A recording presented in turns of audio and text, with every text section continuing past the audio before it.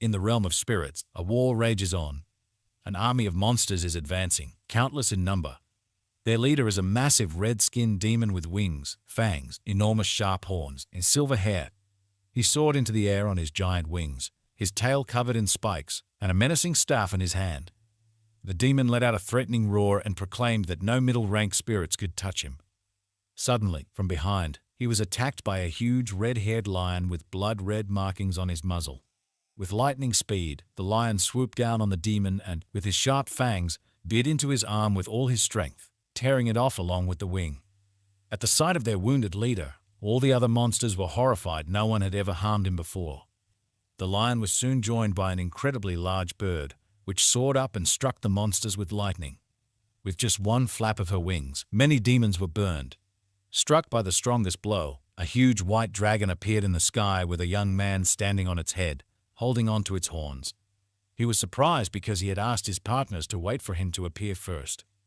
The guy noticed that the demons were more desperate than usual because he was in the last dungeon, which meant that his role here had come to an end. Our hero realized that it was time to finish, so he thanked his friends and called for his weapons. He grabbed his huge glowing sword in his right hand and raised it to strike. The guy stood firmly on his dragon's head, applying special spells to his legs. He pushed violently against the mythical animal and headed down like a stone.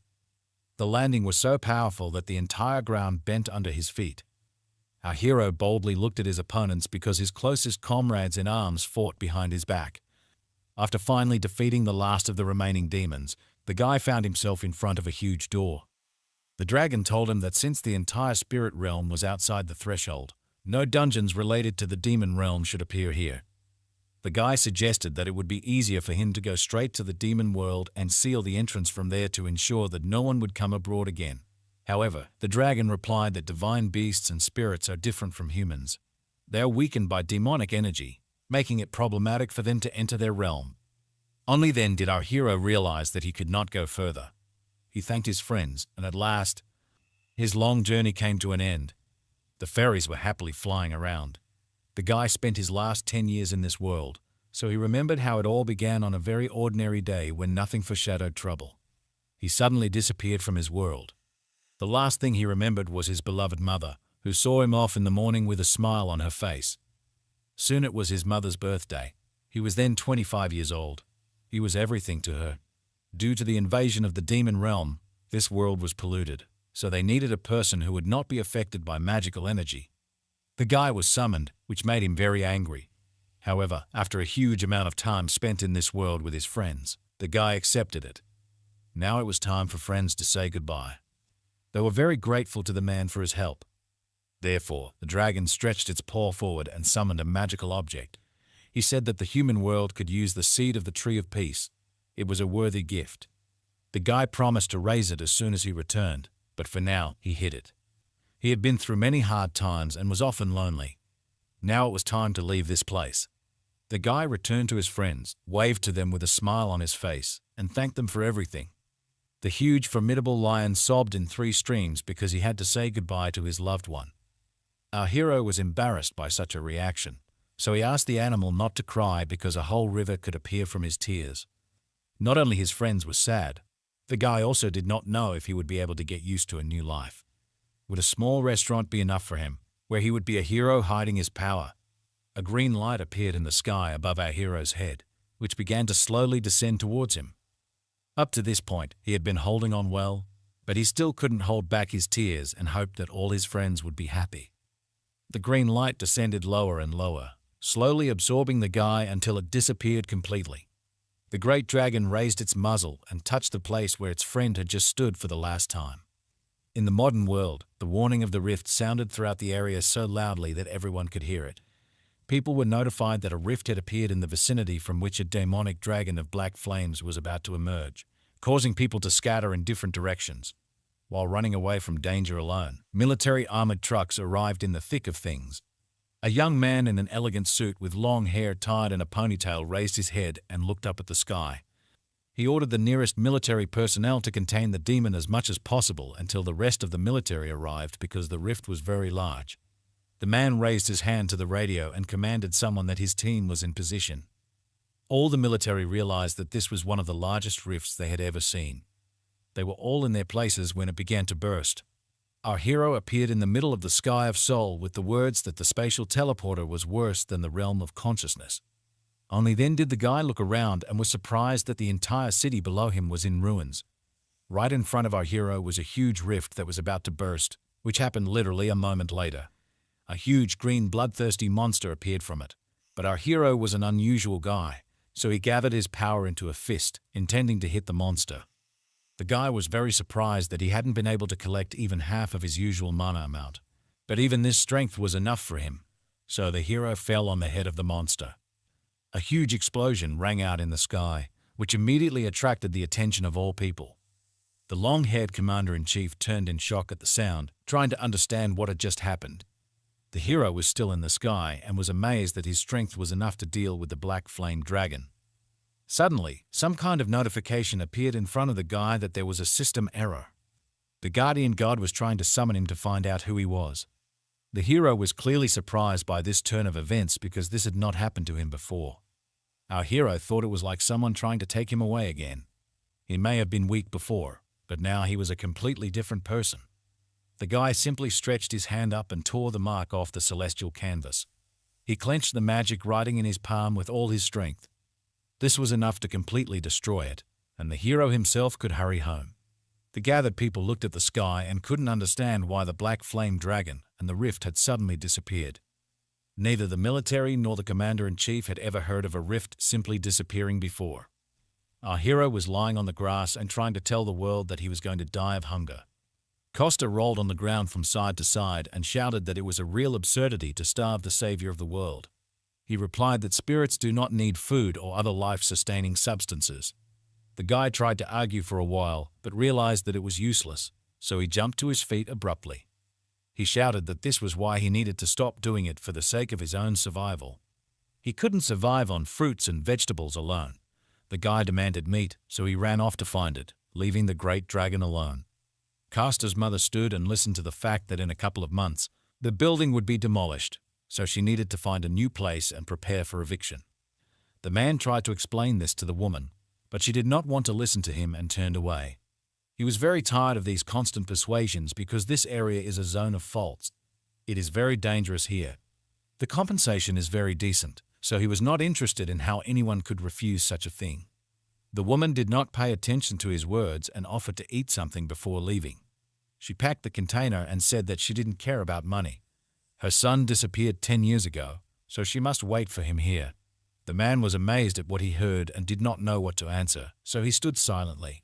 He sat at the table and watched as the woman cooked food for him. The man said that the police should find her son, and the woman would not be able to do it on her own. These words made our hero's mother very angry. She turned to the visitor in anger. The sudden woman froze, opened her eyes in surprise, and could not say anything. It was at this very moment that the doors to her restaurant opened, and someone she had not seen for a very long time appeared in the open. Our hero returned home after a long journey and stood on the threshold with tears in his eyes. The woman was still shocked by what she saw.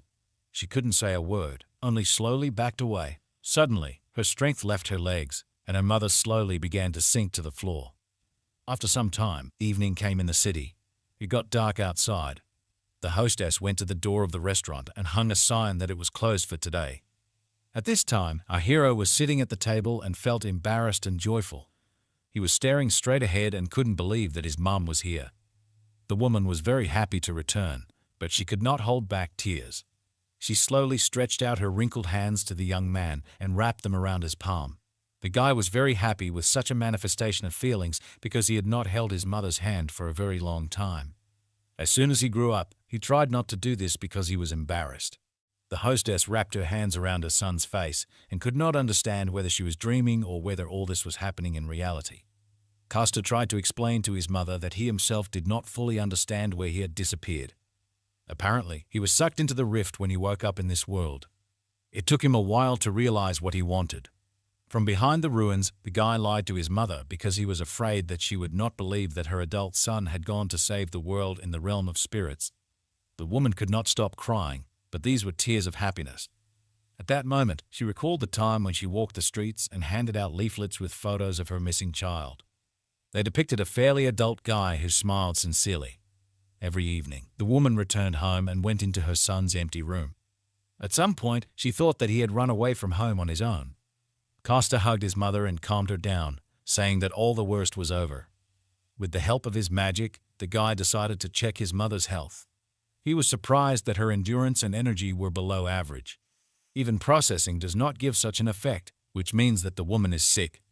Costa offered to go to the hospital to check on the health of his pale mother. However, she refused, and it seemed that she knew her body better than anyone else. In fact, the woman understood that her cancer cells had spread in her body. She went to the hospital too late. This news saddened her greatly.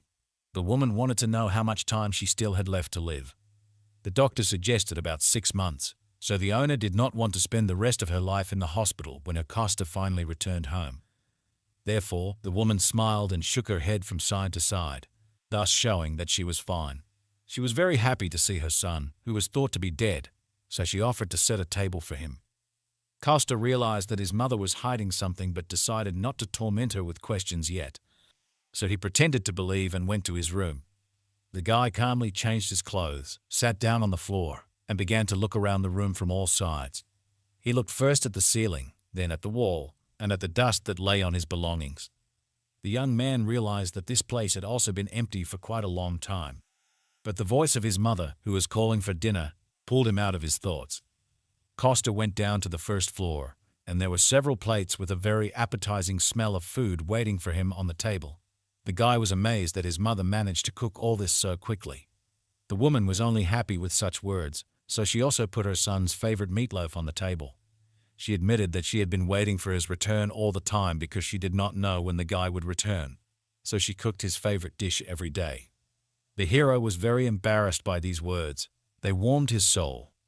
The young man decided to remember old habits and took a piece of meatloaf in his hand. Then he began to carefully equip it with chopsticks and put more and more different food on it. After all, there was some rice, meat, spicy spices, and garlic on the leaf. Then our hero carefully rolled everything into the shape of a ball and put it in his mouth. The guy was delighted with the taste of homemade food, which he had not felt for many years. Costa ate food by the cheeks, and his mother was only happy with his appetite. Suddenly, the guy stopped for a second from the feeling that he was overwhelmed.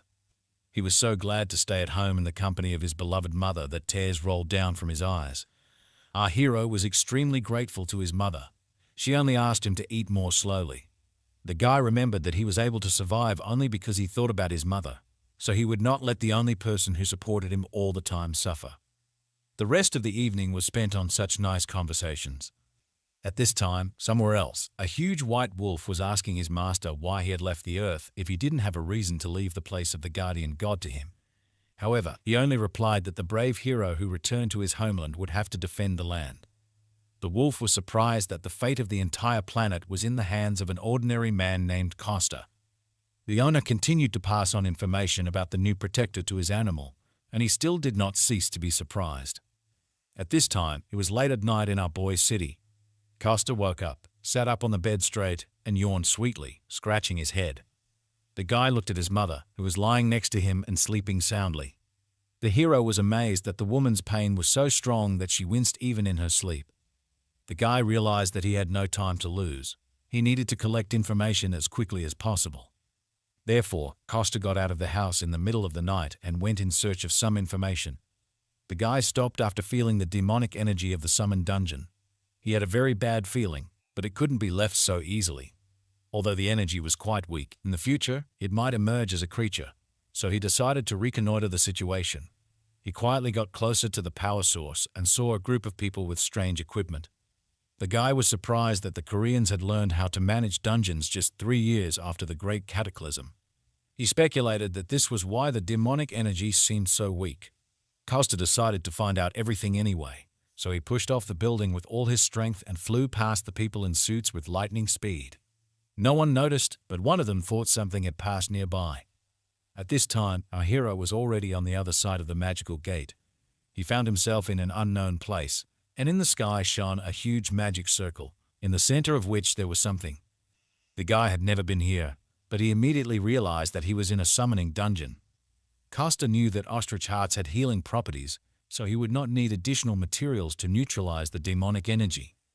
The guy was also happy that he came up with an excellent dish for his mother. Our hero depicted a good plan, so he smiled bloodthirstily. He walked quietly among these strange animals, and the ostriches hid their heads on the ground out of fear. This allowed our hero to slowly look around. After a while, the guy reached a huge magic circle that was located on the ground. In the center of the summoning circle was a small pedestal on which lay a magical artifact. The guy concentrated his power in his hand, gathering it in the center of his palm. He then released all the energy and directed it precisely towards the magical artifact.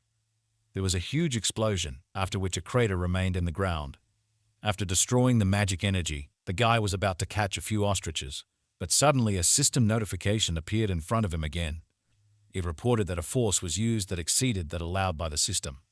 The guardian god tried to summon our hero to find out who he was, so a huge magic circle formed under the guy's feet.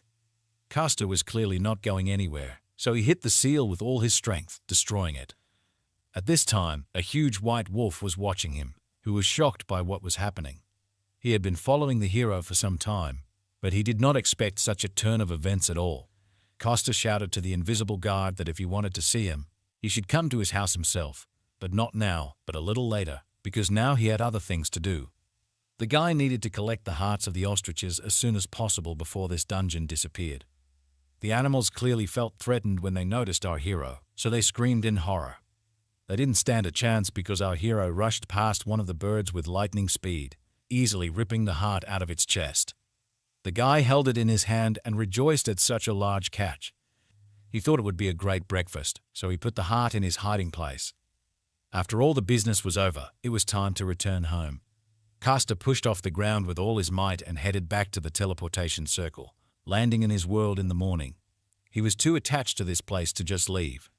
Suddenly, the hero felt that something strange was happening around him. He began to look around and noticed that space was distorted. Castor immediately thought that it was the same guard who had come to his soul, the words of a guardian who had already despaired and lost his essence.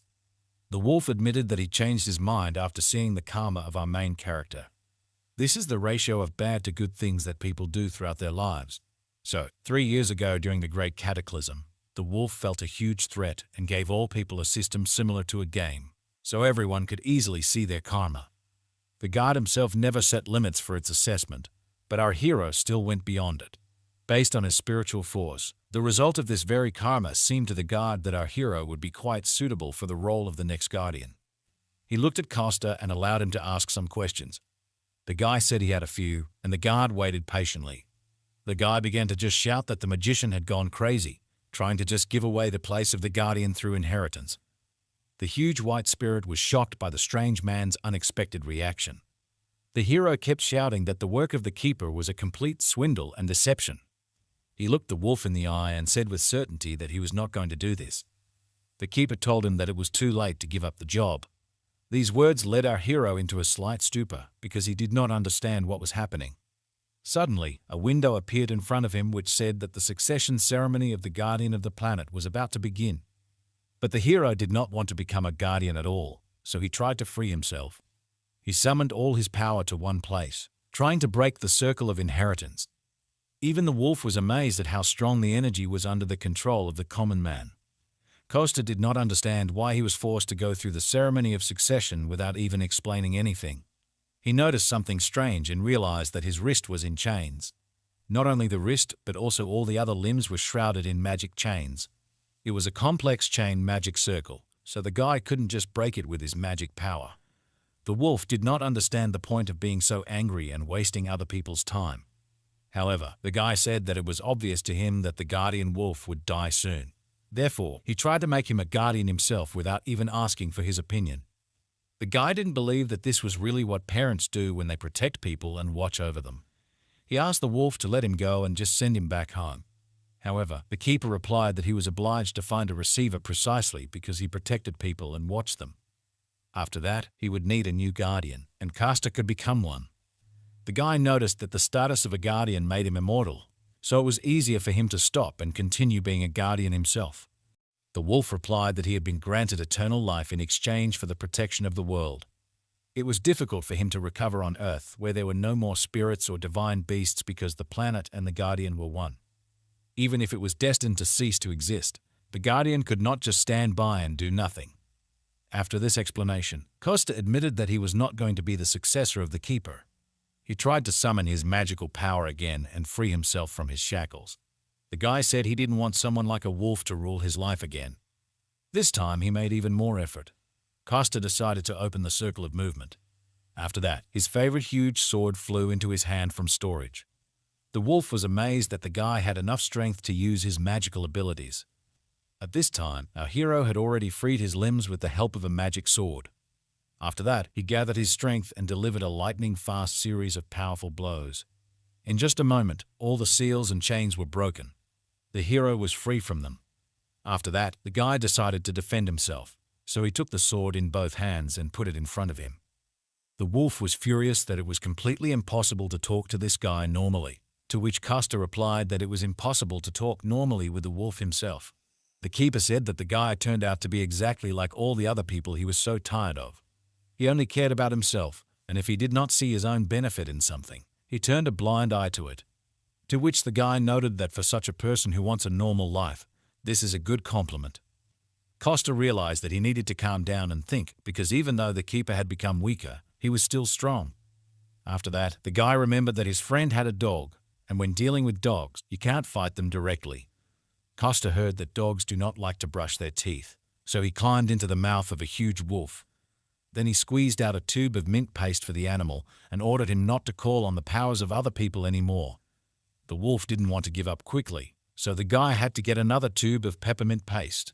Even so, the old keeper still didn't want to give up his position. Therefore, the guy remembered a conversation with his dragon, who did not want to become a guardian for anything in the world.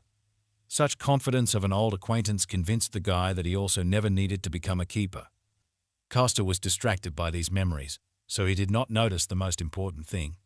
At this time, the huge guardian wolf calmly freed himself and spat out the toothpaste from his mouth. He decided to use a different tactic in relation to this guy, so he asked Costa to become a guardian for the sake of his mother. He would be able to cure her illness with the help of divine power if he became a guardian. Since the guardian is responsible for the life of all creatures in his world, he is able to heal any diseases.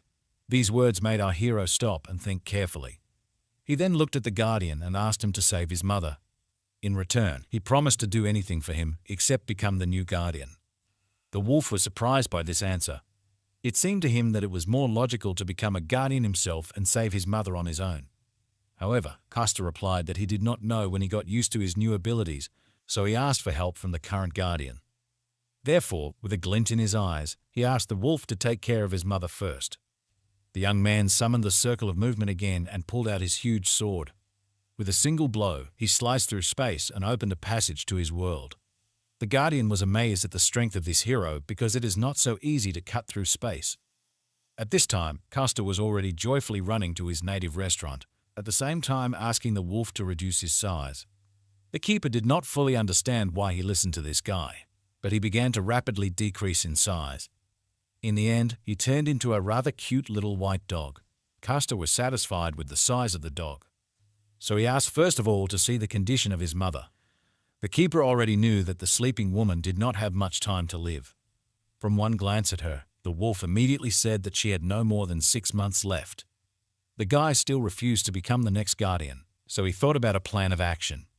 The cute dog sat next to him all this time and looked at him with a sad face. He then said that he no longer had divine powers, so he used his life energy to compensate for it. As it was too risky to use the remnants of life force without a good reason and receivers, the guy needed to come up with a solution to this problem. After that, Costa came up with the ingenious idea that life force is similar to endurance, so the dog just needs to eat something to help him restore energy. He agreed but warned immediately that he was not going to eat dog food. Our hero had already put on an apron and went to the kitchen to cook food. There were definitely creatures on Earth like beasts or spirits that possess magical powers. They used to live freely, but the stupidity of the people led to their disappearance, and now it was their turn, and the whole world was in danger. At this time, our hero was calmly standing in the kitchen and thinking about what to cook, and the little wolf stood next to him and did not understand what this man was up to. After these words, the guy woke up from his stupor and drew attention to the fluffy animal in front of him. On the table lay the seed of the tree of peace, and the hero did not know what to do with it. Our man was surprised that the wolf immediately recognized this magical artifact. In fact, he hadn't thought that the guardian would only help restore such a magical object. It turned out that the guy did not understand the full value of this magic tree. Thanks to the wolf's words, he found out that the seed of the tree of peace cannot be obtained anywhere on earth. Caster was hungry at the very thought that this was really considered a rare delicacy, but the wolf was still interested in where such a strong thematic artifact came from in the hands of an ordinary person. After that, all the memories of the last 10 years immediately came to the guy's mind. But the first thing he decided to do was to get into his magical vault. Before, he had sometimes prepared a magic tree, but if we compare the preparation of it for consumption, it would be more effective to grow it first for restoration. Cultivating a tree of peace and saving lives with the help of a large world tree are the duties of a guardian. The wolf said that he had 6 months left, and that was not enough time to fully grow the tree of peace. After these words, the guy came up with a great idea, so he asked the wolf to leave the kitchen. The keepers were not used to being treated like this, so he was surprised by such an order. He didn't have the patience to wait, so the guy just threw the little dog out the kitchen door. The great wolf was dizzy after such a flight. He sat and slowly came to his senses. He just had time to think about everything that had happened, which was what the keeper was doing now. He pondered whether his master had made the right decision when he chose the hero who came from Earth.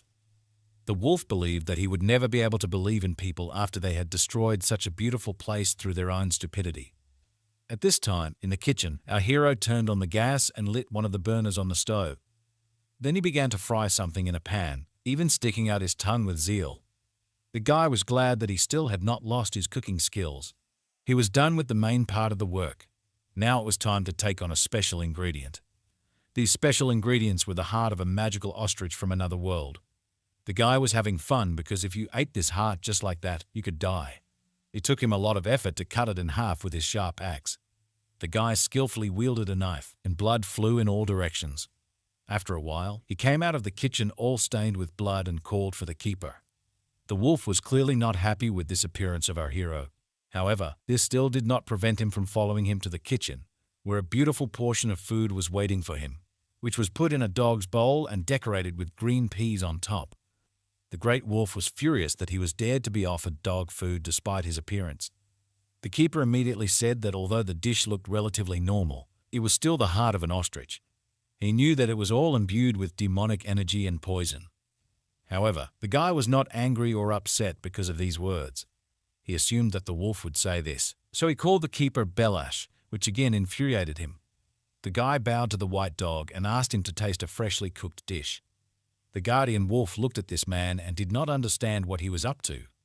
He was sure that the guy would try to deceive him in some way, to save his mother. In any case, he needed the help of a person, so the wolf bent down and began to eat.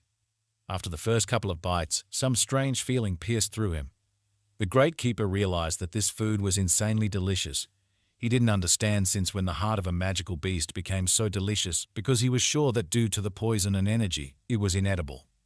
Caster was happy and understood that it was all about how he spent the last 10 years. About 10 years ago, he had just entered the spirit realm. At that time, he was terribly emaciated, with bones peeking out from under the skin. He was talking to his deceased grandmother right in front of the river Styx. She came to the bank from the river and stretched out her flabby hands to him. The guy turned out to be so thin because there is no food in the spirit world. He ate only fruits for a whole month. The young man sincerely believed that in this way he would soon die of hunger. He was having a dialogue with his grandmother when he noticed something strange. Suddenly, she became huge, her eyes shining with rage because someone dared to starve her grandson. She ordered the young man to get up and promised to help him. This is approximately how our hero explained his cooking abilities to the great guardian. Despite the obvious delirium of the story, the wolf's life force began to recover. The guy promised that he would cook for the keeper as much as he wanted as long as he did not need to treat his mother and protect anything. The wolf was glad that they had agreed on at least something. The keeper liked the dish so much that he asked our hero to give him more, and the guy was only glad that someone liked his cooking. Therefore, he called the wolf Bellows and gently stroked his head with his finger. A global company that is now at the top of the Korean economy and has a high status all over the world. In front of us sits the second son of the executive director, Sergei. Now he is once again faced with a difficult situation. At this time, in the restaurant of our hero, He woke up his mother and called her to breakfast. The woman woke up and saw a cute white dog in front of her who was cheerfully wagging his tail. She looked down at her leg and saw that it was covered in dog saliva. A couple of seconds after that, the dog approached the woman and began to lick her leg further. After a while, the woman, dressed in homemade clothes, went down to the kitchen. The dog was sitting under the table and eating from a bowl. The woman was surprised that a dog appeared because her son used to be afraid of animals. But the guy replied that the dog would not hurt them and was there to guard the house. The woman was upset. She realized that they were living in a very dangerous time. But the guy distracted her from these sad thoughts because he had prepared a wonderful breakfast for her. In front of her were several plates, each full of delicious food. The woman was amazed that her son had personally prepared all this for her. She also immediately noticed that the guy began to cook much better than he did before. The woman took the chopsticks in her hand, then carefully grabbed a piece of food from the plate. After that, she slowly put it in her mouth and began to enjoy the taste of homemade food. She was lucky because she had not yet seen the mess that was going on at the car wash. Our hero just remembered about it and realized that he needed to clean up as soon as possible. The woman was so happy to have her son back that she could now entrust him with her restaurant and relax. She was glad that his mother could now live in peace. At this time, the keeper called him from under the table and asked for more. He said that he had done a good job and that the woman should no longer be in pain. After all, he licked her leg all night and thus cured her of the disease. The mother just remembered about the new member of the family and decided to pat him on the head. The woman asked her son if the dog needed dog food, which horrified the keeper. Costa promised to come back later for groceries to look for food for the dog as well. At this time, in the corporation, Sergi was sitting with a sad face in an armchair. Then the door to his office opened, and a young girl in a strict black suit entered. She said that she was unable to complete his task and find out the cause of the incident. The whole team was still investigating, but it was already clear that the CCTV system had not stopped working. Even the workers who were then at the scene said that everything happened just like that for no reason. The girl listened very carefully to the testimony of each of them. Such a report to his subordinate clearly did not suit the young boss Sergi. The guy lowered his head to his chest and asked the girl if there would be any consequences this time. To which she replied that he would be called either the diamond spoon or the mediocrity of the family most likely. But the guy thought the girl was mocking him and did not answer seriously. At the moment, he wished he didn't have a nickname at all, not even more horrible ones. He had spent 500 million won on this dungeon, so now he was worried about the failure. After a while, Sergi calmed down and asked the girl if his father and older sister were aware of what had happened. And after receiving a negative answer, he was glad that this was at least one good news. He admitted that he was too excited at first, although he was awake. Mediocrity would always remain mediocre. The girl was unpleasant and sad to hear such words from her boss. After that, the secretary Diana said that the chairman hates people who say something like that.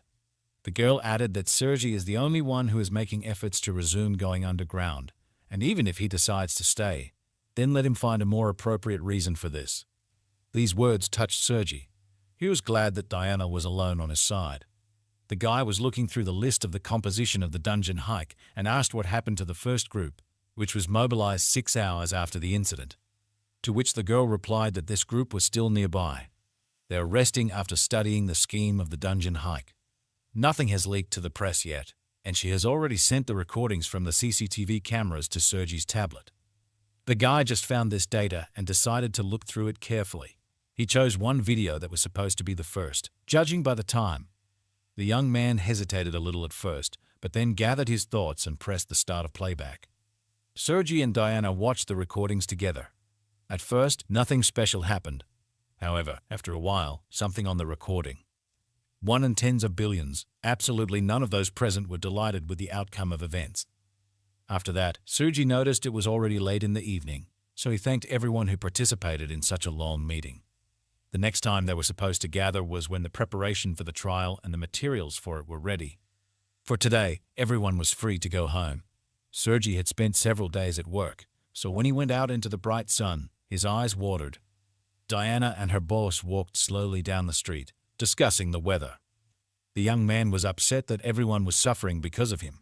He was very ashamed that he had kept his secretary waiting for more than 18 hours. To which the girl replied, "Don't worry, boss. I'm ready to follow you anywhere, just don't make it a marathon next time." These small words of support inspired Sergi very much. Some short time after the start of the walk, the young people stopped in the middle of the road. Sergi admitted that he still had at least one very good side in his office. Immediately afterward, the thought of his father and older sister looking down on him came to mind. Their success put a lot of pressure on him from a moral point of view almost from birth. Before these thoughts, the young man again fell into a stupor and did not move for some time. He woke up only when his secretary called out to him, standing in the middle of the road. The girl decided to cheer up her boss and offered to have a snack somewhere before returning. Sergi tried to refuse such an offer because he was embarrassed, to which Diana noticed. "Boss, you always scratch your forehead when you're nervous. Also, you always go to bed to relieve stress. Maybe you should try yoga instead?" Sergi was surprised at how well his secretary knew him, so he agreed to have a snack. The girl knew a good place nearby, so the young people got into the car. The secretary was driving and took her boss to a small restaurant with very tasty food. She looked around and wondered if all the buildings were destroyed because of what they found in the area. After some time of the trip, when Sergi had already begun to fall asleep, Diana said they had arrived. Of course, it turned out to be our protagonist's family restaurant, which was hosting customers for the first time since he returned. Diana asked for a table for two while the boss looked around. The girl was carefully examining the menu, and Costa thought he had come across very interesting visitors. Suddenly, the voice of the keeper rang out in his head, offering to show the guy the visitor status windows. The young man did not really like the fact that he spoke to him using telepathy. However, he agreed to look at the visitor status windows anyway. He saw that Diana was 30 years old and a kind swordsman of level 34. Sergi, on the other hand, was 32 years old and a rare kind magic archer of level 25. Immediately after that, Costa realized that his intuition had not failed him, but he still did not understand why people like them would come here. The voice of the guardian in his head said that people like them are called awakened. The guy was angry that the wolf could even read his mind, but he said that he was just too predictable. 3 years ago, after the great capitalism, magical power or particular classes began to awaken in some people, just like in a game. Costa thought that the awakened could give hope to people after the invasion of demons. At this time, he was thinking about this topic and observing his unusual visitors. He mentally asked the keeper how strong these people were right now, to which he replied that they are among the 10% strongest among all people and in the 30% among hunters. After this information, Costa decided that it would be difficult for them to resist even a mid-ranked demon monster. Diana wanted to place an order, but was surprised that there was only one dish on the menu. The girl was not only surprised by the quantity, but also by its price. Costa also saw the price on the menu for the first time, which had doubled over the past 10 years. The guy thought it was too expensive, but the girl said it was too cheap for the modern world. Sergi noted that the restaurant would go bankrupt if it sold food at such a low price. Hearing such words, the mother of our hero came out of the kitchen into the restaurant hall. The guy was very surprised that the prices of all goods had soared so much, which surprised everyone in the room. The woman replied that she had been working for the last 10 years not for the sake of earnings, but so that her son would have a place to return to. With her heartbreaking story, the woman surprised the unusual visitors of the restaurant. Despite everything that had happened, Diana noticed that the kitchen smelled very delicious. Sergi also liked the smell, so he asked to cook a very spicy dish and bring booze. The girl refused to drink with him because there was no spare driver. At this time, Costa was in a stupor because of how quickly events were unfolding. But his mother called him from the kitchen and asked him to help, so the guy had to force himself to move. Costa approached his mother and asked if they were selling their food too cheaply, but the woman did not listen to him at all. She was only glad that there were visitors for the first time in a long time. She came up with a brilliant idea, which she immediately voiced to her son. Since these were the first visitors since the guy returned, the woman offered him to cook his own food. The guy was a little shocked by what was happening, but his grandmother wished him good luck in his thoughts. At this time, at the other end of the city, something strange was happening at an abandoned construction site. A man smiled bloodthirstily as his victims begged him to spare them.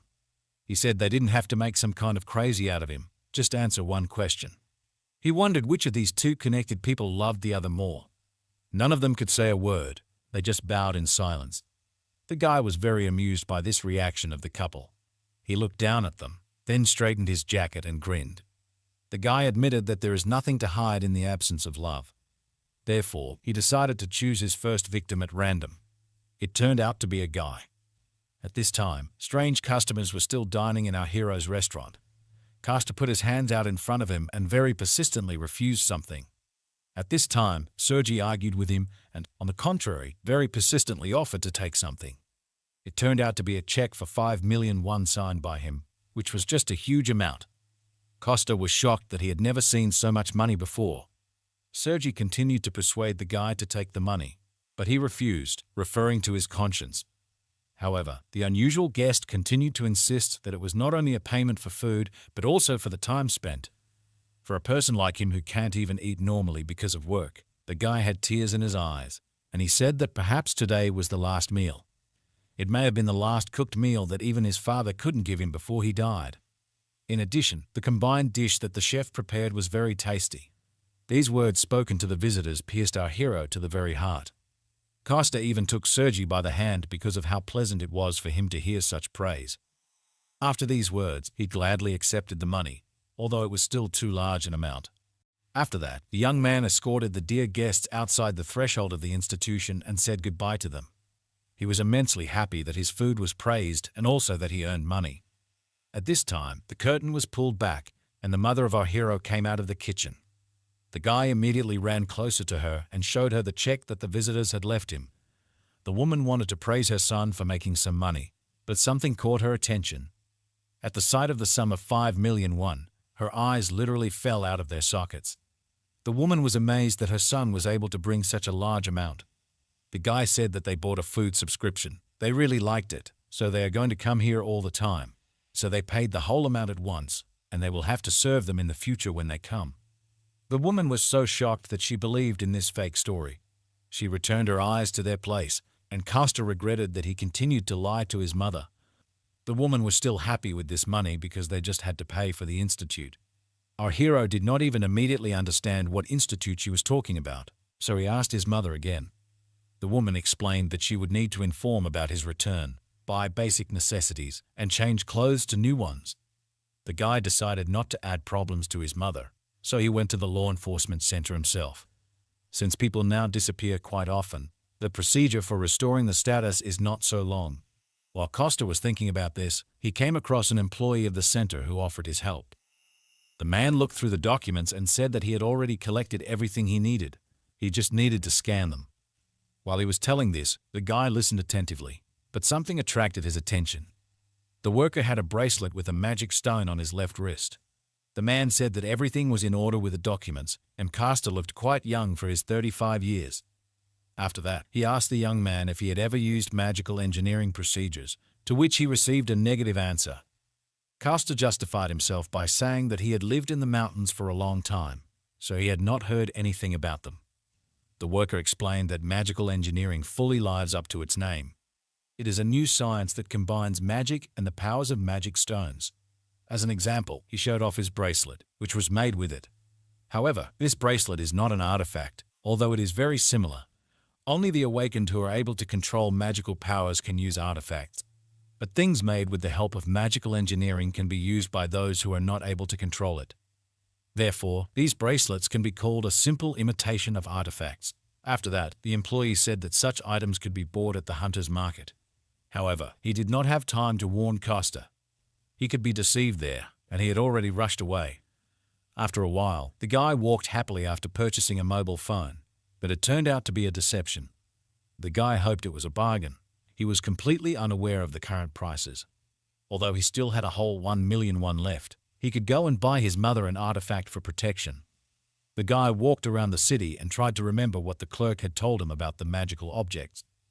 After some time, Koshia reached the hunter's market where you could buy them. He held small stones in his hand and was amazed that such a crumb was worth as much as 3 million won, even though they were lying everywhere in the dungeons of the spirit realm. He asked the seller if there was anything cheaper, to which he replied that they had the lowest prices in the area. After that, Koshia said that he needed protection from a human or from a mid-rank demon monster. The seller noticed that a few million won would not be enough to protect against a mid-rank demon monster. It would require at least a few 100 million won. The guy was amazed that there was so much trash that could be found just by walking around the spirit realm. Suddenly, the voice of the guardian rang out in his head. calling out to him very insistently. The wolf was still angry with his new nickname, Balash, which our hero had awarded him. Despite this, the keeper still warned Koshia that a looter had broken into their restaurant. The seller was surprised that such a young guy did not manage to share something with the looters. After all, the marauders are the awakened who have lost their way over time. But before he could finish speaking, the young guy who had just stood in front of him disappeared. The man didn't even have time to notice when he evaporated because just a moment ago, he was still standing right in front of him. At this time, Costa was already rushing home as fast as he could to protect his mother from danger. The young man tried to run as fast as possible, afraid that he might not have time. He had just returned home, just reunited with his family. How could he have lost it the very next day? At this time, the villain who had only recently killed the couple was holding a red candy in his hands. He opened his mouth wide, then placed the ball on his tongue and swallowed it without chewing. He then licked his fingers, which still held the taste of the candy. Then he arched, stretched slowly, and stretched his back and stiff joints. He smirked at some thought that had just crossed his mind. After that, he began to laugh under his breath and walked cheerfully away from the scene of the murder, closer to the city center. The guy was clearly in a good mood. He was singing and dancing, carrying something in a black bag. The mother of the main character was cleaning up the kitchen when someone entered the restaurant. The woman first thought it was her son who had come, so she was surprised when she saw another man on the doorstep. He was also surprised that he was called by a different name. In fact, his name was Misha. The guy calmly entered the restaurant and was amazed that only one dish was served there. But the woman's attention was more attracted by the fact that he came here with a suspicious package in his hands. The guy didn't care at all. He only asked if the restaurant specialized in this one dish. After that, he calmly approached the table, pushed back the chair, and sat down on it, throwing the black package right on the floor next to him. Something in this package haunted the woman, the smell or color of it. At one glance at this package, from which hair protruded, the woman fell into a stupor and could not move. Mike immediately realized that the woman had noticed what he had in the bag, so he said that if the food in this restaurant was delicious, then he would kill her painlessly. And if he didn't like the food, then the mother of the main character would end up the same way as these unfortunates. The woman immediately went to the kitchen to cook. The looter continued to smile and sat calmly at the table, throwing his legs over his legs. The keeper immediately sensed that this man was clearly a looter, so he was very angry. He looked at Mike and used his ability to see the window of his skills. The guy was 29 years old, belonged to the class of ordinary assassins, was evil, and had level 33. Judging by Misha's karma points, he didn't really try to hide. This was not the guy who should have climbed without using divine punishment. At this moment, the marauder also noticed the puppy, so he decided to play with him and called him to him. He didn't even have time to do anything when the door to the restaurant suddenly opened with force. At this time, Misha's attention was distracted by the keeper, who lay on his back and pretended to be cute. Therefore, when our hero appeared on the threshold of the restaurant, the looter perceived him only as a noisy snot. He continued to call the dog, but the dog turned his back on him. Moreover, he demonstratively and without turning around walked in the opposite direction, closer to Costa, who had entered. Only after that did the looter pay attention to the one who entered the restaurant. All his clothes were covered with the blood of the people he had killed before, and from the black bag next to the chair, evidence of his atrocities peeked out. The hero silently and with a menacing look approached the marauder, mentally clarifying with the keeper where his mother was. He also asked the wolf if he could erase people's memories, calling him by his real name for the first time. After that, the guardian realized that the guy was very serious about the invader. After that, Costa decided not to hold back anymore and released a huge stream of mana around him. It was so strong that many objects began to rise into the air. The young man said only one word, but he put into it a firm intention to kick the looter out of this restaurant and protect his mother. A moment after that, Mike was pulled out of the room with such incredible force that he slammed into the wall of the house standing in front of him. He was hit on the surface so hard that the guy instantly lost consciousness. With such a punch force, it wouldn't be surprising if most of his bones were broken, but Costa was clearly not going to stop there. Mike came to his senses and tried to find out from the guy who attacked him why he suddenly did this. However, our hero replied that such finished people as he should be silent. After that, Costa again used his power and squeezed the marauder from a distance. The young guy had already left the restaurant and even summoned his sword, intending to finish what he had started. At that moment, the voice of the guardian rang out in his head, warning that he would become a murderer. Still, the hero did not lower his weapon but froze in place and listened. The keeper continued to say that the looter was not the kind of person for whom you could throw away all your former efforts. This speech brought our hero to his senses. He began to calm down little by little. The guy realized that if he went even further, he would definitely become a murderer, and he couldn't let all that time turn to dust. Therefore, Costa hid his weapon, then approached the marauder and listened to him begging for mercy. The keeper mentally reminded him that if he left this guy just like that, he would definitely die. Therefore, Costa summoned a magic stone from the vault and slowly headed towards Misha. Then he leaned over to the guy, grabbed him by the hood, and lifted him off the ground. He ordered the looter to open his mouth and take medication if he wanted to live, which he did. The medicine turned out to be so disgusting to him that Misha almost died a second time from its taste and pain.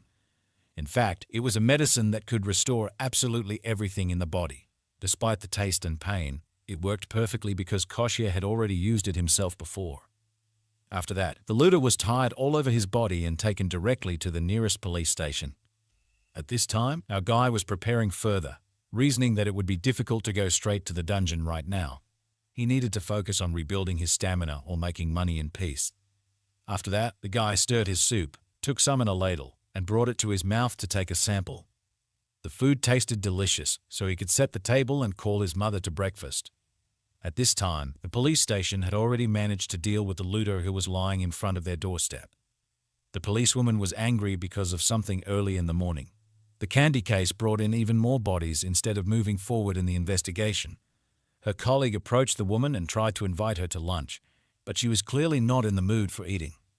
The guy noticed that if she did not eat, she would not be able to work normally because in order to take good care of others, you first need to take care of yourself. The woman was infuriated that a colleague who was younger than her was lecturing her. Her phone rang, so the girl picked up the receiver and introduced herself as the leader of the first squad of the Department for Looters, Tatiana. It was reported that Misha had been caught, so Tanya and her colleague went to the scene. They looked at a report on the suspect's movements. According to the information department, there were about 10 victims. Judging by the video that was sent to them, Misha definitely ate sweets. After the news, Tatiana lit a cigarette to get rid of the accumulated stress. She was pleased that she managed to detain the culprit in 10 incidents, but Misha was not the only suspect in this case. These candies are actually an artificial enhancer. The woman said that she was not going to break for food until she got to the bottom of the truth because it was more important to find out where these sweets were obtained. Immediately after this phrase, an awkward silence followed. In the silence, the younger colleague's stomach rumbled very loudly. To Tatiana's menacing look, the guy replied, "Hey, I can't do anything about my hunger. I wouldn't refuse snacks, so I looked around hoping to find some place with food nearby." Nearby was a small restaurant of our hero and his mother. Therefore, the guy persuaded his senior colleague to go and have lunch there, at the same time figuring out the information. Based on what the employees of the institution saw and heard, the guy and the girl went to the restaurant where they were met by Costa with a smile on his face. The couple entered the establishment just as the hero was cleaning. They, like all previous visitors, were surprised that there was only one dish on the menu, so they ordered 2 portions, sat down at the table, and continued to talk about their own matters. Tatiana was clearly dissatisfied with the situation. Instead of investigating, they were spending time sitting in a restaurant. Great, she thought. Now we can talk to at least 10 victims over soup. If they did not reveal this body, they would face defective things, the owners of which would lose control of themselves. That's what the press says, and a large corporation is bound to take advantage of it to make a fuss. The guy only finished off Tatiana by saying that the boss would be very angry with her. It didn't matter because all they could do was investigate and collect information about the incidents. All the victims had nothing in common at all. They even tested newly formed religions. They also did a lot of work in analyzing the composition of these candies. In addition, the guy noticed that the identification department would ignore all calls after the end of the working day and on weekends. Therefore, work is good and important, but you should not overdo it, he said, trying to cheer up his boss.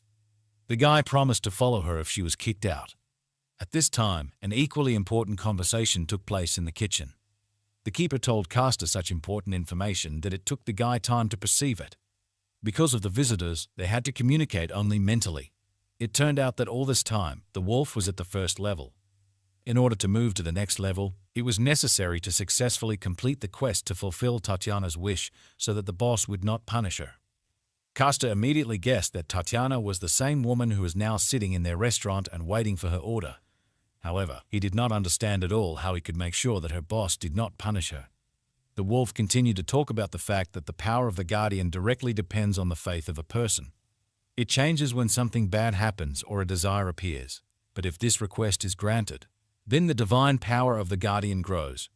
Costa correctly noted that using strength for this is the same as pouring into a bottomless pit, so the wolf decided to ask the guy if he really understood what he had just said. The guardian reminded the hero that he must complete this quest if he wants his mother to recover faster. Costa could not even think of how he would be able to solve the problem of people he saw for the first time in his life.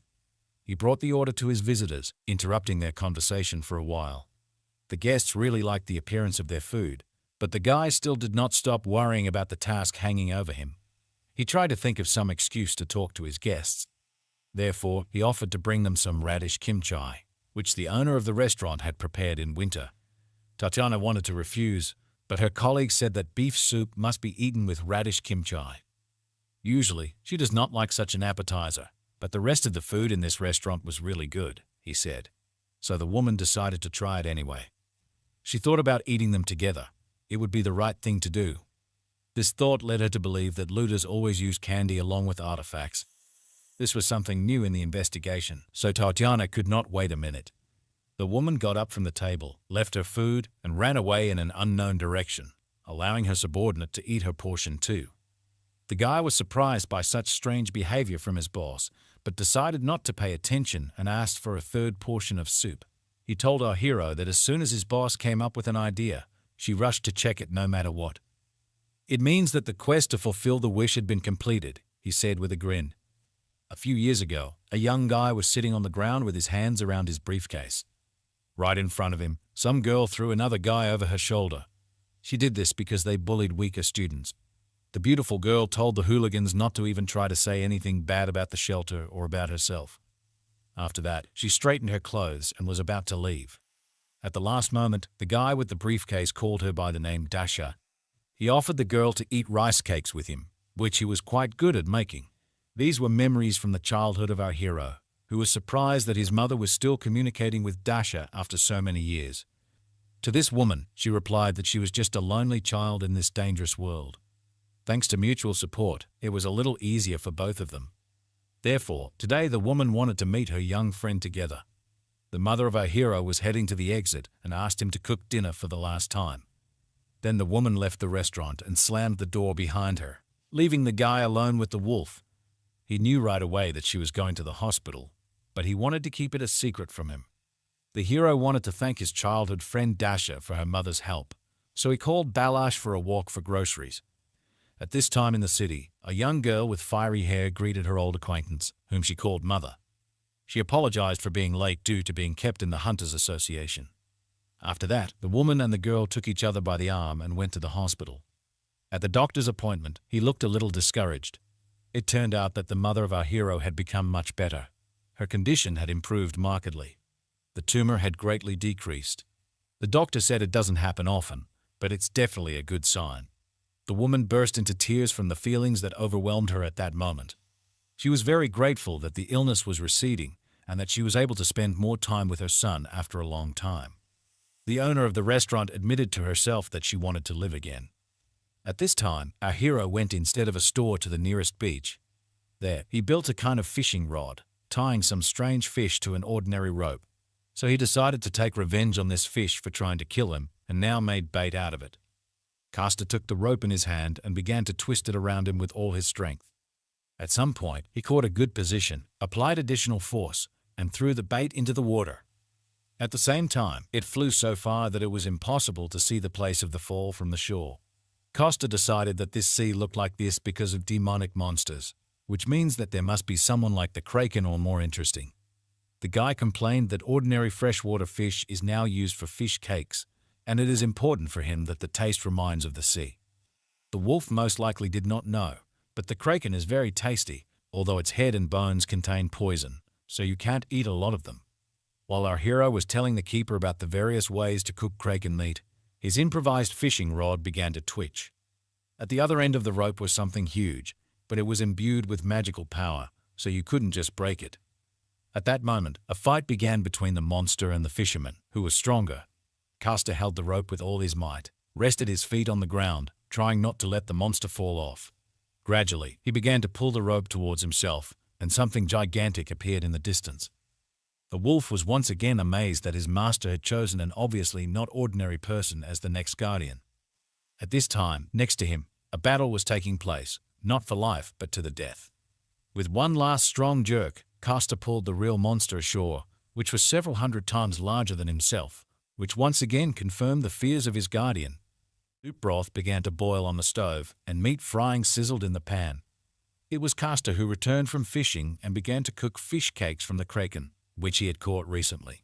At this time, Dasha and the mother of our hero were returning from the hospital and were standing in a traffic jam, which usually should not be in this place.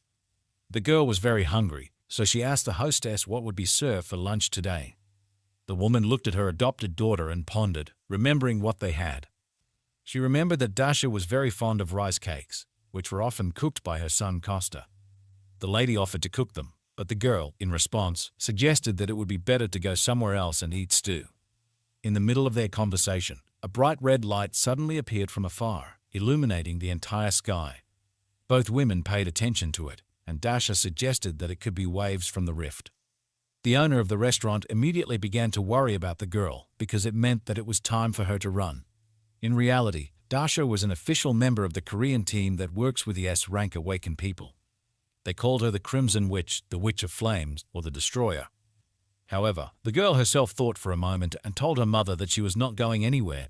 She noted that the rift had not yet appeared, but it should happen soon, and the government should have already sent competent people to a rift of this level. She herself had a day off today. Moreover, the girl was worried about the fact that her mother could not drive a car. She would have problems if she stayed here. But the hostess reminded her that she herself knows perfectly well how easily a person can simply disappear one day, hinting at her son Costa. Therefore, Dasha decided that she would stay in the car and stick with the woman. It was at this moment that the mother of our hero decided that it was necessary to inform the girl about the return of her son Costa. At first, Dasha did not even understand what she meant. Such incredible news seemed to her. The hostess said that the guy was sucked into the rift. He lost both his memory and the sense of time. He looks 25 years old, as he did at the time when he disappeared, which surprised Dasha very much. The woman admitted that this is why she looks so happy lately. She also added that she was so lucky only because she had the opportunity to help others and lived a good life. A son and a beloved daughter who returned 10 years later, as well as a short life that has become much longer. The woman said that the one who has known grief should become strong and, in such situations, make every effort to prevent this for other people. Then she looked at Dasha meaningfully and asked her not to worry too much. After all, the woman believed that the girl would have enough strength to save both her and everyone present here, so she would wait for her right here in the car until she came back. These words convinced the young girl, after which she got out of the car and went to the center of events to help. At this time, the people nearby were in a panic that the rift was about to open and the awakened had not yet arrived. After that, they turned their attention to a strange girl who walked right into the center of danger and began to release fire. Her palms were sweating as people watched more and more tubers of flame appear around the girl. Her red hair allowed them to guess that the Crimson Witch herself was standing in front of them. This calmed the townspeople a little because now they were safe under the protection of a very strong awakened. Dasha had already arrived at the scene and realized that the rift would open much earlier than she expected. Therefore, the girl decided to prepare in advance, collecting some fire in reserve. She didn't know what to expect from the unknown rift, so she decided to use all her strength. Dasha summoned the power of fire, then divided it into several parts, leaving it hanging in the air next to her. After all the preparations were completed just in time, the girl was able to fully prepare for the attack. She stood waiting, knowing that as soon as the rift opened, she would immediately begin to attack and would not allow any monsters to reach the people nearby. As soon as she thought about it, a crack appeared on the rift, and the eye of the monster appeared. The people around also noticed that it was beginning to open up, so they rushed to the cliff with even more urgency. At this time, a herd of giant nightmarish animals broke free. The Crimson Witch immediately recognized them as steel-horned goats, which were a very dangerous enemy even for her. Although she was an S-class mage, she still shouldn't underestimate such opponents as they had high magic resistance and weak melee attacks. Dasha realized that in this situation, it would be better to use an awakened specializing in close combat. However, the girl immediately realized that there were no other awakened nearby, and even if they made it in time, she still needed high-level fighters. Therefore, in order to protect the people close to her and the townspeople, the girl must stay and hold back the advance of the monsters. She definitely could not stand idly by because her mother was here. After that, Daria immediately decided to attack. Gathering a huge amount of her magic power in her hand, the girl unleashed all her power on the first of the monsters with a single blow, causing an explosion of immense force. The witch was furious that even such a huge explosion could not cause damage to the monster due to its high resistance to various kinds of magic. It simply flooded against the animal's shell without causing any harm to it. Therefore, the Crimson Witch decided to resort to another spell that had a more powerful physical effect. A huge spear of azure flame magic fire slammed down on the monster's back, piercing through its body. The goat immediately fell to the ground, a huge hole gaping in its body, which was left after the blow. Dasha spent a few moments catching her breath and coming to her senses. At this time, the rest of the monsters were already rushing towards her, having managed to break through the rift. The girl counted 10 goats while she herself could only use the azure flame 8 times. A moment later, she pushed herself off the ground with force and soared up. The girl then slammed down on the second goat with force, thrusting her flames directly into its head. Dasha was angry that the reinforcements hadn't arrived yet, and those idiots from headquarters didn't know at all what it meant to show up on time. The girl understood that the azure flame would not be enough for all the monsters, so she would have to resort to an even more powerful and dangerous means. It was magic that covered her entire body with fire. She had chosen it because close combat was a weakness of these monsters, but technology wouldn't help her much. The girl waited a couple of moments before the animals began to slow down. After that, she used her new magic and went on the attack with lightning speed. A moment before the blow, Dasha gathered all her strength in one hand, concentrating it there. Then she lightly touched the animal's head with it, directing all her energy to that place. Huge streams of blue flames burst out of her hand, which were supposed to take the life of the monster. It lasted only a moment. Then the girl's skin was covered with spots, and the goat's body began to exude steam. Immediately after that, Dasha jumped over the monster, leaning on it with her hand. The girl did the same thing again, concentrating all her strength in her leg. She delivered a crushing blow, throwing the huge monster into the air. After that, Dasha fell to the ground. She had 8 more monsters to defeat, and they were already rushing towards her at full speed, which did not bode well for the girl. She struggled to her feet. After a short fight, her muscles were already starting to feel tired. The girl knew that she was unlikely to be able to cope with all of them, but she had to do everything in her power until reinforcements arrived. Suddenly, something caught her attention. It was the rift that began to suck in nearby objects. At this moment, the girl could only think about the fact that her mother was still behind her. Several small stones rose into the air, shining as if they were surrounded by magic. After that, they fell exactly onto the heads of each of the remaining goats, instantly killing them. Immediately afterward, our hero appeared in the air, thinking that his old friend was still as flaming as she had been before. He slowly knelt down next to Dasha, who was lying unconscious on the ground. Kasta thought that the girl was in great pain due to the depletion of her magical power, so he tried to help and put his hand on the Crimson Witch's back. Although he couldn't help her restore her life force, he could replenish her magic force so that the life force wouldn't burn up and affect her mana core. Now was not the time for reminiscences, but the guy was glad to see his girlfriend again after so many years of separation. After a while, the Crimson Witch came to her senses and sat down on the cold ground. The girl looked at her hands and was surprised that she did not feel any pain at all. It didn't matter at all now, though, so she got up and ran as fast as she could back to the car. The girl was extremely happy to see that her mother was completely fine and safe. At this time, the woman was already standing on the street and talking to one of the policemen. She was also very happy that she was able to see her ward safe and sound. The woman immediately reached out to the girl to find out if she was okay and if she was injured. The Crimson Witch decided to lie a little and said that everything was fine with her because the reinforcements arrived in time. The girl said that she was a little tired, but she did not have any serious wounds. After that, both women laughed happily because they got off so easily. After that, they decided to go out for dinner as they had planned before, so they needed to look into the store. However, Dasha had already changed her mind about eating the stew and suggested that her mother go to her restaurant so that Costa could cook them her favorite rice cakes. At this time, our hero was just in the restaurant and was thinking about when his mother and girlfriend were planning to return. Their first meeting after a long separation was very joyful. Dasha threw herself on the guy's neck, knocking him down. Costa sighed tiredly after such an emotional meeting with his old friend. He remembered the first minutes of their reunion and realized that the girl was much more grumpy than she had been before. The mother of our hero said that she was very tired today, so she was going to rest. Finally, she asked Costa to cook a delicious meal when Dasha came and also not to quarrel with her. The doors to the restaurant opened and late visitors entered. It seemed to be Sergei and his young secretary. The guy was very happy to meet him. At this time, Costa was trying new snacks, not expecting to see anyone at such a time.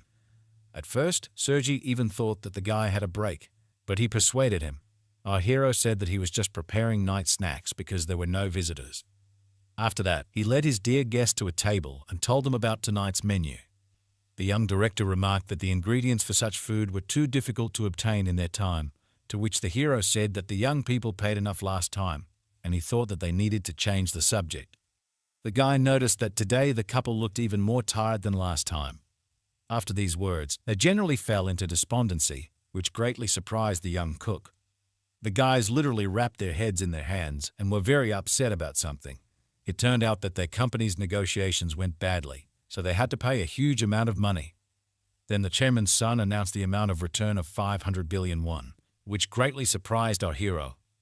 Costa could not believe in the existence of such a huge amount. His whole body suddenly weakened and began to shake. Sergei said that they had a problem with the guild. They invested in the newly renewed dungeon they had bought, which had suddenly disappeared without a trace. The renewable dungeon slowly releases monsters when the owners draw a magic circle, so they had invested about 500 billion won in it. Costa immediately realized that they were talking about the dungeon that he had cleared, so he was really horrified by what he had done. He said that this is an unaffordable amount for most people, so he clarified whether they were talking about the place that until recently was filled with all kinds of equipment. Sergei confirmed that all this belonged to their guild. There were so many things piled up there that the guy most likely noticed it when he passed by. The main problem was that they missed a great opportunity for the guild to become stronger because the Awakened trained in that dungeon. It provided them with the financial stability they aspired to become a strong guild capable of clearing difficult dungeons and recruiting strong Awakened. After that, Costa immediately asked what exactly had happened during the negotiations. Because of such questions, Sergei suggested that Costa could hide his identity behind a restaurant and, in fact, be a journalist, but the guy convinced him otherwise. He admitted that his mother owns this place, and he himself just helps her because he loves to cook. After that, Sergei admitted that they were really lucky to meet here by chance, after which he asked the name of our hero. The guy introduced himself and said that he was 35 years old, which greatly surprised the guests because he seemed much younger than them. After that, Sergei introduced himself and clarified that he would turn 32 this year. If the guy looked on the internet, he would find out that he was the head of the guild of the Shinoa company. Then the young son of the chairman looked at his secretary meaningfully. The girl immediately introduced herself, gave her age, and clarified that she was now the secretary of the guild leader. Costa thought that he already knew this, but he only said aloud that, in fact, he was unemployed and was still very far from being a reporter. After that, he began to cut meat, and the young people decided to make friends with such a good cook and offered him a snack with them. Our guy gladly agreed. At that moment, the keeper called him in his mind, and the big white dog ran into the kitchen and stared at our hero. He told Costa that there was a new quest to fulfill a wish. The number of karma points as a reward for completing a quest depends on the consequences that will be caused by its successful completion. So this promised as many as 5 million points. This meant that the two guests who needed help clearing the A-rank dungeon weren't blinded by their own interests, so helping them meant helping a lot more people. Costa thought that this would help raise the level of the keeper, which meant that it would be possible to cure his mother's illness faster. At this time, he had just finished cooking the dish and put it in front of his visitors. The guys were completely delighted with its appearance and clarified whether cooking was just a hobby for our hero. The guy admitted that the restaurant has been owned by his family for 3 generations, so he is interested in this area. After that, the guests tried the dish and were completely delighted with its taste too. The three of them were sitting nicely and having dinner when Costa decided to ask if the guild could get their money back. He suggested that although this deal was significant because it could lead to a large growth of the guild, they should return the money to it since the rift was gone. Sergi replied that as compensation, they were given the opportunity to clear the A-rank dungeon. At first, Costa thought that this was a great option, but the thoughtful expression on the faces of his new comrades confused the guy. Diana clarified that although this was not a bad offer, it was different with the A-rank dungeon.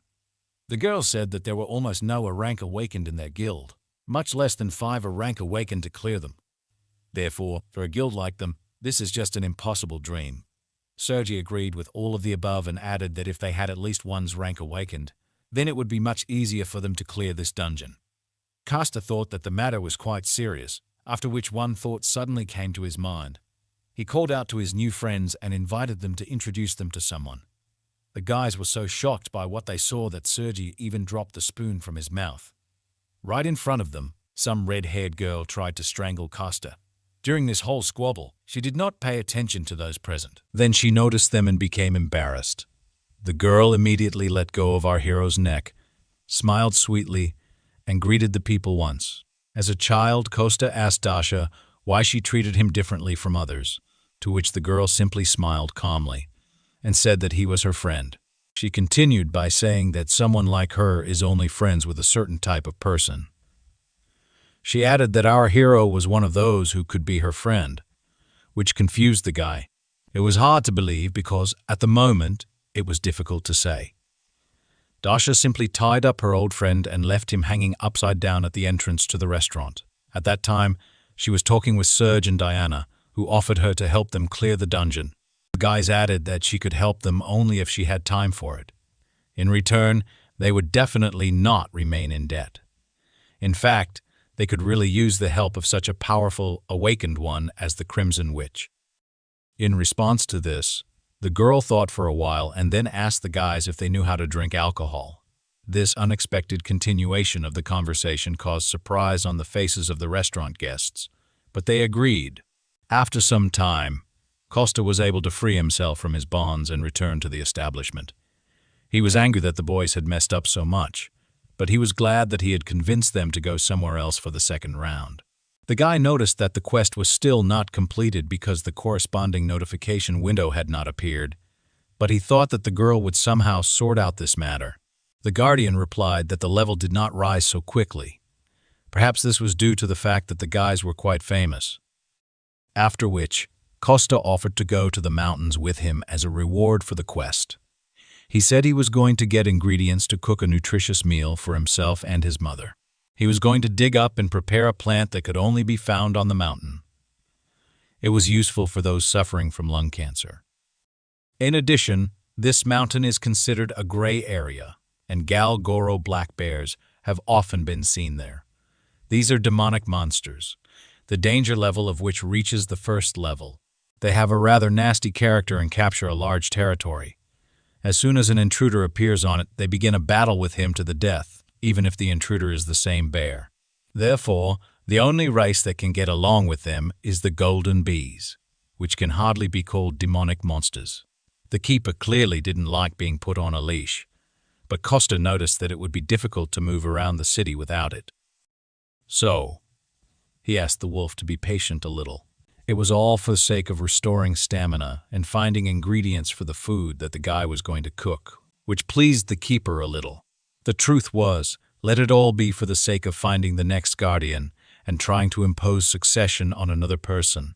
But the wolf still had little reason to justify going into someone else's house to save a dying man. This behavior only meant that the guardian actually loved people very much. After which, Costa thought that he was really taking advantage of the kindness of his guardian god. However, the guy noticed that he was not going to become his successor. He was not going to become someone as great at all. After this, a complete image of a guardian wolf immediately appeared in our hero's head. The guy had already forgotten what he looked like in his usual size. After which, the hero decided that it would not be difficult for him to protect one single person. After some time, the strange company of a man and a white dog arrived on the mountain. The guys had been walking around looking for the plant they needed for a long time. Finally, they found the necessary ingredient and began to assemble it. Costa was just telling his friend that the taste of this plant is not the main thing, because it helps well in restoring stamina. Before he could finish speaking, he immediately felt the presence of a huge black bear. The wolf also immediately felt the energy that emanated from this monster. Our hero put the plants behind his back, straightened up, and asked the keeper to hold the bear for a while. He would have done it himself, but he had something more important to accomplish than that.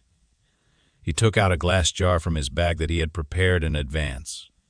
The honey from the bees he talked about at home is very tasty and restores a lot of stamina. After these words, the keeper agreed to detain the bear, which made our hero very happy. The guy asked to give him about 10 minutes to collect honey, after which he had to return and help the keeper. A huge bear, angry at the presence of strangers on its territory, advanced on the intruders. Costa saw the monster approaching, so he once again asked his guardian friend to detain him for 10 minutes, after which he promised to return soon and set off at lightning speed in search of honey, so as not to waste a second of time. The smaller wolf took a deep breath from the fact that such a difficult task was assigned to him. At this time, the bear wasted no time. With its huge paws, it broke the thick trunks of perennial trees with one blow. The guardian looked at his opponent. He could not believe that he had actually agreed to this adventure. At about the same moment, Costa had already reached the place he needed. So he was now sitting on a tree and thinking about a plan of action. The guy was still a little worried, but he was sure that the keeper would be able to take care of himself, and he had more important tasks now. From his mana, the guy formed small golden balls that were supposed to help him in his business. Then, still high in the tree, Costa sent them to the nearby territory. He knew that even by lightly touching the bees with magical power, they could be forced to return to the hive, and it would not be difficult for him to find them. As soon as he thought about it, one of the bees fell into his trap. Thanks to this, our hero immediately guessed where he should go next. Therefore, he pushed off with force from the tree branch and moved after the insect. It was not difficult for him to find a bee among all these forest plantations, thanks to his magic. After that, all he could do was follow her closely. After all, he would need about 5,000 bees to receive honey at least once a month, and in addition to the excellent taste, it also perfectly restores stamina. Therefore, Costa was very happy that he was able to stumble upon a large flower field, which was completely filled with bees. The guy froze briefly in admiration for such a beautiful view that revealed itself to him in this forest clearing. One of the giant bees landed on his hand, and the guy realized that everything was fine with their size. He began to look around in the hope of finding the place from where they were all flying out. Having walked a little to the side and moved the branch to the side, our hero found what he was looking for. Not far from the clearing, among the small trees, there was a huge beehive. Costa was very surprised by such a huge size, although he was counting on it. He was especially pleased that, thanks to such a large size, there would be enough honey to come here not once a month but once a week. Our hero began to knock on the walls of the bee house, hoping to snatch a piece of it for himself, and the insects stung him. Defending their shelter, our hero still managed to collect a sufficient amount of pure, beautiful honey. Costa knew that this would be enough for him for the first time, so he was excited about his first test. The guy really thought that he should come here every week. Suddenly, something surprised him very much, and he even exclaimed a curse. In fact, Costa remembered that he had completely forgotten about his friend, the Guardian. At this time, the Guardian was fighting an unequal battle with a huge magical bear. In the heat of the slaughter, the animals even got to the hero himself, which allowed Costa to find himself on the battlefield. The guy immediately rushed to his white wolf, coming to his aid. The Guardian was clearly very exhausted, so Costa immediately apologized for losing track of time. The guy put his hand on his friend's now soiled white fur. He realized that he had too high expectations for him because he was far from in the best shape. The hero realized that the keeper came to his house out of his kindness. He did everything he could to help him, but the hero took it for granted. He even sent his wolf, in his weak state, to fight a real magical bear. The guy realized that everything happened through his fault, so he promised himself not to kill the monster with lightning speed. He went to attack the monster and put all his strength into one single blow to the head. His intention was simply to euthanize the animal. About a week later, we then see the restaurant owner come out onto the porch to meet someone. She saw her son returning, all rumpled and dirty from a run on the mountain. The guy said that today they were very lucky. He was able to get fairly cheap honey and dug up some medicinal plants. But their conversation was interrupted by a company consisting of Sergei, Diana, and Dasha, who fell out of the restaurant with a hangover. They tearfully asked our hero to prepare hangover soup for them, and he was angry that they had the audacity to drink all night, and then come here again. At first, his mother did not understand how to react to such a strange gathering, but then she cheered up, following the rest of the company. She had no idea that this was a completely unusual honey. So she suggested making them some refreshing honey water to help them relax. Our hero asked his mother not to stress too much. The woman said that everything was fine with her, but let him not neglect the connections he had already created. She took the jar of honey from her son's hands and sent him to prepare breakfast. Meanwhile, the guardian again turned into a small white dog and rested in our hero's bag. Several years ago, young Dasha told our hero that once when she was adopted, she was immediately sent back, which surprised the guy. He asked if it was normal for her to tell him this. However, she added that, at that age, she could not do anything about her anger. So 2 months later, those people sent her back to the orphanage. At the time, she didn't understand why she was returned, but as she grew older, she began to understand the reason. The girl was clearly upset about something, so she said that she needed to hide who she really was. After that, in all foster homes, families, she began to behave as calmly and sweetly as possible. Dasha said that she tried to adhere to this pattern of behavior for the rest of her life. These memories came flooding back to our hero as he looked at his now eccentric, drunken girlfriend. Dasha jokingly said that honey water is so good that it seems to her that he added something else to it. After that, the whole company began to discuss what a wonderful cook Costa had become. They also complimented our hero for looking very young for his age. They endlessly demanded hangover soup, breakfast, or honey water, which greatly irritated our hero. The guy warned that he wanted to fry some of the plants that he had dug up in the mountains, but he immediately warned that he wouldn't give much to the guests because, in fact, he was doing it for his mother. Sergei was immediately surprised that, even though the guy had honey and plants in stock, it was extremely difficult to get this food.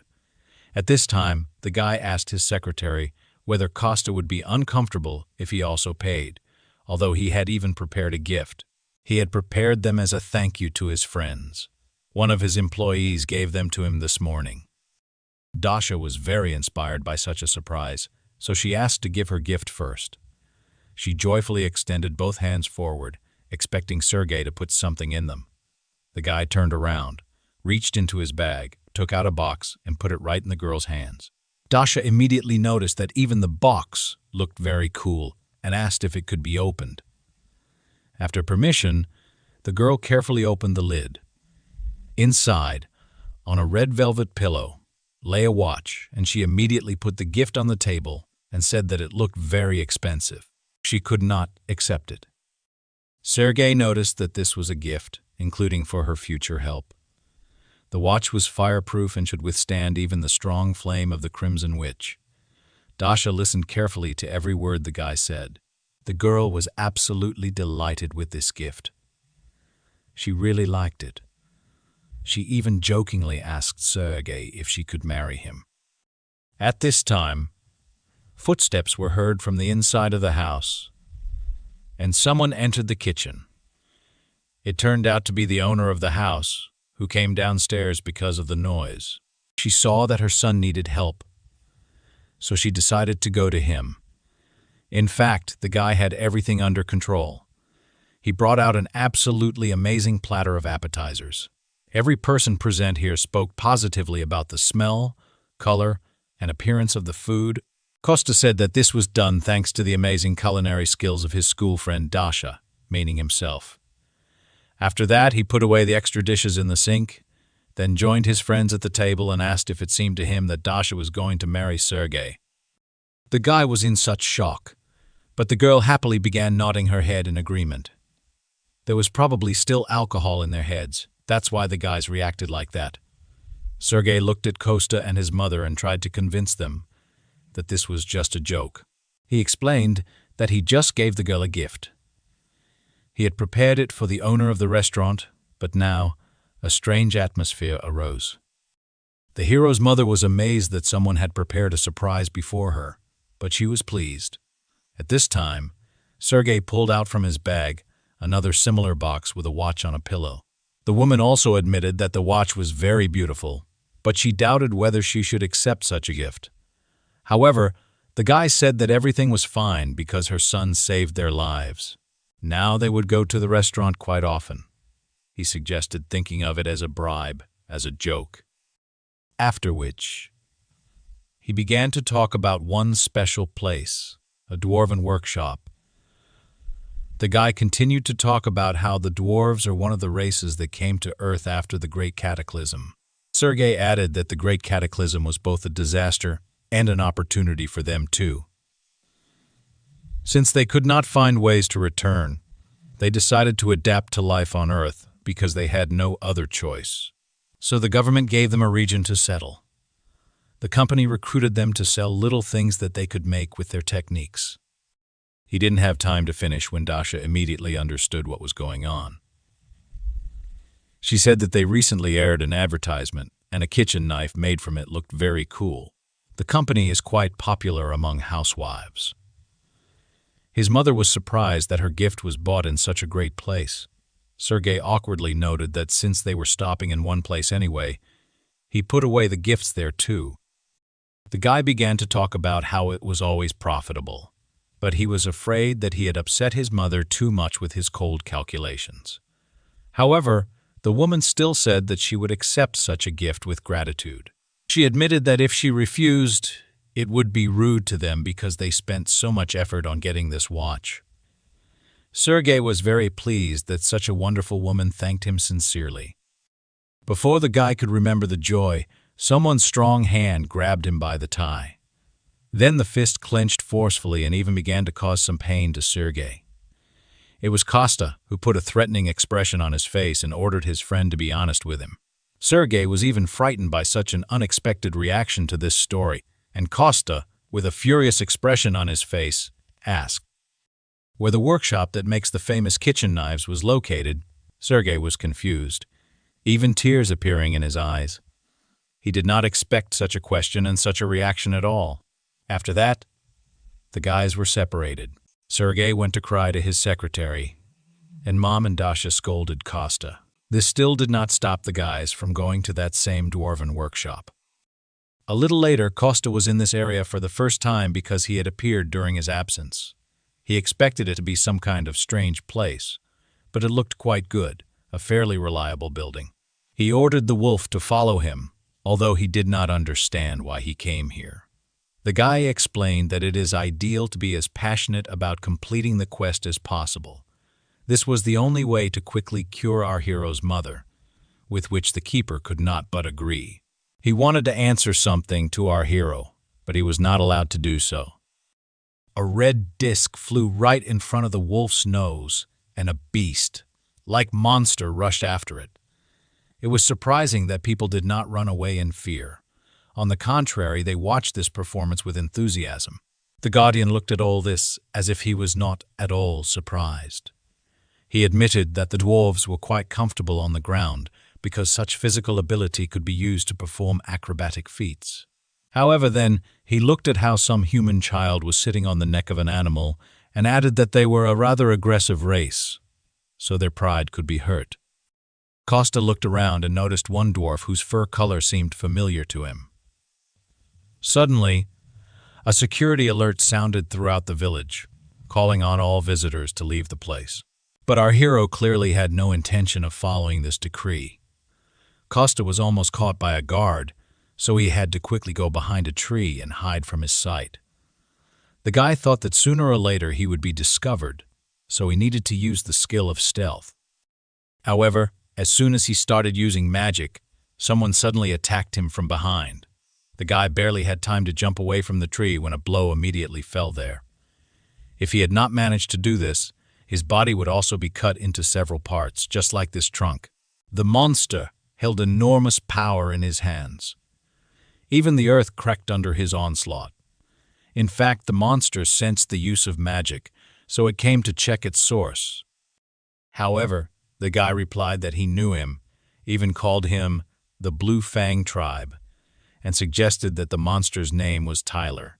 The gray wolf was very surprised by this guy's strange reaction, and our hero noticed that the wolf was not so familiar with a large number of people, but still managed to forget him. The guy said with a smile that he just wanted to clarify whether it was really his friend, but it turned out to be him. After reuniting, this small company went to the dwarven home itself. While the wolf was calling to a certain old man, the guardians noticed that this guy also had a quest. Costa replied that he first wanted to meet his old acquaintance and then watch the quest itself. After some time, a small old man came to the threshold of the house and immediately recognized our hero. The guy was very happy about such a meeting after a long separation. He immediately stood up from his seat and said the old man's real name. This grandfather was also very happy to meet him and called our Costa hero Choi. The men walked towards each other to greet each other. Costa heard that the old man had moved to live in another place, but he could not think that this was Earth. To which the old friend noted that, in fact, they did not intend to live here in the first place. He said that one day, 5 years ago, the hero Costa Choi was called up at the first meeting. The old man immediately drew attention to the hero's strange sword, which had a blade that was too large for his body, and the handle was too thick. He said that although the material of the sword plays an important role, it is also important whether the blade is suitable for its owner. After the old man tried to pronounce the hero's name several times, he suggested simply calling him Hero Choi. In gratitude for saving his family and tribe, the dwarves decided to upgrade his sword to better suit him. His little granddaughter came out behind them and screamed that her grandfather was called a genius, which appeared once every 100 years. So he was definitely telling the truth. Costa was amazed at such a bold reaction from this little girl, so he could not ignore the old man's advice. He happily handed his sword to the master and offered to play with the children while the work was going on. In fact, his games were quite strange. They brought children to tears because the guy was spinning these little dwarves on his shoulders with such force that their bodies simply could not stand it. He was asked to moderate his actions a little, after which the guy calmed down a little and decided to talk with the older dwarves. The little girl replied that the dwarves did not stay in one place until the ore was depleted, but they themselves were on the move and were almost at their destination. The world in which they lived, due to the invasion of demons, began to resemble ruins more.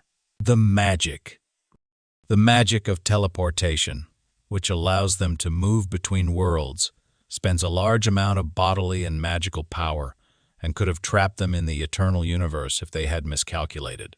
Therefore, they thought that they were very lucky to get into the kingdom of spirits until they were attacked by ostriches. The whole family was preparing for the inevitability of death until, at the last moment, a hero suddenly appeared and saved them. The granddaughter said that they all survived only thanks to him, but still, she didn't think they would stay here for long. After this, the guy admitted that he himself also did not belong to the kingdom of spirits. He is here only until they get rid of all the demons. In any case, the guardians of this place will not send him back until he wins and achieves his goal. The girl listened carefully to his story and offered her help. She said that she could return the hero back to the world from which he came, which greatly surprised him. He even thought that the guy didn't hear her, so she repeated her offer again. She said that she would need to ask the elders first, but since the hero helped them, she did not think that they would be against it. The hero didn't expect everything to happen so quickly, so he didn't know how to respond to this. He needed some time to think about her proposal and decide. Meanwhile, The granddaughter continued to talk about how they would have to try several times, but mistakes could not be avoided, and they would also need a huge amount of magical power. I suggested that, even with a huge amount of power, they would still need to complete the magic that allowed them to travel between dimensions. In addition, even if the probability of making a mistake was almost zero, the risk of getting lost in space still remained. The girl was amazed that the guy knew a lot about their own magic. Therefore, Costa looked at her with gratitude and decided to refuse their offer because he believed that he would still be able to return to his home world. At that moment, images of his mother and Dasha came into our hero's head. However, the last time he saw them was so long ago that they were blurry, and the guy could not remember anything clearly. At this moment, one of the adults from the tribe approached them and warned them that the sword was almost ready. This made our hero very happy, so he suggested coming closer and waiting there. He once again expressed his gratitude to this little girl and asked her not to be upset. After some more time, Costa was surprised that the dwarf family still decided to come to another dimension. The news was told to him by the huge lion, who had heard it from someone else. Our hero was very happy for his friends, but at the same time he was surprised why they decided to leave so suddenly. Perhaps, in that world, there were many magical stones that the courtyards really needed. Most of the stones in this world are found inside monsters, and dwarves are not very good at fighting, so digging would be ideal for them. But in the spirit realm, this type of stone is difficult to find. After this conversation, our hero climbed onto the back of his friend, the lion. He decided that he definitely needed to say goodbye to his old acquaintances. Lev warned that Maxime was there, helping the tribe to travel their magic through the dimension. Our hero was not very friendly with this Maxim, but promised not to do anything, after which this strange couple immediately went to the village. The huge lion covered long distances in just one jump, so the hero had to hold tightly to his mane. At this time, in the village, the elder was already running towards Costa. Both of them were very glad to see each other after quite a long separation. Costa said that he hoped the tribe would get used to this place and settle here, but it seems too difficult for them. He can help them with many things, but he was powerless against the ecosystem. The guy noticed that the old man had tears in the corner of his eyes, ready to flow. He admitted that the hero already helped them a lot. He saved them from death many times. If not for him, they themselves would have become spirits and would not have tried to travel through dimensions. After these words, another dwarf came out of the crowd and brought out something in his hands. The old man asked to accept this as a small parting gift. This bow was made by one of the best blacksmiths in the history of their tribe. At one time, he was the 7th leader who became famous for his artificial skill. This bow does not need arrows. You can simply pour in magical power and the arrow will appear on its own. Costa was amazed and asked if they were sure that they wanted to give him something valuable. However, in response, the elder bowed to him and said that thanks to his courage, they themselves wanted to become better. This is their way of repaying him. He offered it himself because the bow is the treasure of their tribe. However, before this, they all consulted together, so this is a gift from the entire tribe. Only after this, Costa noticed that now not only the old man, but also absolutely all the inhabitants of this settlement were bowing to him. The magic portal had already been opened, so the old man finally added that he prayed that in the future there would be no difficulties on the hero's path. Remembering all this, our hero could barely hold back his tears from the surging emotions. But at this time, the whole company sat in the human world and enjoyed their reunion at the game. The old man admitted that he did not hope he would be able to see the hero again, so he was really happy. Then he added that he heard Costa wanted to ask him for a favor. After that, our hero remembered why he came here in the first place. He handed the elder a note with a drawing and said that he was going to give it to a hunter he knew, so he just needed the device to work without having to put in a lot of effort. The old man thought for a long time, and the hero even thought that this was too difficult a task. Grandfather explained that the density of magical power on the ground was too weak, so now they couldn't activate the brazier using magical power, and the mana core was damaged in the last move. They were prepared for the fact that something would go wrong during the spatial transition, so they landed on the ground without any problems. He apologized for the fact that the hero had put so much effort into finding them, but the tribe was defeated. To this, the hero remarked with a smile that they had absolutely no need to apologize to him. The elder was surprised by the guy's easy reaction to his words. However, the hero asked his elder friend to come a little closer to him. After that, he pointed his hand in his direction and began to exude some kind of magic from it. He used this power to restore his friend. The old man immediately felt that something had happened to his mana core. Costa explained that he tried to invest magical and life force. Although today was the same as before, it should have been much better. After that, he gave his friend a whole glass of golden bee honey, which could help him. The guy admitted that he was lucky and was able to get some, so now he was happy to give some of it to his friend. Costa said that he would try to make sure the entire tribe could restore their mana core, but in the middle of the conversation, he noticed that the dwarf began to cry. The guy immediately rushed to find out what happened. Suddenly, the old man reacted like that. He said that with such help he would only need 1 day to complete the task. He was very grateful for the help. He looked at the drawing on the sheet and said that he would try to complete everything on time. After that, our hero returned home using his unimaginable power, doing it in the blink of an eye. He immediately received a message from Serge that the date had finally been determined when they could go on a raid in the dungeon. Costa continued to talk to him on the phone, and at this time he went inside the restaurant. Sergei said that in 3 days, the dungeon itself would appear, and their raid would take place in 7 days. After that, our guy asked if his friend Dasha had told him about this. He was not satisfied with the answer, so he invited Sergei back to his restaurant to discuss the problem. But he could hear absolutely nothing. He only burst into tears while lying on the table. It turned out that Dasha agreed while she was drunk, and then sobered up and simply took back her words after the party. The girl heard Serge's proposal again and said that she didn't remember anything. Then, she added that she didn't work in groups at all. Costa calmed his friend down and said that he should have concluded a written contract with the girl or recorded the conversation while they were drinking.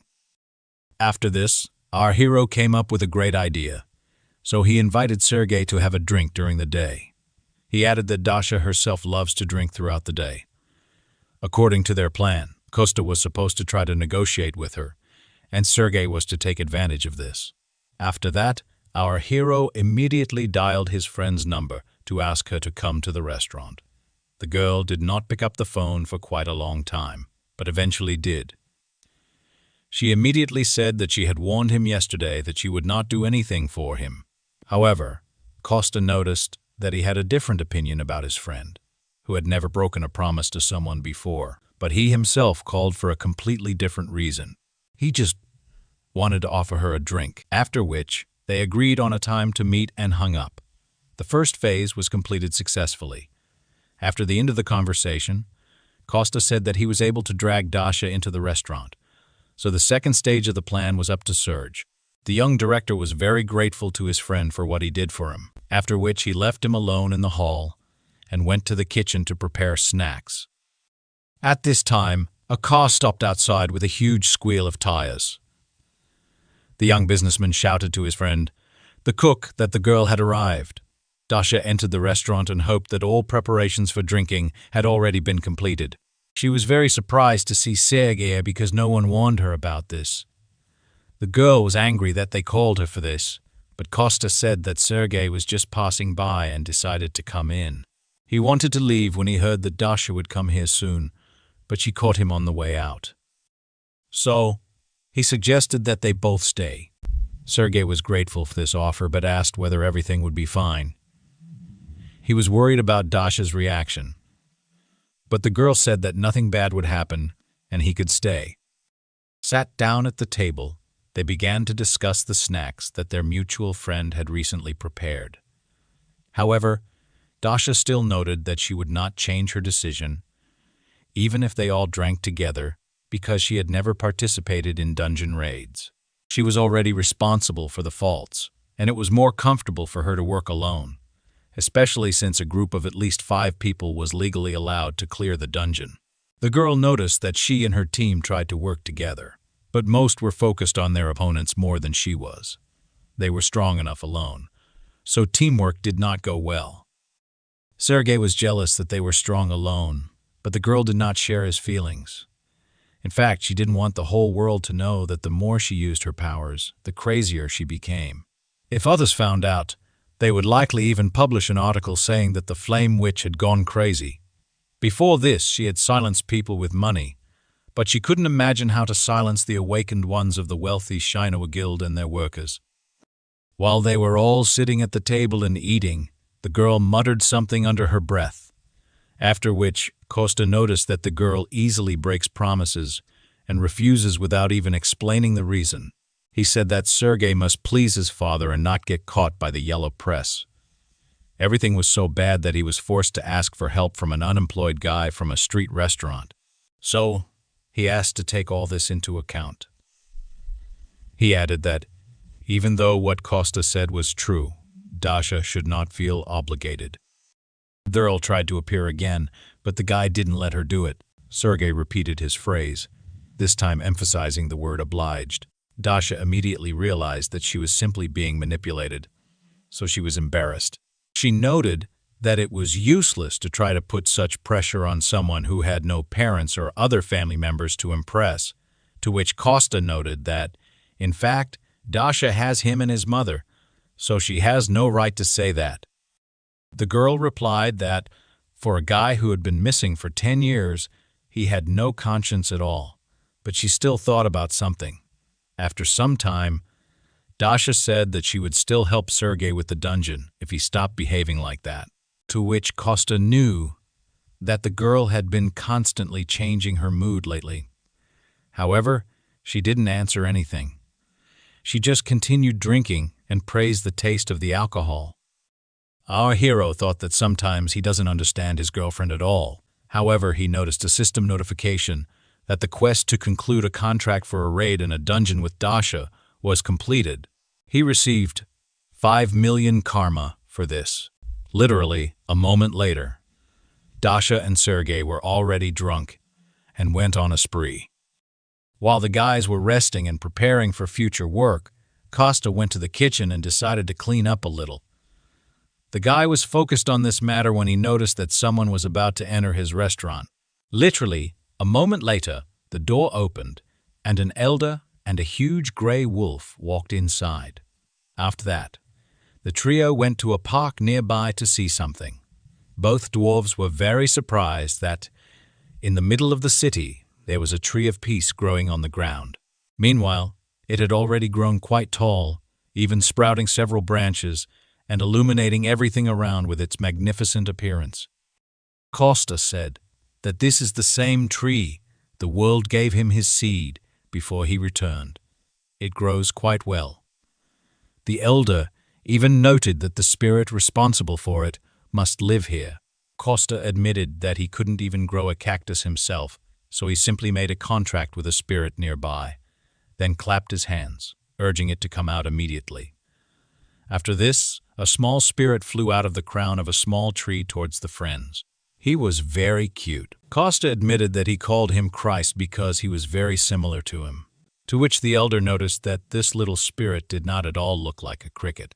These words struck our hero to the very heart. However, the grandfather admitted that the spirit had done an excellent job looking after the place.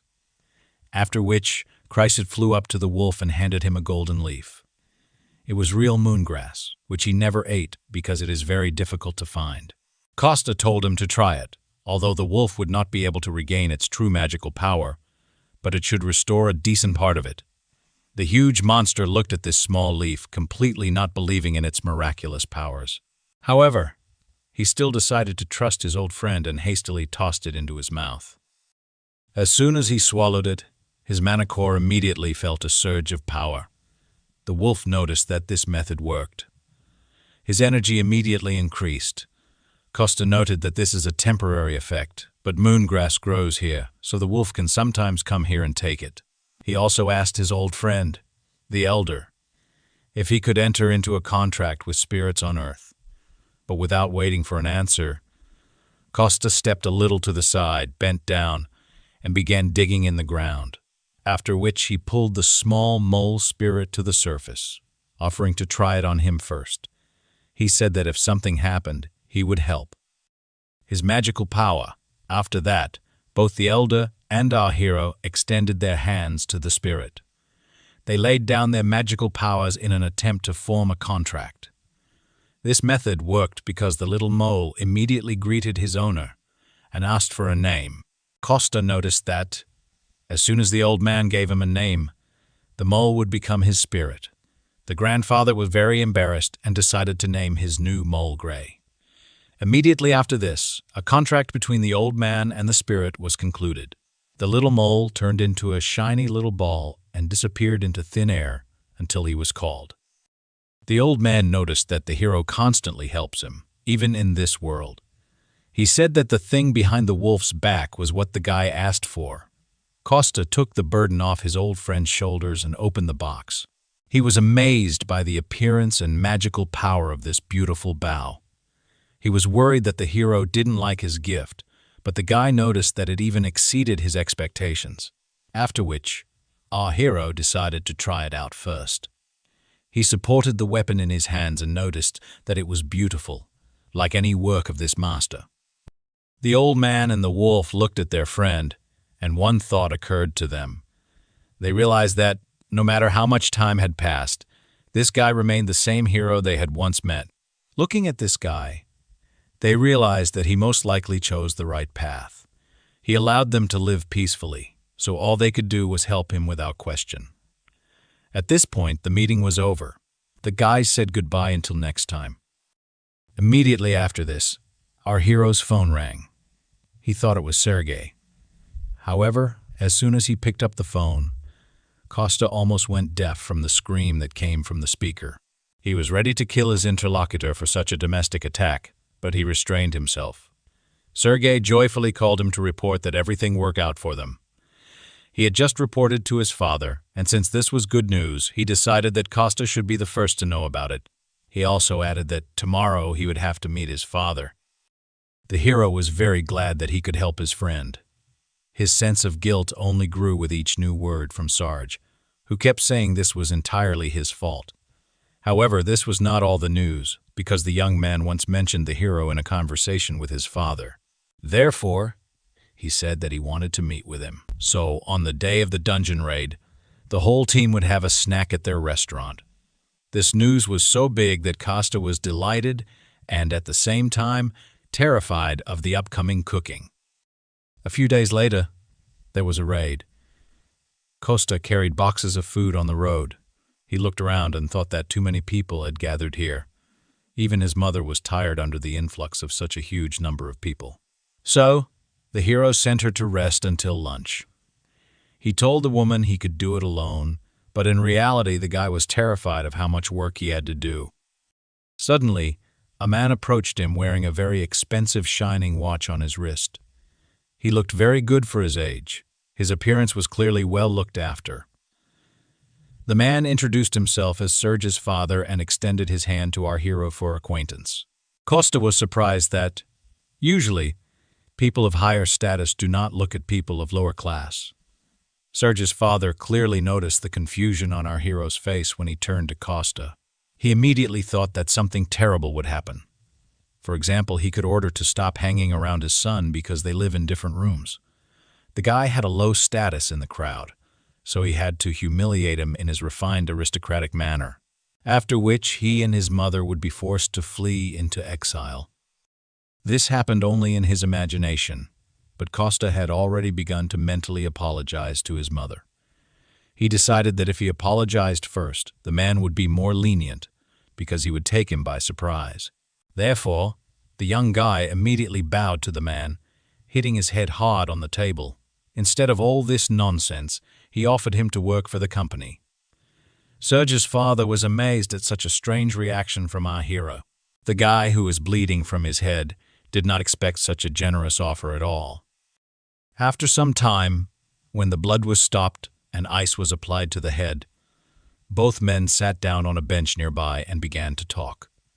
First of all, Costa thanked his friend's father for his experiences and once again apologized for what happened. The man repeated that he would like to work with the young man, but noticed that he was going to refuse. Costa really noticed that now he wanted to devote himself entirely to his family, so he wasn't sure whether he could cope with his work, to which the man noted that they themselves like to read people by their facial expressions, or rather, it comes to many people with age and life experience. So, he looked carefully at the guy again and said that he makes people put their hopes on him. Costa was very grateful for this assessment and was even a little embarrassed. They would have continued talking about their business if a whole crowd of people had not suddenly run up to the president. They informed him that a raid on the dungeon would begin soon, and reporters were already waiting for him. He turned to Costa and said that he had already understood from the conversation that he had rejected his proposal. However, it still remains in force, so he asked our hero to think again, after which he said goodbye and left. After that, Costa decided that he should go check on the guys. Just in time. Dasha looked so bad that Costa even clarified what was happening to her. The girl replied that she was so nervous that she might even vomit. The hero was surprised that his girlfriend could be nervous, for which he received punishment. The girl noticed that this was indeed her first experience of working in a team. Costa pointed out that if she refused again, Sergei would burst into tears. Dasha admitted to her friend that the more she used fire, the more she lost her sanity. So she was worried that this would cause bad rumors about the Crimson Witch's reputation. Costa tried to cheer her up and said that she had no reputation anyway. Hearing the words that no one cared about her, the girl flew into a real rage.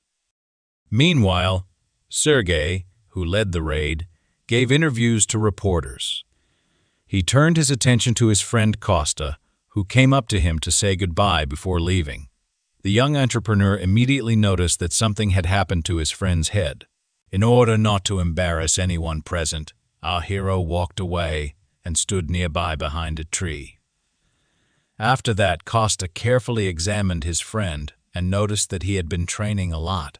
The guy was delighted that someone noticed his external changes. He admitted that he was a little nervous and wanted everything to work out, so he did a little preparation in advance. Costa noted that Sergei always tries his best, and this impresses him. Sergei's inner mood noticeably improved from just these encouraging words.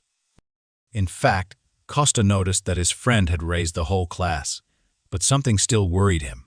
There was a suspiciously frightening aura emanating from their dungeon. Costa hoped that this was all just his paranoia. By that time, all preparations for the raid had already been completed. Sergei and his team set off, finally asking the cook to prepare food for them before returning. Costa waved goodbye to his friend, hoping that everything would go well for him.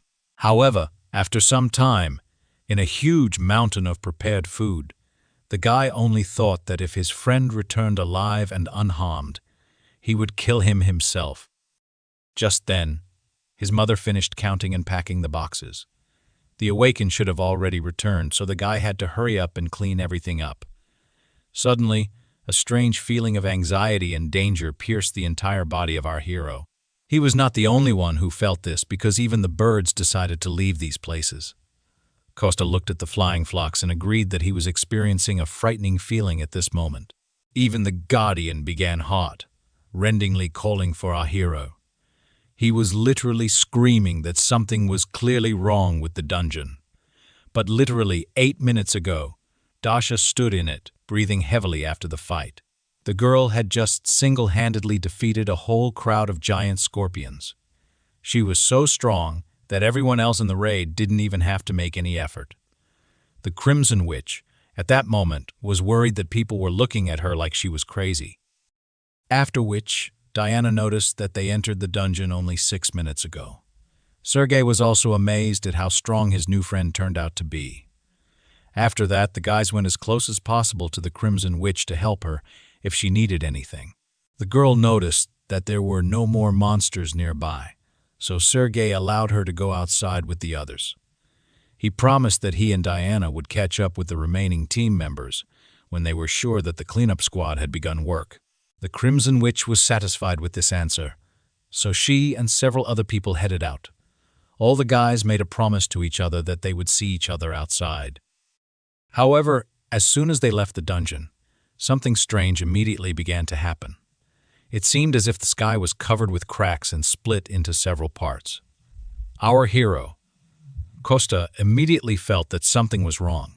He noticed a strange energy. The technical team also detected an anomaly. A fissure appeared right in the dungeon, and in terms of indicators, it was at the level of a catastrophe. Costa ran to the specialist and tried to find out whether his friends had time to leave the danger zone. The man immediately replied that most of the hunters had left the dungeon, but Sergei, Diana, and the cleanup group were still inside. After that, Costa immediately threw off his extra apron and gloves and rushed to his friend's aid. At this time, a young businessman, his secretary, and a cleanup team found themselves inside the rift. They all also felt that something was wrong. Not far from them, in front of the cave, they noticed a fissure of frightening force. Looking at it, the guys could immediately tell that they couldn't do it alone, and the cleanup group, which was even weaker, was truly horrified by what was happening. Everyone present was very scared because they did not know what awaited them ahead. However, something had to be done, so Sergei decided to take command. He decided to calm his guys down and ordered them all to prepare. In defense, he said that as soon as he and the secretary checked everything, everyone would head towards the exit if possible. He also convinced people that everyone outside should already know about the rift, so once things calmed down, they could assess the situation. He asked everyone present to remain calm, and on behalf of the entire company, declared that he would not let anyone die there. Immediately after this, Sergei and Diana went to reconnoiter the situation. Sergei admitted that, no matter how much he ignored the strength of this fault, there definitely should have been a bladed panther there. The guy seemed absolutely right, because a huge, white, predatory cat came out to meet them. The young head immediately realized that this was a catastrophe on the level of the first great cataclysm. The last time this happened, there were more than 6,000 victims, and 2 entire islands were completely turned into ruins. The chance that the 2 of them could defeat her was close to 0, but the guy didn't expect to win anyway. He only believed and hoped that all his painful training had not gone in vain. They only needed to hold out until reinforcements arrived and the rest of the people were evacuated. At this time, our hero Costa had just made his way into the rift unnoticed. Finding himself in the dungeon, he immediately found himself on the battlefield. At that moment, Diana stepped forward to hold back the beast's attack, asking the head to cover her from the back. Costa thought that if Dasha had been here, they would not have been able to take control of the situation. However, if he intervened, he would then deal with the consequences. There, before him, urgently needed to figure out how to help his friends. At this time, literally with one blow, Diana went flying and crashed into a rock. The blow was so strong that the girl clearly suffered serious injuries. Sergei was horrified that even his strong friend was so easily injured. Now, he was the only one who needed to protect them both. Seeing such reckless actions of his new friend, Costa could no longer sit on the sidelines. He took the gift from the elder and threw it with all his strength right in the middle between the monster and Sergei. This caused the young director to jump to the side and lose his balance for a while. But then, a voice rang out in his head, ordering him to take the bow in his hands. The guy absolutely did not understand where it was coming from or what kind of bow he was talking about until he saw a weapon stuck in the ground in front of him. Only after this did the young man notice that the voice was coming from this very bow. He did not know that his friend Costa was speaking to him through it, ordering him to take up arms. Sergei had no choice but to obey this mysterious decree. Then, the voice ordered the guy to collect all his mana in one place, concentrate it in his hand, and turn it into the image of an arrow. Sergei himself did not understand how this happened, but as soon as he thought about the arrow, his energy also turned into it. The guy didn't hesitate for long, launching his arrow straight at the beast. The arrow flew quickly, hitting the huge panther right in the throat. It had such a strong impact that Sergei immediately lost his balance and fell to the ground. At this time, outside, the father of the young director was shouting that he did not care about the condition of the dungeon or any expenses. He only asked that his son be saved. Things weren't so bad at the rift. The panther was hit with just one blow. Sergei himself was shocked that he managed to defeat such a strong monster so easily. The guy lay on the ground and looked at the defeated enemy. At this time, the monster emitted its last death rattles, after which it completely stopped moving. The young master thought with joy that it was all over now. After that, he immediately remembered that he was not here alone. He rushed to his secretary, Diana, to check her condition. The head asked the girl if everything was okay with her, if her bones were intact, to which she replied that she was hurt, but overall feeling well. She actually looked much better than before. The girl, like Sergei himself, was amazed at how easily they dealt with this powerful monster, after which they could rejoice in their victory without any sense of danger. The young leader was glad that they had defeated the panther, although not without the help of some external circumstances. Although he spoke joyfully, Diana still realized that something was wrong. She turned out to be right, because literally, a moment later, without even having time to finish speaking, the guy began to fall back. He had lost too much of the strength he had put into that last blow. Fortunately, the secretary managed to catch her boss before he fell, after which the guy came to his senses a little. He was even able to sit up on his own. Diana noticed that the head of the company would definitely be pleased. She would tell him about what happened a couple of moments after this. A portal began to appear next to our heroes. A gate opened, allowing everyone locked inside the dungeon to leave. A whole crowd of doctors was already standing outside, and Sergei's father was worried about the condition of his son. He remembered the feeling he had when he was told that a rift on the scale of a catastrophe had arisen inside, and no one could contact the people who were stuck in it. At one point, the head of the corporation was even told that the chances of his son returning were 0. However, now the danger had passed, and all the hunters were returning home. Sergei and Diana had already left the dungeon and noticed the director nearby. The man immediately rushed to hug his son, which embarrassed him a little.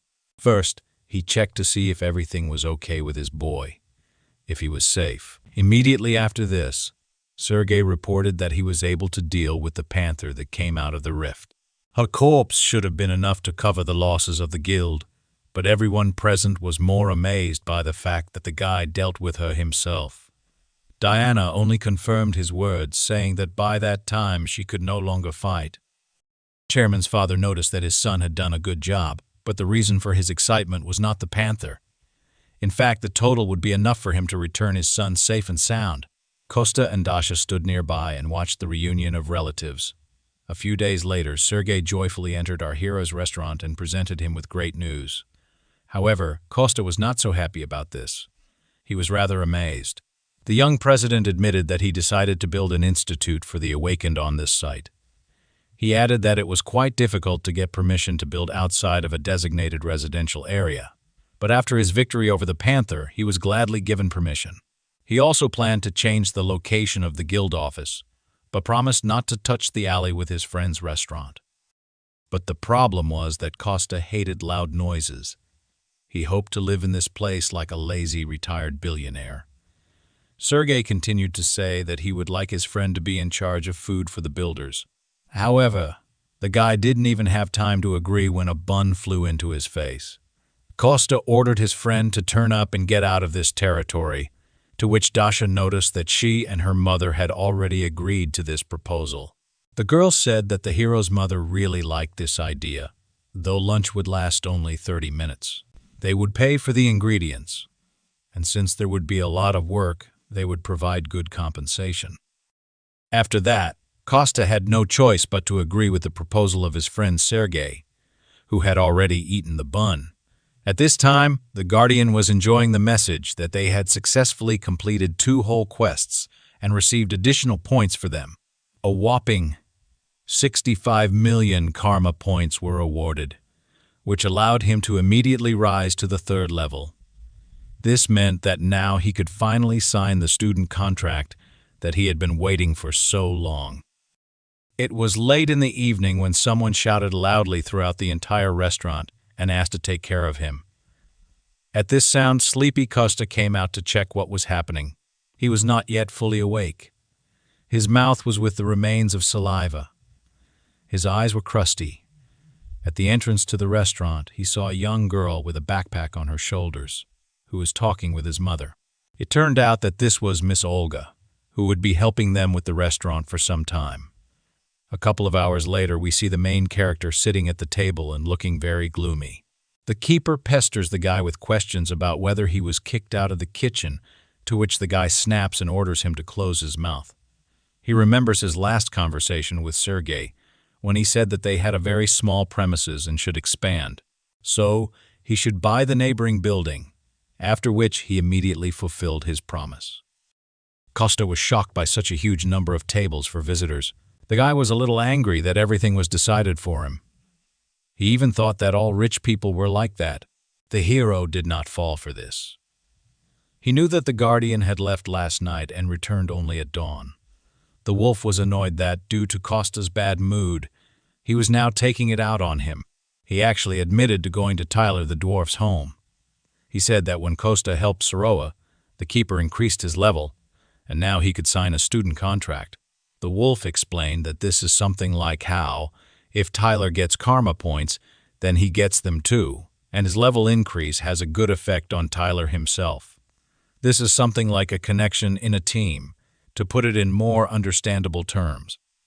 The Guardian also said that if Costa could regularly complete quests for him, then he would be able to completely cure his mother of her illness, as soon as she reached level 5. The guy was very happy with this news because it meant that he could help his mother faster. While they were talking to each other, not noticing anything around, the door to the restaurant opened, and someone entered it. Costa had to pretend that he was actually just playing with his dog all this time. In fact, Diana and another man came to the guy because they wanted to turn this premises into a restaurant. He understood that everything depended on the business for which they bought the land, but still clarified what they needed from him. Diana explained that after surveying the entire area, they discovered a vegetable garden in the backyard of this restaurant. Perhaps it should be destroyed. Costa remembered that he had recently argued with Sergei about this. He didn't care about the safety of this place, but he was worried about the tree of the world. So he said that they grew vegetables there for the restaurant, so he would like to keep the garden. After which, Diana proposed to assign this entire territory the status of an eco-park. After this, the secretary said that as soon as they completed the design and expansion, they would begin construction. But Costa was confused by the man who was sitting next to them. It was Daniel, the foreman, who would oversee the construction. The girl brought him with her to introduce him personally. The guy was very cheerful despite his suffering appearance. He shook hands with Costa. The hero was surprised that such a young guy was already the head of a construction team, which embarrassed Daniel. Diana sighed and said that the guy used to work in their guild, but he did not have any unique ability, so he was reassigned to construction. Although he doesn't have a unique ability, he is still awakened, so he's able to work much more efficiently than ordinary people. Immediately after this, Costa learned that he had a quest to fulfill, a wish to return Daniel back to the guild. At the same time, the guy literally felt with his back how the Guardian was looking at him intently from behind. Our hero learned that the builder had the class of the largest warrior, which was very rare, especially since he had unusual abilities. A larger body meant that the more a person ate, the more fat he accumulated, his bone structure becoming extremely dense. Inflammation meant that stored fat and bone density would be used, and if he had features related to strength, speed, and mana, then his mana defense and recovery would increase. And the last compression power was the most useful feature. The guy only needed to reach the 8th level. Our hero understood that this guy had the potential to become really strong. At that moment in the kitchen, Olga and Costa's mother were having fun and cooking together. Diana continued to talk about how they needed to start with demolition. And since the equipment would be moving, the restaurant's residents might hear loud noises coming from that direction. Costa agreed, offered to feed all the workers, and at the same time get to know them. He said that such work was not a burden to him, and he would only be happy to help the guys. Everyone left, and after a while, night fell. But someone still did not sleep. Small gray mice with red eyes ran through the trash cans, squealing pitifully. One of them looked quite unusual because she had some kind of device attached to her body. This mouse behaved a little differently. It even stood on its hind legs and sniffed something, as if sensing danger. The animal immediately began to run. It rushed through the middle of this deserted street, as if its life depended on it. But in fact, the mouse had well-developed intuition, because all this time, a strange green cat was watching it. However, the animal did not manage to escape, because the predator overtook its prey in one jump. The first thing he did was press the button on the device on the back of the mouse with his strange green paw and claws, after which there was a fairly strong explosion that caused pain to the animal. Licking its wounds, the cat reasoned out loud in a human voice that it was a self-destruction device. He walked literally a few meters, after which he stopped, sat on his hind legs, and began to glow. Suddenly, the same green wings began to appear on the cat's back. A few moments later, there was no trace of the animal left. Instead, a bird soared into the sky. After some time, construction was in full swing. Cranes and building materials were delivered. Workers scurried back and forth, laying out their plans and discussing construction. At this time, life in our hero's restaurant changed dramatically. Every day, it was visited by quite a lot of workers who really liked the food in this small establishment. The guy was only too happy to feed all these hard workers because he really liked to cook. But that didn't change the fact that he still needed to discover Daniel's secret ability and complete the quest. Therefore, between work, our hero ran and looked after his ward. This time, just as he wanted to come up and talk to the guy, something stopped him. In fact, it was one of the brigade leaders who ran up to Daniel and asked him about his well-being. It turned out that, just recently, Daniel was injured very seriously, which could even lead to a fracture, but there was not a scratch on him. Although the guy was not sure that Daniel was seriously injured, he dissuaded him and calmed him down. After that, Costa's short break ended, and he went back to the restaurant to cook. Olga was already serving the workers. Today's dish, pork in sweet and sour sauce. While the girl was serving everyone at dinner, our hero did not stop watching Daniel. He lost sight of him for a while, but after just a couple of minutes, he found him again. Costa climbed onto the roof of a building under construction and looked down at his charge. It even seemed to him that sometimes he was going overboard with all this surveillance.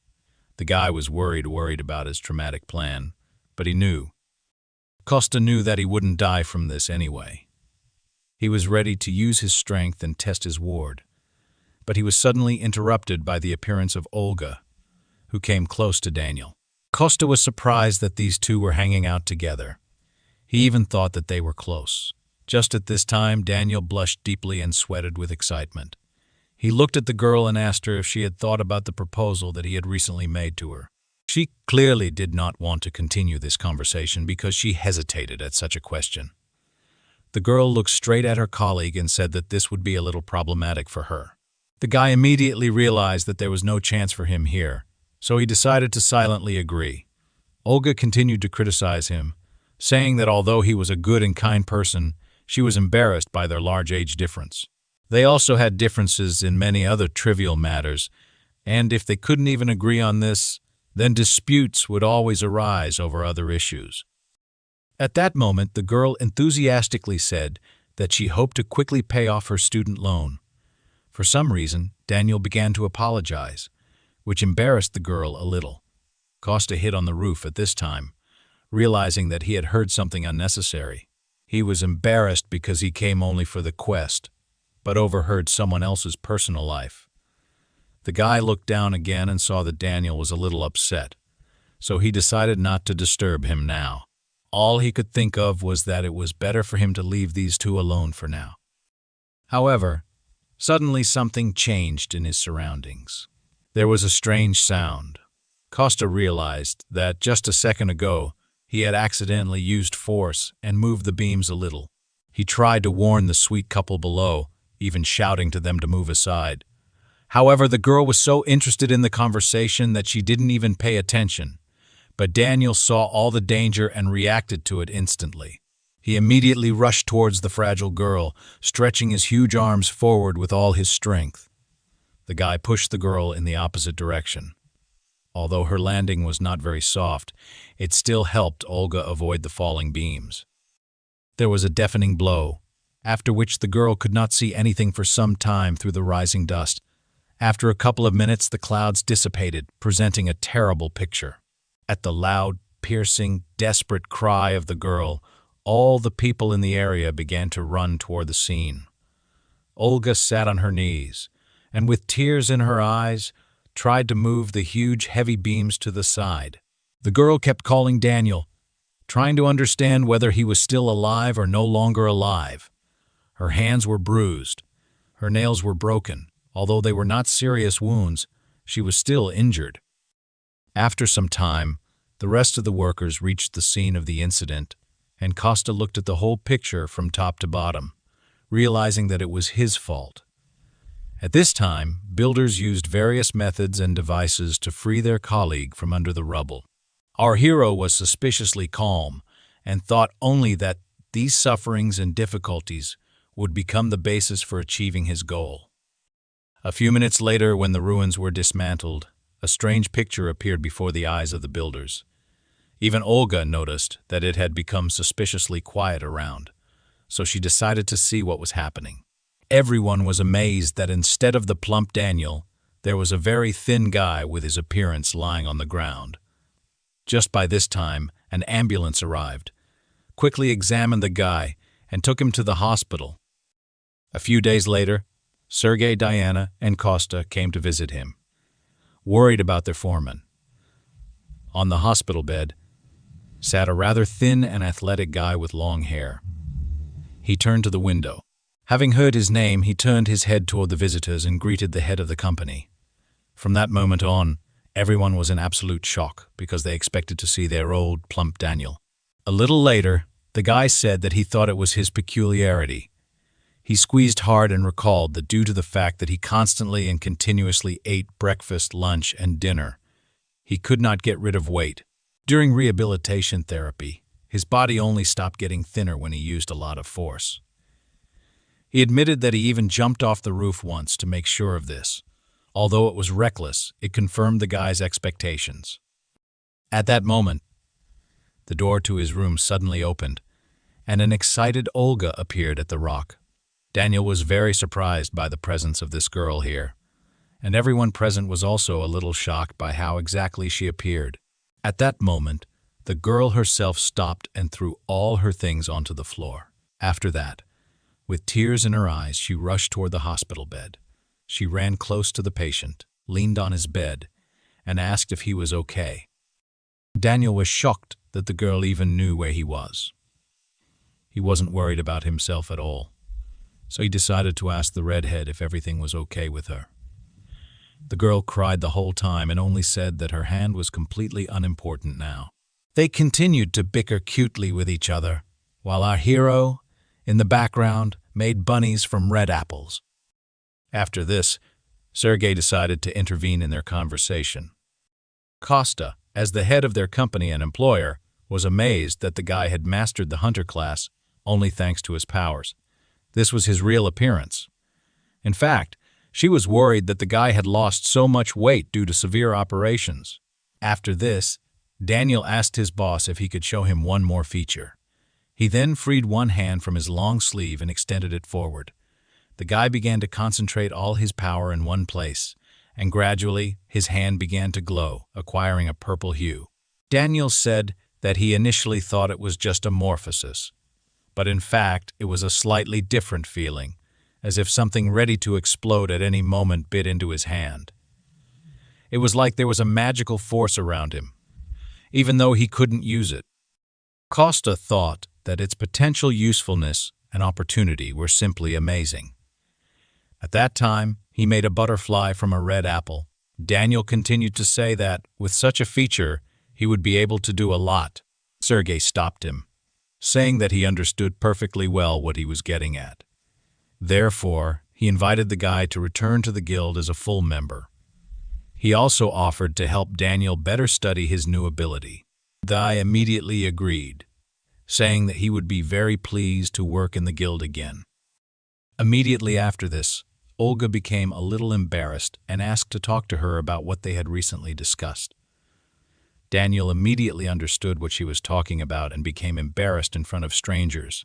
However, before he could finish speaking, the girl took a full lungful of air and screamed loudly. She came close and admitted to the guy that she agreed to be his girlfriend. They were in a rather awkward situation. The girl continued to ask for only one date. Daniel was surprised because earlier she had told him that she was very busy, but all this was only because she was in the guild and had to work hard to see the guy. The girl told him her entire short life story. In fact, she admitted that she had never been in a relationship before, so she wanted to fall in love at first sight, as happened in many films and books. While the couple was explaining to each other, our hero in the background made a whole cake out of red apples.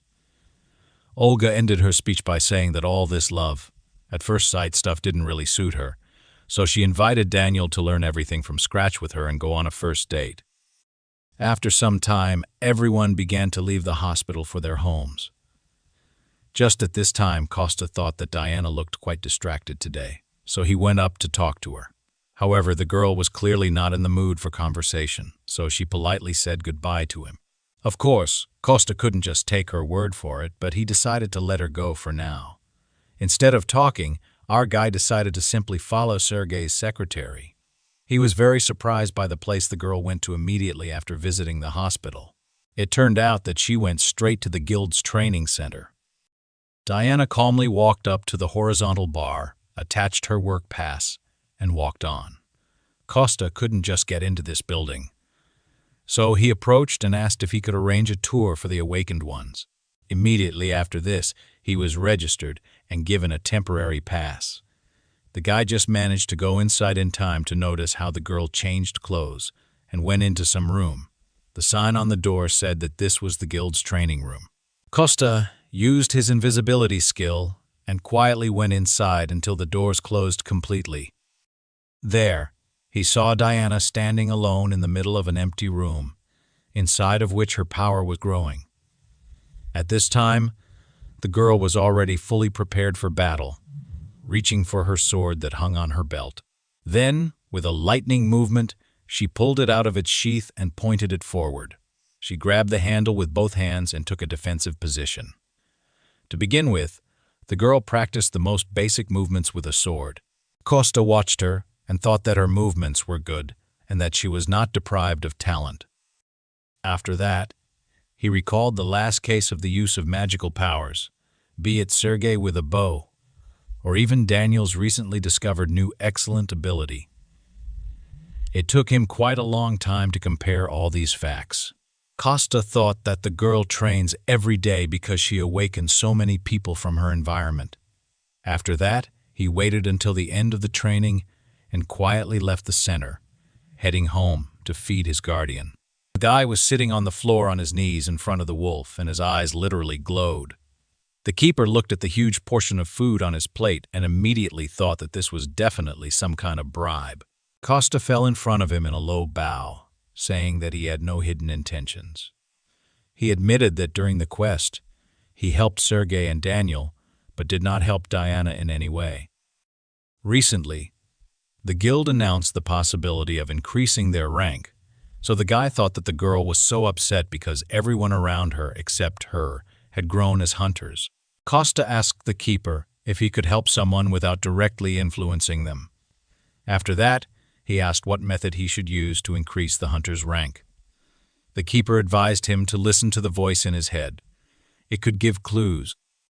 After which, he began to eat. Costa admitted that the girl is capable and her equipment is quite good. So, if she continues in the same spirit, she will be able to rise to the 5th level of swordsmanship. However, Diana could recognize his voice, so he asked the keeper to help him with at least some resources, although the guy used to say that he did not want to help others. In fact, for him, it was something like a habit. He wanted to help without personal involvement. The guardian did not think for long about this request from his new acquaintance. After some thought, he decided to give a final answer. He promised to help if a quest appeared for Diana because people have something like destiny. Meeting someone like Costa is also a kind of fate, and a little extra luck. The hero noticed that these words sounded as if they were being spoken by some stubborn old man. After that, the keeper and Costa went back to the training center to see the girl in action. They used the invisibility skill and watched her from afar, but they didn't have to wait long because, just at that time, a quest for Diana appeared. They needed to increase her level in the next 7 days.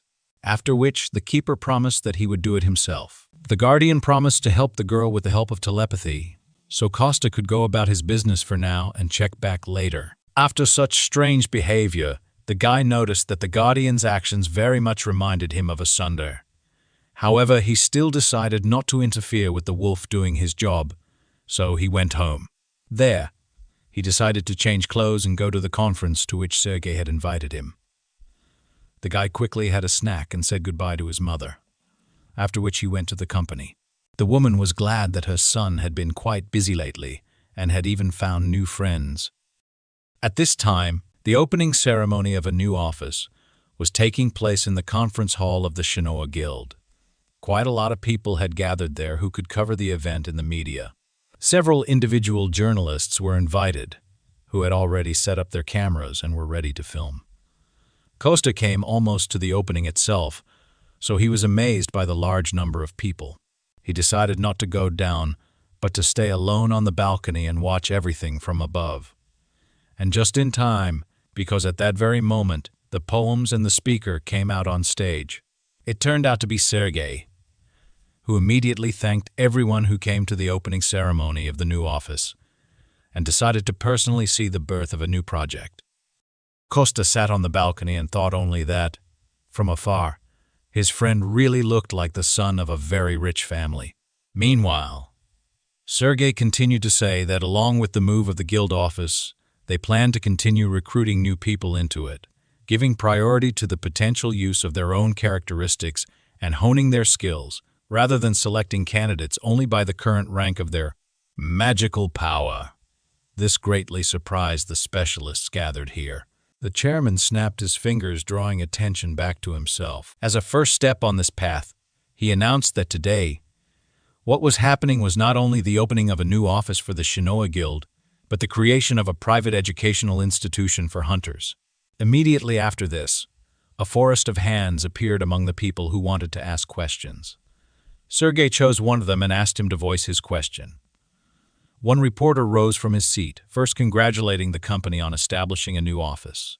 He then said that it was previously mentioned that the company was opening an educational institute. He clarified whether the criteria for admission to the institute would differ from the worldwide standards for measuring the magic rank of an awakened person. Sergei confirmed this information, adding that the criteria for admission to the institute would be the same as the criteria of the guild itself. Then, the guy looked out from the whole crowd at one more person who wanted to ask something. He addressed a young lady in a formal suit and glasses who was sitting in the 3rd row. The girl had seen a report that said that during an unexpected awakening, Sergei had heard a strange voice. It was thanks to him that they were able to kill the snow panther. Because of this story, many low-ranking awakened people gained hope.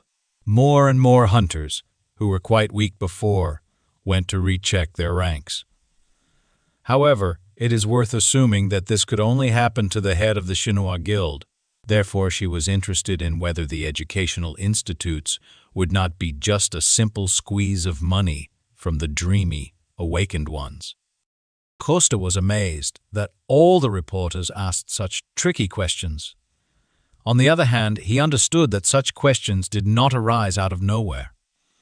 He understood that everything initially became possible only because of his help. However, Sergei was clearly not at a loss from such complex questions. He thanked the reporter and said that such thoughts were quite understandable because he himself constantly asks himself this question. It is possible that a miracle happened to him, and maybe he was so lucky only once in his life. However, he saw this opportunity, so he decided to grab it with all his might. Such a strange wording of the chairman's answer surprised Costa. Little did the girl reporter expect such a detailed answer from the head of the company. At that moment, Sergei called an invited guest onto the stage, which surprised Costa. Everyone present was also amazed at what appeared before their eyes. In fact, this invited guest turned out to be Daniel. He stood next to Sergei and amazed everyone with his enormous size. Compared to him, the guests were clearly impressed by this huge man. Sergei continued to talk about how Daniel was one of the first members of the guild, and that they could only find all the information about him by reading a couple of articles from that time. He admitted that the awakened C rank was a label that constantly followed him, as well as Sergei himself. He then asked to bring to the stage the very bow that helped him in the last battle. Costa was surprised that these guys were filled with such determination. At this time, on stage, Sergei defiantly took a bow without arrows and seemed to pull the string. On the other side of the stage, Daniel prepared to repel the attack. He took in as much air as possible into his lungs.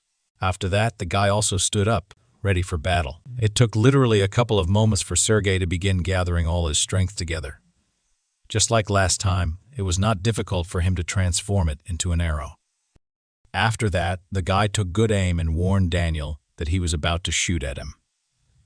All the assembled reporters and guests were horrified by what was happening on stage.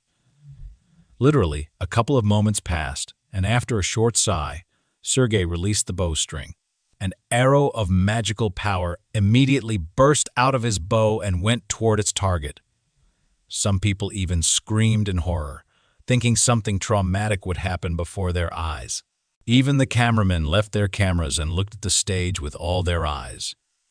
At this time, the arrow reached its target and hit Daniel right in the chest. Sergei calmly lowered his bow and exhaled, saying that everything went well. At this moment, a cloud of smoke rose on the opposite side of the stage, hiding everything that was happening behind it. Costa came to the dwarven village and looked for his old friend at his house. The old man was surprised by his arrival and asked him to warn him next time, although he had said before that he could come at any time. After that, the old man laughed and said that all this was said out of emotion. He was just heading to the workshop, so Costa asked to go with him. The old man agreed to go there together since the young guy wanted to look at it. After this, the keeper suggested splitting up. He himself wanted to go to Tyler. The hero was even glad about this course of events and smiled very much. The guardian looked at him and said that even without completing the quests, he was not so weak that any person would take care of him. At this time, the old man was completely oblivious to the fact that two people next to him were almost ready to fight. After that, the company went to the workshop, which was filled to the brim with various types of weapons. Some dwarves were just now engaged in forging new products. A huge magical furnace was flooded, which helped them in their work. The guy admitted that it was quite stuffy in the workshop, just as he remembered the last time. The elder announced a short break for all workers, but Costa could not stand it and even took off his shirt. After which, the old man noticed that an ordinary person would not be able to enter this room because of the heat, as the average temperature rose to 80 dec. After that, he summoned a huge piece of magic stone from behind the portal and asked Costa to make a shield out of it. The elder was delighted with the appearance of this stone because it was an excellent material that would never be seen on Earth. Costa admitted that he received it after a battle with that huge panther. He remembered that the world had really tried him, as he had never encountered such a monster in the spirit realm. The elder looked at this huge stone and said that his old friend's request would be fulfilled. But he admitted that this metal is too tough for the local equipment, because to create an account, you need a very high temperature. But due to the structure of the earth and the absence of the spirit of fire here, their capabilities were very limited. Costa thought for a minute and concluded that they just needed a spirit of fire, like that cute mole.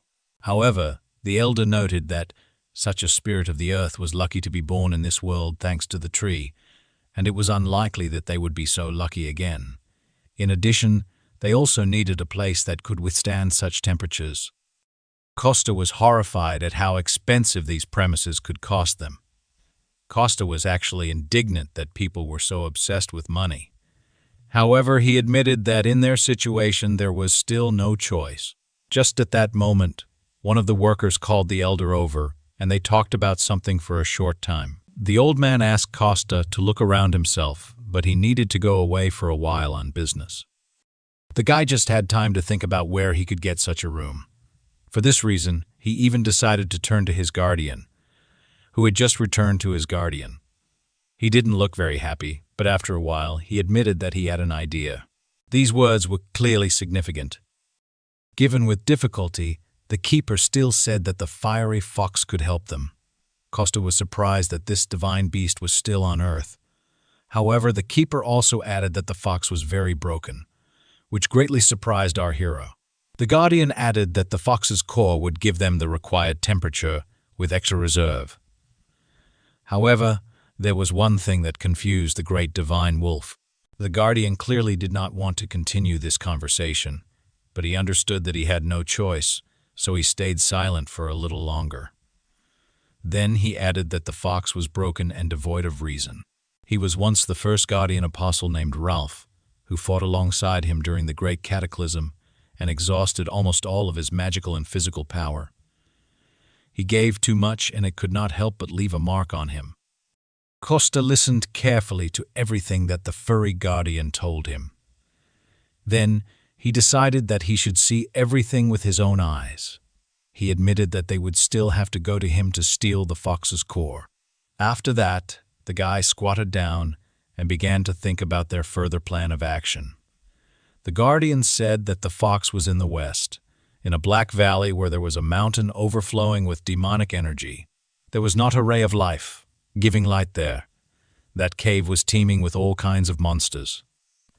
The guy was delighted that he now had the coordinates of Ralph's location, and he decided to go there immediately. He grabbed the keeper by the scruff of the neck, pushed off the ground with force, and jumped straight in the direction that the guardian had indicated to him.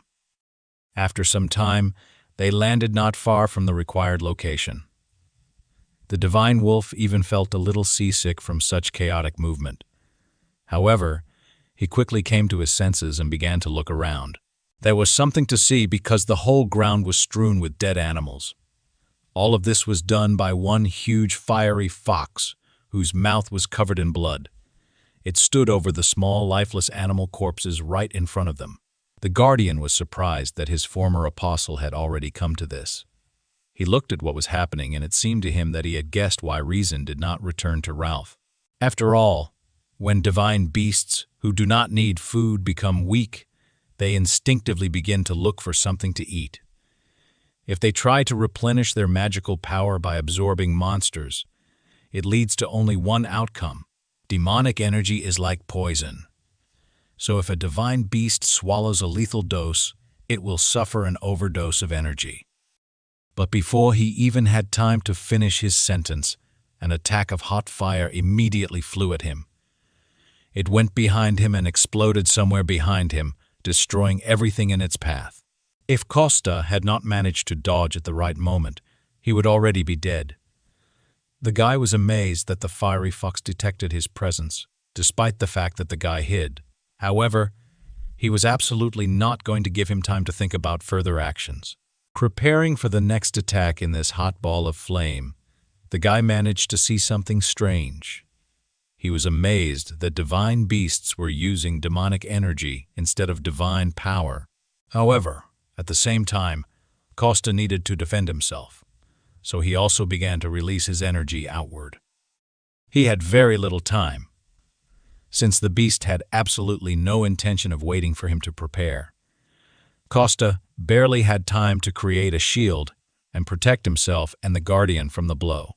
the wolf only shouted that the fox could not think straight now, so whenever possible, they just needed to take away its core without causing harm.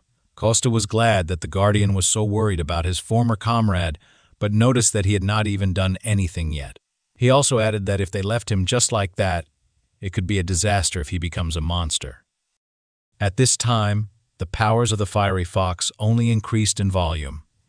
Even the ice that Costa used to freeze his flames began to heat up. With one quick movement toward the guardian, our hero threw him aside as far as possible. After that, the shield was destroyed, and the attack achieved its goal. The guardian stood aside and just watched as all this flame fell on Costa. He was horrified that his new friend could die just like that. However, it was too early to give up, because our hero was experienced in this kind of battle. His clothes may have been burned, but he himself escaped serious consequences. At the last moment, the guy applied force to his legs, which allowed him to jump high into the air. He admitted that the fox's fire was indeed powerful, which was to be expected from someone who had absorbed such a large amount of demonic energy. Costa decided to first get away from there to somewhere far away, and then think about how he could get the core. However, before he even had time to finish his thought, the fox moved into a new phase of the offensive. While still in flight, our hero began to be surrounded on all sides by tubes of flame. Therefore, he had to exert quite a lot of force in order to summon a new defensive technique. A whole huge horde of water appeared around the guy, which developed at his order. At this moment, the fiery tubes headed straight toward our hero. They crashed into the huge body of water with which the guy protected himself. This gave Costa a little time to land calmly on the ground and take a short break. It was at this moment that the hero finally abandoned the idea of preserving the entire forest intact. Even through such a dense shield of water, one of the attacks managed to break through and almost hit our hero. Even such a small blow could cause quite a huge amount of damage. Behind Costa's back, the guy noticed that when the body is absorbed by foreign demonic energy, this divine beast is able to demonstrate enormous power. At this moment, our hero was called by the guardian, who had been standing at a distance all this time. The guy wanted to protect his new friend, so he ordered him not to approach, but the guardian reminded him that now Ralph should not be perceived as an ordinary living divine beast. In his current state, he was ready to use any methods and means to achieve his goal. The hero didn't quite understand what exactly the fiery fox wanted to achieve, but he took note of it. The beast suddenly summoned even more of its power and began to approach our hero. It even seemed to Costa that its whole body had increased somewhat in size. At that moment, he realized that the fox wanted to burn the entire territory to the ground. So, in desperation, he rushed towards the guardian to protect him. The guy clearly didn't have time to run, so he decided to use his magical power. He imprisoned the guardian in a small space that was completely filled with his mana. Then he placed him in a ball and sent it high into the sky.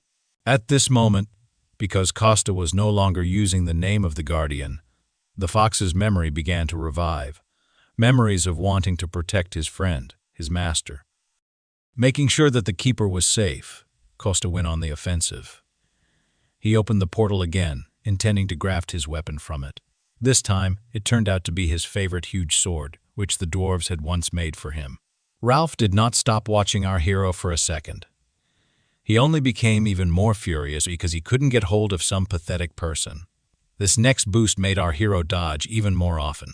Costa stepped a little to the side in order to gain a little time for the attack. He only had a few seconds to come up with his next strategy. The guy grabbed the hilt of the sword with both hands, swinging it with all his might. Now, he could only wait for the moment when the fox would come close enough to him, after which Costa dealt him a cutting blow, applying a huge amount of force. The guy thought that this attack would have at least some effect. However, he immediately noticed that there was something strange about the fox's paws that he had just cut. Literally a moment later, the paws reunited as if there had been no injury. The guy realized that no physical residue would work on the fiery fox. At this time, he only in vain allowed the animal to get even closer to him. He was already practically inside the mouth of this huge monster. Costa tried to unclench the jaws with his huge sword, but failed. The huge, fiery fox sent him flying with such force that no normal person would have been able to survive for long. As if she felt something, our hero's mother decided to listen to her feelings. Her motherly heart told her something, but the woman thought that she had imagined it. Her intuition did not let her down, because at that moment, Costa was really fighting a very strong opponent. The guy barely came to his senses after such a strong blow from the fiery fox. This was almost the only divine beast left alive, but with all the demonic energy absorbed, the guy was not sure that he could stop it without killing it. Costa realized that he couldn't get infected with him at half his strength. He needed to take the enemy seriously, but he was still worried about the Guardian's request. At this time, the fiery fox began to summon a new technique, which was formed into a ball. It was a clot of energy, the very core that Costa himself was hunting for. The guy looked at the once sacred animal and thought that he should spend as much energy as possible now, so that it would be easier to defeat him later. He hoped that the fiery fox would pour all the demonic power into this core. Ralph didn't need anyone's orders, so he himself directed one of his most powerful attacks towards our hero. The guy came up with the idea to cut this clot of energy with his sword, so he now concentrated only on delivering one precise and clear blow. The core kept approaching our hero with enormous force. At the last moment, the guy realized that he couldn't cut it, so he simply beat it back to the fox. Now, the guy realized that it was definitely a core, but he couldn't understand why it was so big. Even the color was too muddy, as if it did not belong to the fiery fox at all. At this time, the animal seized the moment and attacked the hero with physical force. The guy barely managed to put his sword under the teeth of the huge beast. Meanwhile, right above them, a clot of energy continued to absorb demonic power. The sky became darker and darker from so many dark forces in it. Costa realized that they were both in danger and urgently needed to leave this place. However, the fox held the sword in his teeth and would not let go. So the hero had to come up with another plan. Instead of taking out his sword and running away, he decided to use force and simply move the fox along with him. Of course, the animal didn't like this, so shaking its head, the fiery fox made the guy get off the ground. It was at this moment, as they fought fiercely, that a huge stream of energy shot out from the core. Both Costa and Ralph were thrown with force in opposite directions.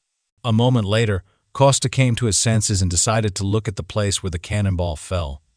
Literally, a few centimeters from his feet, a huge black crater was punched into the ground. Costa had a hard time seeing from this place how things were going, so he decided to get up and see what was happening. Before he could do this, a huge stream of energy fell on him from behind. The guy managed to jump away and then turn around, running into the attack. The fox did not waste time while the guy came to his senses. It decided to attack. It was still hard for Costa, but he was glad that the demonic energy had already weakened greatly. Even though he still had to put in a huge amount of effort just to dodge, there was light at the end of the tunnel. The guy dodged, delivering small blows, exhausting his opponent. Some strange feeling overcame our hero. He turned around and some unusual energy came from exactly the place where the core fell. Now, the guy managed to look at it closer and clearly realized that something was wrong. He knew that it was impossible to reach such a state by simply eating meat with demonic energy for a couple of months. The guy was sure that the fox's core was forcibly filled with dark energy because it was the embodiment of the soul of a divine beast. If the core is destroyed, it would be a huge loss for the beast. If you kill it, the core will be destroyed. The guy tried to guess what kind of demon could do this. The hero heard the voice of the fiery fox who wondered if he knew Carnis. Costa was amazed that this beast still retained the remnants of its sanity. The guy decided to check this version, so he asked the fox why he was asking him about this. to which the beast replied that this was the only name that remained in his memory. As soon as he thought about it, his head began splitting. At this time, the guardian, whom he had been looking for all this time, looked down at him. He was now in a different form and was enclosed in a protective bubble. Gradually, he came closer and closer to the fiery fox, who raised its head up and looked at him. He called out to Ralph, trying to talk to him and help him recognize him. The fox froze for a while as if listening to his words. Costa decided to take advantage of the moment and finish what he started. Since the guardian had bought some time, he had to use it wisely. The guy immediately turned around and headed straight for the hole in the ground. He extended his hand towards the core and tried to grab it. Just when the guy thought he was about to catch it, something went wrong. The guardian continued to call his former friend, trying to reach him, but instead, the huge fiery fox only opened its mouth wide. It instantly slammed shut, locking the guardian along with the ball between its jaws. Immediately after this, all the demonic energy that had been accumulating in him all this time began to come out of the fox. Now, instead of a small white dog, a huge white wolf appeared before him. Animals that were once friends were now standing opposite each other. Now, having decided in his true form, the guardian tried to talk with his former ward. However, the fox did not recognize him, whether in his small form or in his truly large one. Instead, the fiery animal simply grabbed the guardian's throat with force. Ralph knocked him to the ground, crushing him with his entire body on top, immobilizing him. The guardian was angry and frustrated that his charge could not remember him. However, he still needed to continue defending against his attacks. So, our wolf used water magic, which made the fox jump away. The guardian literally built a shield of water with all his paws, which forced him to let go. Afterward, he jumped up and began frantically calling out to our hero, Costa. He said that the core was half of the soul of the divine beast, so if they won, they would be able to return at least half to it. At this time, our hero fought desperately to free himself from the core. The guy literally extended his hand inside the core but could not do anything else with it. Meanwhile, the fiery fox was becoming more and more crazy every minute. His grin became even more menacing, and his entire mouth was covered in blood. The guardian looked at his former friend and realized that he was in great pain. He literally watched the demonic energy condensing behind him. The fire beast still did not give up, summoning more and more black demonic flames. In response to this, the guardian summoned light drops of water that could resist fire. Our heroes, at this time, tried to deal with the core. The deeper it sunk, the stronger the recoil. If the demonic power was burned from within, it could destroy the core. While in this state, the beast was in torment, and at the same time, the guy himself still had to simultaneously dodge all the attacks of both animals. The guy was angry because he had put in such painstaking work, and these two animals acted as if he wasn't even there. The hero tried to concentrate in order to set fire to the foreign body and not lose control. He was very afraid that the core would split, but the keeper said that there was nothing to worry about. After all, in fact, the core of this embodiment of the soul is a fiery fox. As long as it is not destroyed entirely, the core can regenerate and return to its previous form. After hearing this, Costa decided to get away from the two animals. He climbed onto one of the tall stone columns that were located in the forest. After the keeper gave permission to break the core, the guy's task became much easier.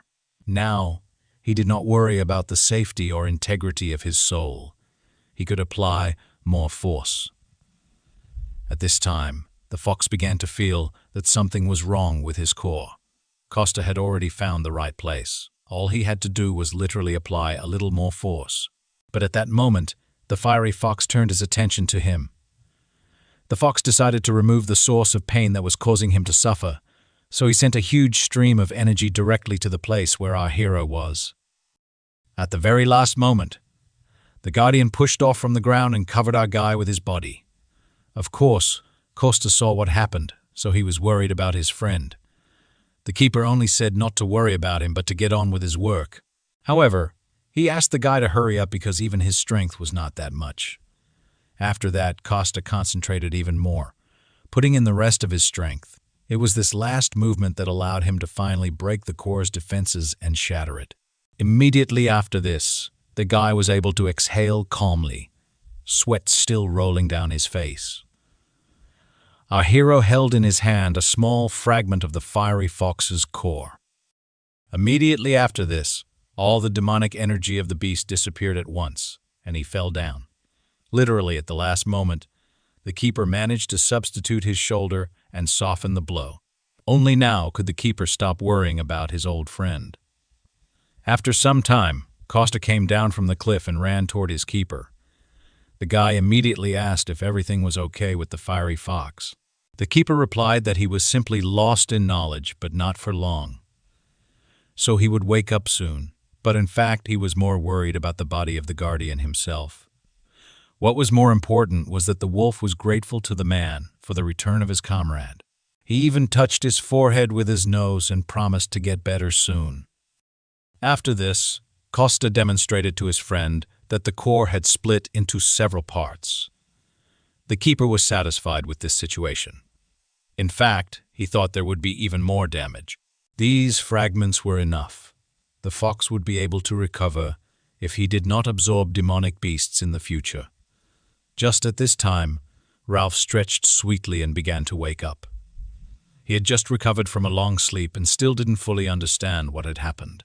The beast was terribly surprised to see his old guardian comrade right in front of him. He was in real shock that his master had come with a man. After this, the wolf asked his ward how he was feeling.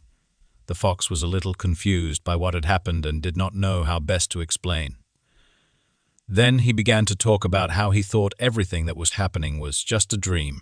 He admitted that he had been consumed by this darkness a long time ago. He thought that he was deep in his dreams and that it was already too late. He believed this so much that he would even believe his master had forgotten him. After which, the keeper looked at his ward and said that he could never forget him in this world. The fiery fox replied that he wanted to believe it, but it betrayed the meaning of his life, in which no one would lend him a helping hand. The hero stood nearby and watched the explanations of the two old friends. After this, the keeper invited his ward to go with him. This proposal made the fiery fox very happy because he no longer needed to be alone. But even so, he decided to refuse this generous offer and remain completely where he was. The guardian assumed that he was worried about the rest and restoration, but the fox only slowly raised his head and looked at the night sky. Then he replied that he first needed to restore everything that he had managed to destroy.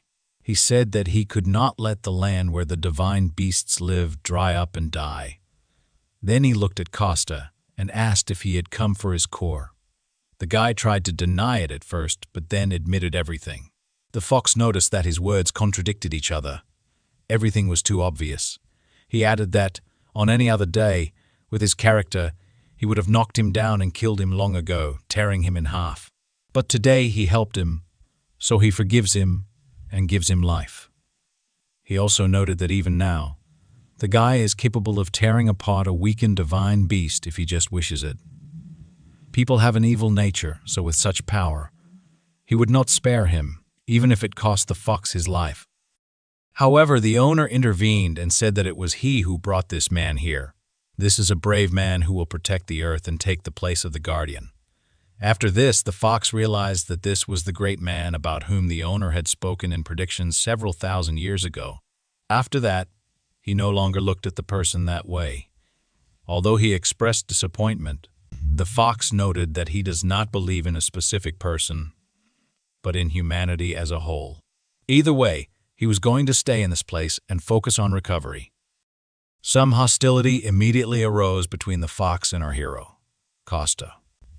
The guardians returned to. Their earthly appearance promised that even years later, he would definitely return to pick up his comrade. After that, our heroes headed home, leaving the fire beast to rebuild everything it had destroyed. In parting, the keeper added that even if the whole world disappeared at once, he would disappear, preserving the memory of his comrade. He promised that he would never be able to forget him, no matter what happened to them. Ralph was delighted with such words from his master. It gave him true joy.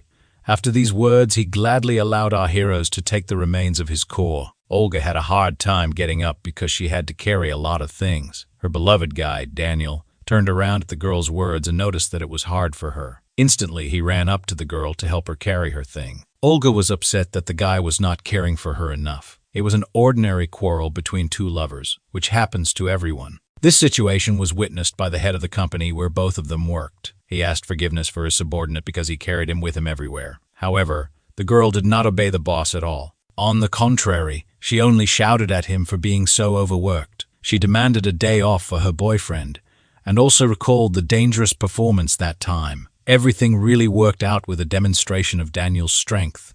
His body absorbed the energy and took on its best form. The girl was worried about the fact that in the morning she worked in a restaurant and in the afternoon she disappeared with business at the guild. She demanded a day off, or at least one day when she and Daniel could be together, but he covered her mouth with his hand. Everyone understood that this was not serious at all, so they were not angry. Immediately after this, the driver shouted from the passengers that he needed to leave, so everyone in the group rushed to take their seats. At this time, an abandoned temple stood in the middle of the desert. In its center, there was a dark entrance that allowed one to enter a place never seen before. A small green mouse crept there, unnoticed through a gap in the floor. She quietly watched what was happening inside. This strange green mouse had a small camera on its neck that recorded everything that happened. The werewolf looked at what was in front of his eyes and could not understand what these creatures were up to. Very small people rushed back and forth with tools in their hands. A beautiful, dark-haired, slender woman commanded them menacingly. She was worried that the gate was almost completed, but Pasha had not finished yet.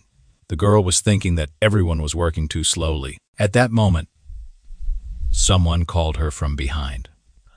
Another little man with glasses ran up to her and said that the gate ball was completed. Risa looked at the small sphere in his hands and was very happy about it. Then she pulled herself together and praised Pasha for doing such a difficult job. She added later that after this, she simply had to treasure him. This cute boy was incredibly embarrassed by such open praise. Risa did not think that on Earth it would take only 3 months to create a ball, but now she held it in her hands. She added that this was only thanks to such a master as Asha. Thanks to these words, the boy added that in the future, he would be able to make an even more effective device. He said that he understood the essence in general terms, so it would take him about 2 months. However, the girl turned her eyes and said that Pasha, with his abilities, would be enough in a month.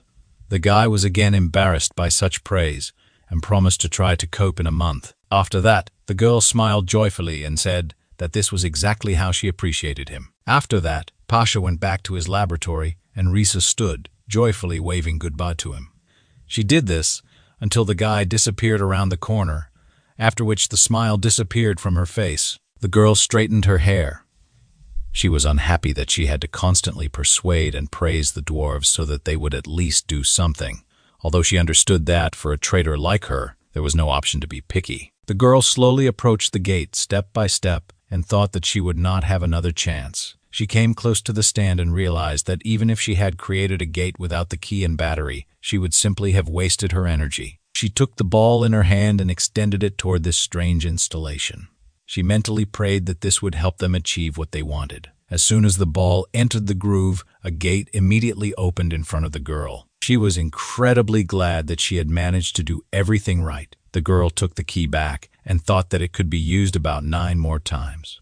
She hid the ball in a small bag and secured it to her belt. After that, she turned to someone and ordered them to go out and not crowd in the dark. Immediately after these words, boys and girls began to appear out of nowhere. They looked exactly like Risa, but had different hair and outfits. She told them that she was able to achieve everything only thanks to the dwarves and resources. She also added that they all knew that they had an unenviable position, but today's success should have changed a lot. Her subordinates looked down at the ground. The girl listened carefully to her every word. She stood confidently in front of her followers and talked about their successes. Risa added that today she was more worried than she expected. Her subordinates did not even immediately understand what the girl was talking about. Literally, a second after this, the girl sharply looked up somewhere. She directed the force of her blow to one of the inconspicuous corners in the wall. After that, it was destroyed. The girl discovered a green mouse spy. She was furious that she hadn't noticed him sooner. She used her power again, trying to get the spy, however. Right before her eyes, the green mouse suddenly sparkled brightly. Literally a second later, huge wings appeared. It rushed right next to Risa, hitting her painfully somewhere in the waist area. The girl immediately noticed that this strange green bird had stolen her bag with the ball. The result of their long, painstaking work was stolen by some spy. Risa understood that this could not be allowed at all. She was once again convinced that it was indeed the bag from her belt, after which she ordered to immediately mobilize all forces and find the green eagle. Her subordinates were not supposed to act alone, but to attack in groups. Immediately after this, all the boys and girls gathered here took up arms. They were in excellent physical shape, so they rushed in pursuit of the green bird. This werewolf was in the same group as Dasha, our hero's friend. Although he was unable to gather evidence, the situation was quite serious due to the fact that this group managed to build the gate. They were hunting him, and at that moment, the eagle was only thinking about what catastrophe would happen if all the gates were activated. At the moment when he was already pressed into a corner, the eagle began to shine brightly again. In the next moment, a huge green paw squeezed the guy's throat with one blow. He was slammed against the wall so hard that it left a huge dent. The green hand disappeared, but the white-haired man still could not move after such a blow. The huge animal was now leaning on all its paws and trying to run as far as possible. Due to its size, the gorilla could not be afraid of pursuit but simply threw enemies to the side. Now, all his pursuers were afraid to attack him openly. They tried to avoid a direct confrontation with the same monster. Risa saw the state her warriors were in after meeting this animal. She realized that the gorilla was trying to break through from the outside of the sector. Therefore, the girl summoned a huge black bow with her power. Then she added a black arrow to it, which was created from the same energy. She ordered all her subordinates to gather on the opposite side and block the spy's path. After that, the girl carefully took aim directly at the fleeing creature. She picked the right moment, held her breath for a while, then released the arrow. It rushed straight to its target with lightning speed, hitting the green-furred spy right in the middle of the thigh. Severe, piercing pain made the animal scream sharply. At this time, even more warriors managed to run toward the call of their commander. Risa ordered them to chase the gorilla because with such a wound it could not run far. At this time, the spy hung the ball around his neck and tried to run away with all his might. He already felt that this wound would not go unnoticed by him. He understood that he needed to get out but saw no light anywhere. The wound occupied more and more of his thoughts with each passing second. His leg also gradually ceased to obey him, and his consciousness became clouded. His vision became worse, as if he was about to collapse from fatigue. He tried his best just to get the message to his headquarters. Suddenly, a very bright light appeared right in front of his eyes. For a few seconds, it even caused the werewolf to go blind and lose his orientation. Immediately after this, he realized that he had fallen into a trap that had been prepared for him. Right in front of him, there stood guards with weapons in their hands, guarding the exit. Above them and on the sides were archers who were ready to shoot at any second. And most importantly, the commander of this detachment came out in front of him. Risa stood and looked down at the driven green animal. She only doubted that the spy had nowhere else to run. It seemed to her that now he must give up because there was simply no other way out. To her surprise, the huge gorilla only smiled triumphantly. Instead, the girl did not expect such a reaction at all, so she could not understand what he was going to do. The spy, with the last of his strength, told her that he had not lost yet. After which, the huge green gorilla again glowed with bright light.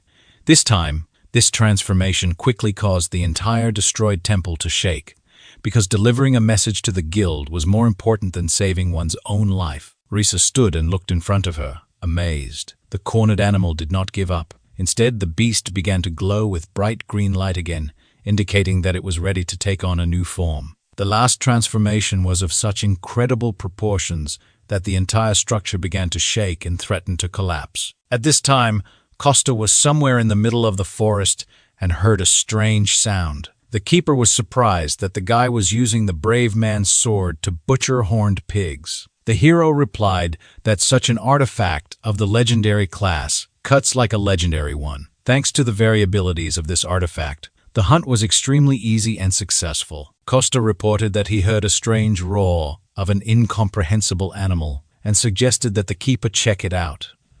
Balash was not delighted with such an offer because he had not fully recovered yet, and the hero himself had fallen into this place on the way home. Suddenly, for no apparent reason, he began chopping up the pigs, declaring that they needed to finish them for dinner. However, Costa still suggested going to look at the beast, because fights were the most interesting to watch. The Guardian said nothing but thought that the situation looked too serious to simply be an observer. A huge green tail, all covered with durable scales, whipped from side to side. Instead of a gorilla, a gigantic crocodile appeared in the huge hall. It threw its opponents in different directions, swallowing some.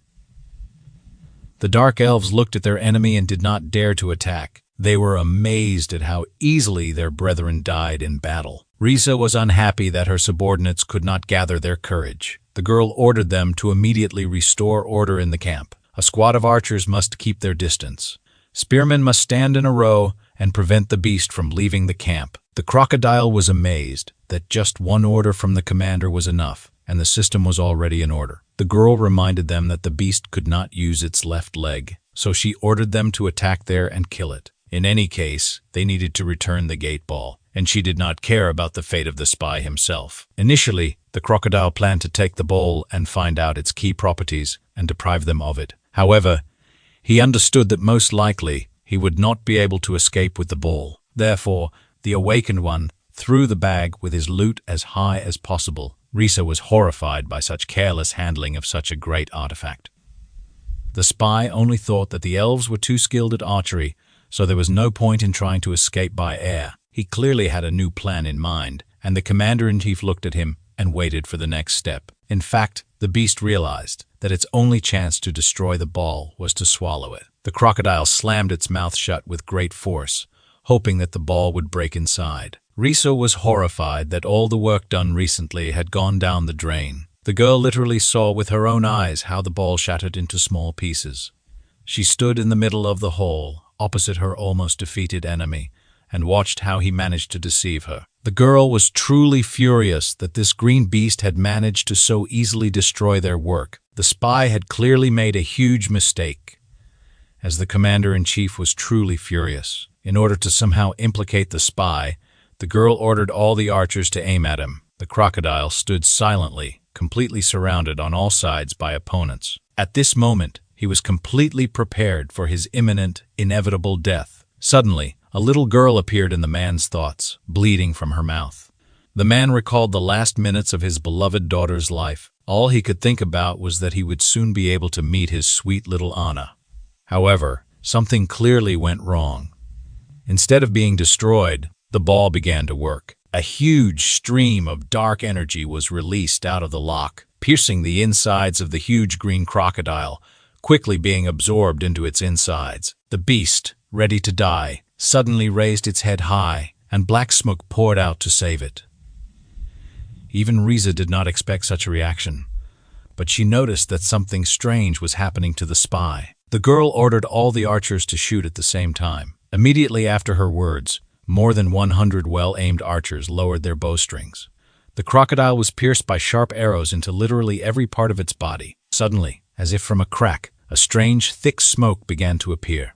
It was getting closer and closer to the elves, making them worry. Many of them sought help and protection from their commander, Risa. However, only by turning to her did they notice that the girl herself was bleeding. A strange clot of energy, of an incomprehensible color, pierced the girl's body right through. Even one of the Dark Elves could not survive such a wound. While they were worried about their commander-in-chief, dark energy took over the beast's body more and more. The deputy commander was horrified by what was happening and ordered the remaining elves to retreat immediately. All the subordinates immediately rushed away from the scene, saving their lives. This is exactly the picture that our main character, Costa, found when he appeared right above the hole that had formed in the ceiling. The guy had just arrived and was still trying to figure out what was happening here.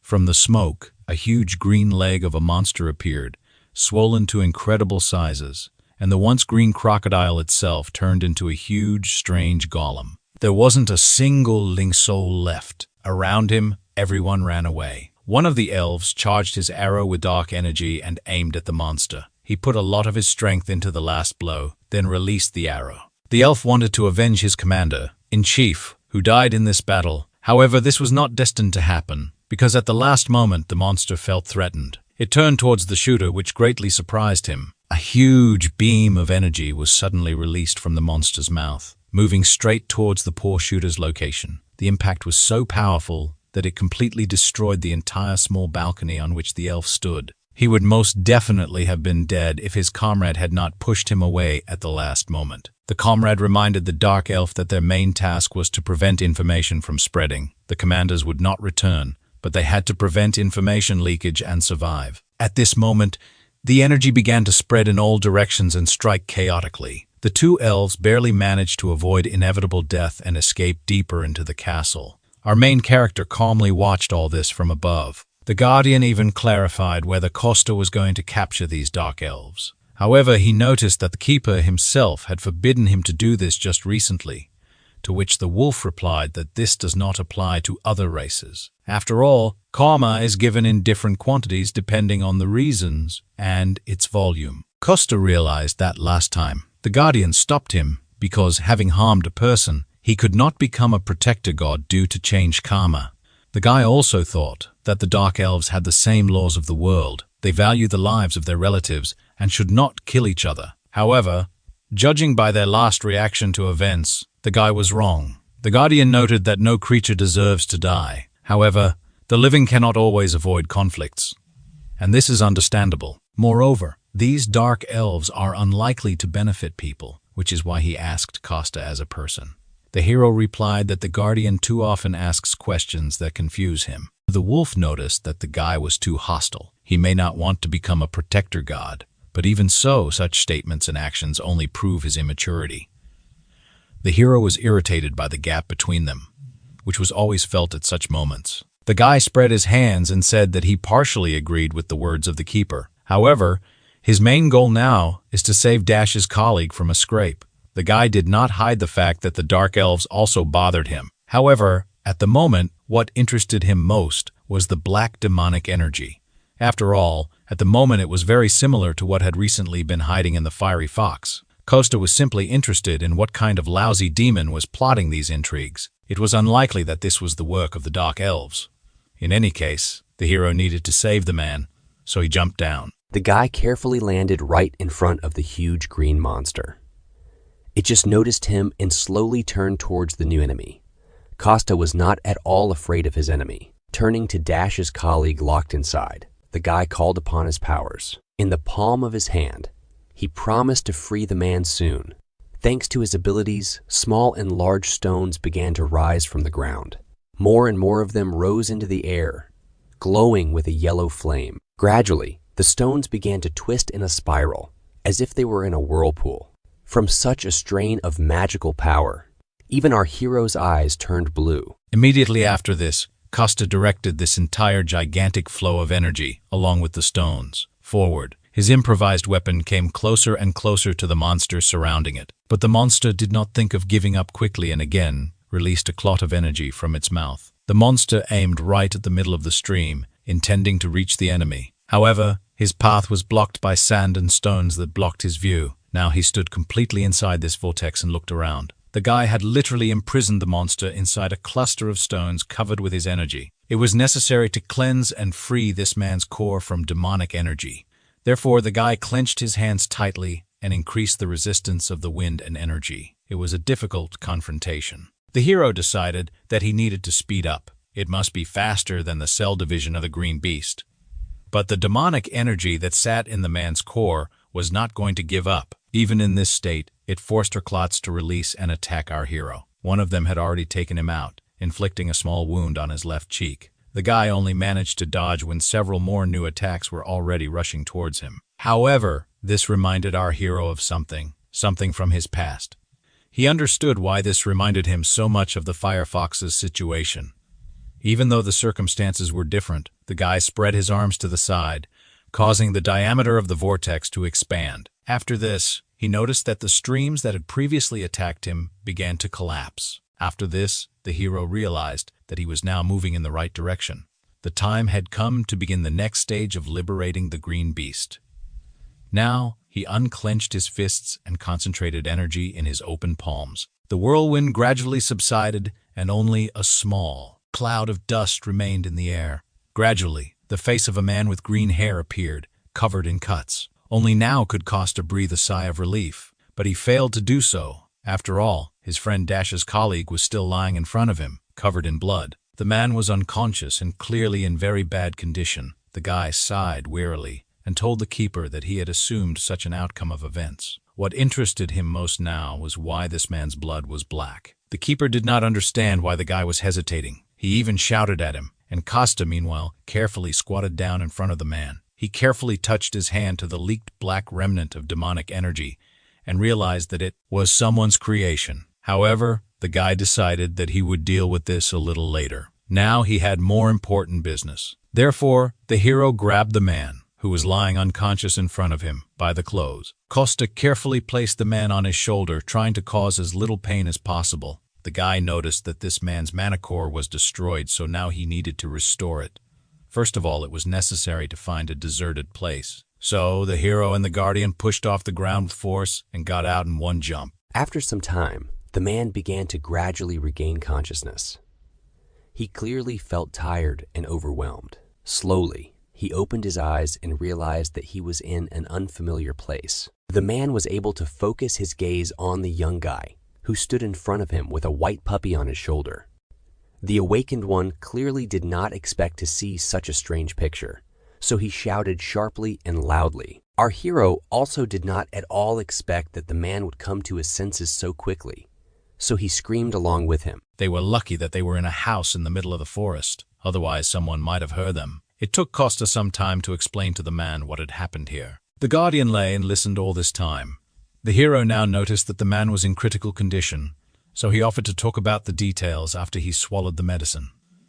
The green-haired man thought for a while, then asked to convey his words to the association. The man remarked with a resigned air that his life, as a whole, had no regrets left. However, the hero did not even listen to him to the end and interrupted, saying that everything was too easy for him. He noticed that he found a man just while walking his dog, and now he wants to die in front of him because he didn't save him, even though he could have. The guy respected the green-haired man's reasons, but said that he would not die today. The man noticed that the guy behaved very impudently for his age. However, the hero noted that he was already 35 years old, after which the man resigned himself and did not appear to protest further. He even agreed to take medication and be patient while our hero treated him. The man felt that something had split his mana core in half. Even the best healer from the Hunter Association could not cope with such a severe wound. Costa knew all this, which is why he used one of the only 3 pills that he grabbed before his return. He ordered the man to put it in his mouth and hold the cloth between his teeth so as not to bite his tongue. The medicine, like a magic chain, must circulate throughout the body for it to be effective. Now, the man's mana core was fragmented, and the magic chains did not function. Therefore, Costa himself was going to infuse magical power into the man and help distribute the medicine throughout his body. He added that this pill was like a defibrillator, only resuscitating the flow of mana, not the blood flow. As soon as the man took the pill into his mouth and bit into it, the guy suddenly added that now he should not lose consciousness. But it was already too late, because not even a couple of moments had passed before the awakened one passed out. Costa remembered that he himself was preparing to die for the first time and fainted 100 times. However, this man could not lose consciousness, so the guy hit him sharply on the head. He ordered him to endure until the last, because this green beast was one of the best in the country.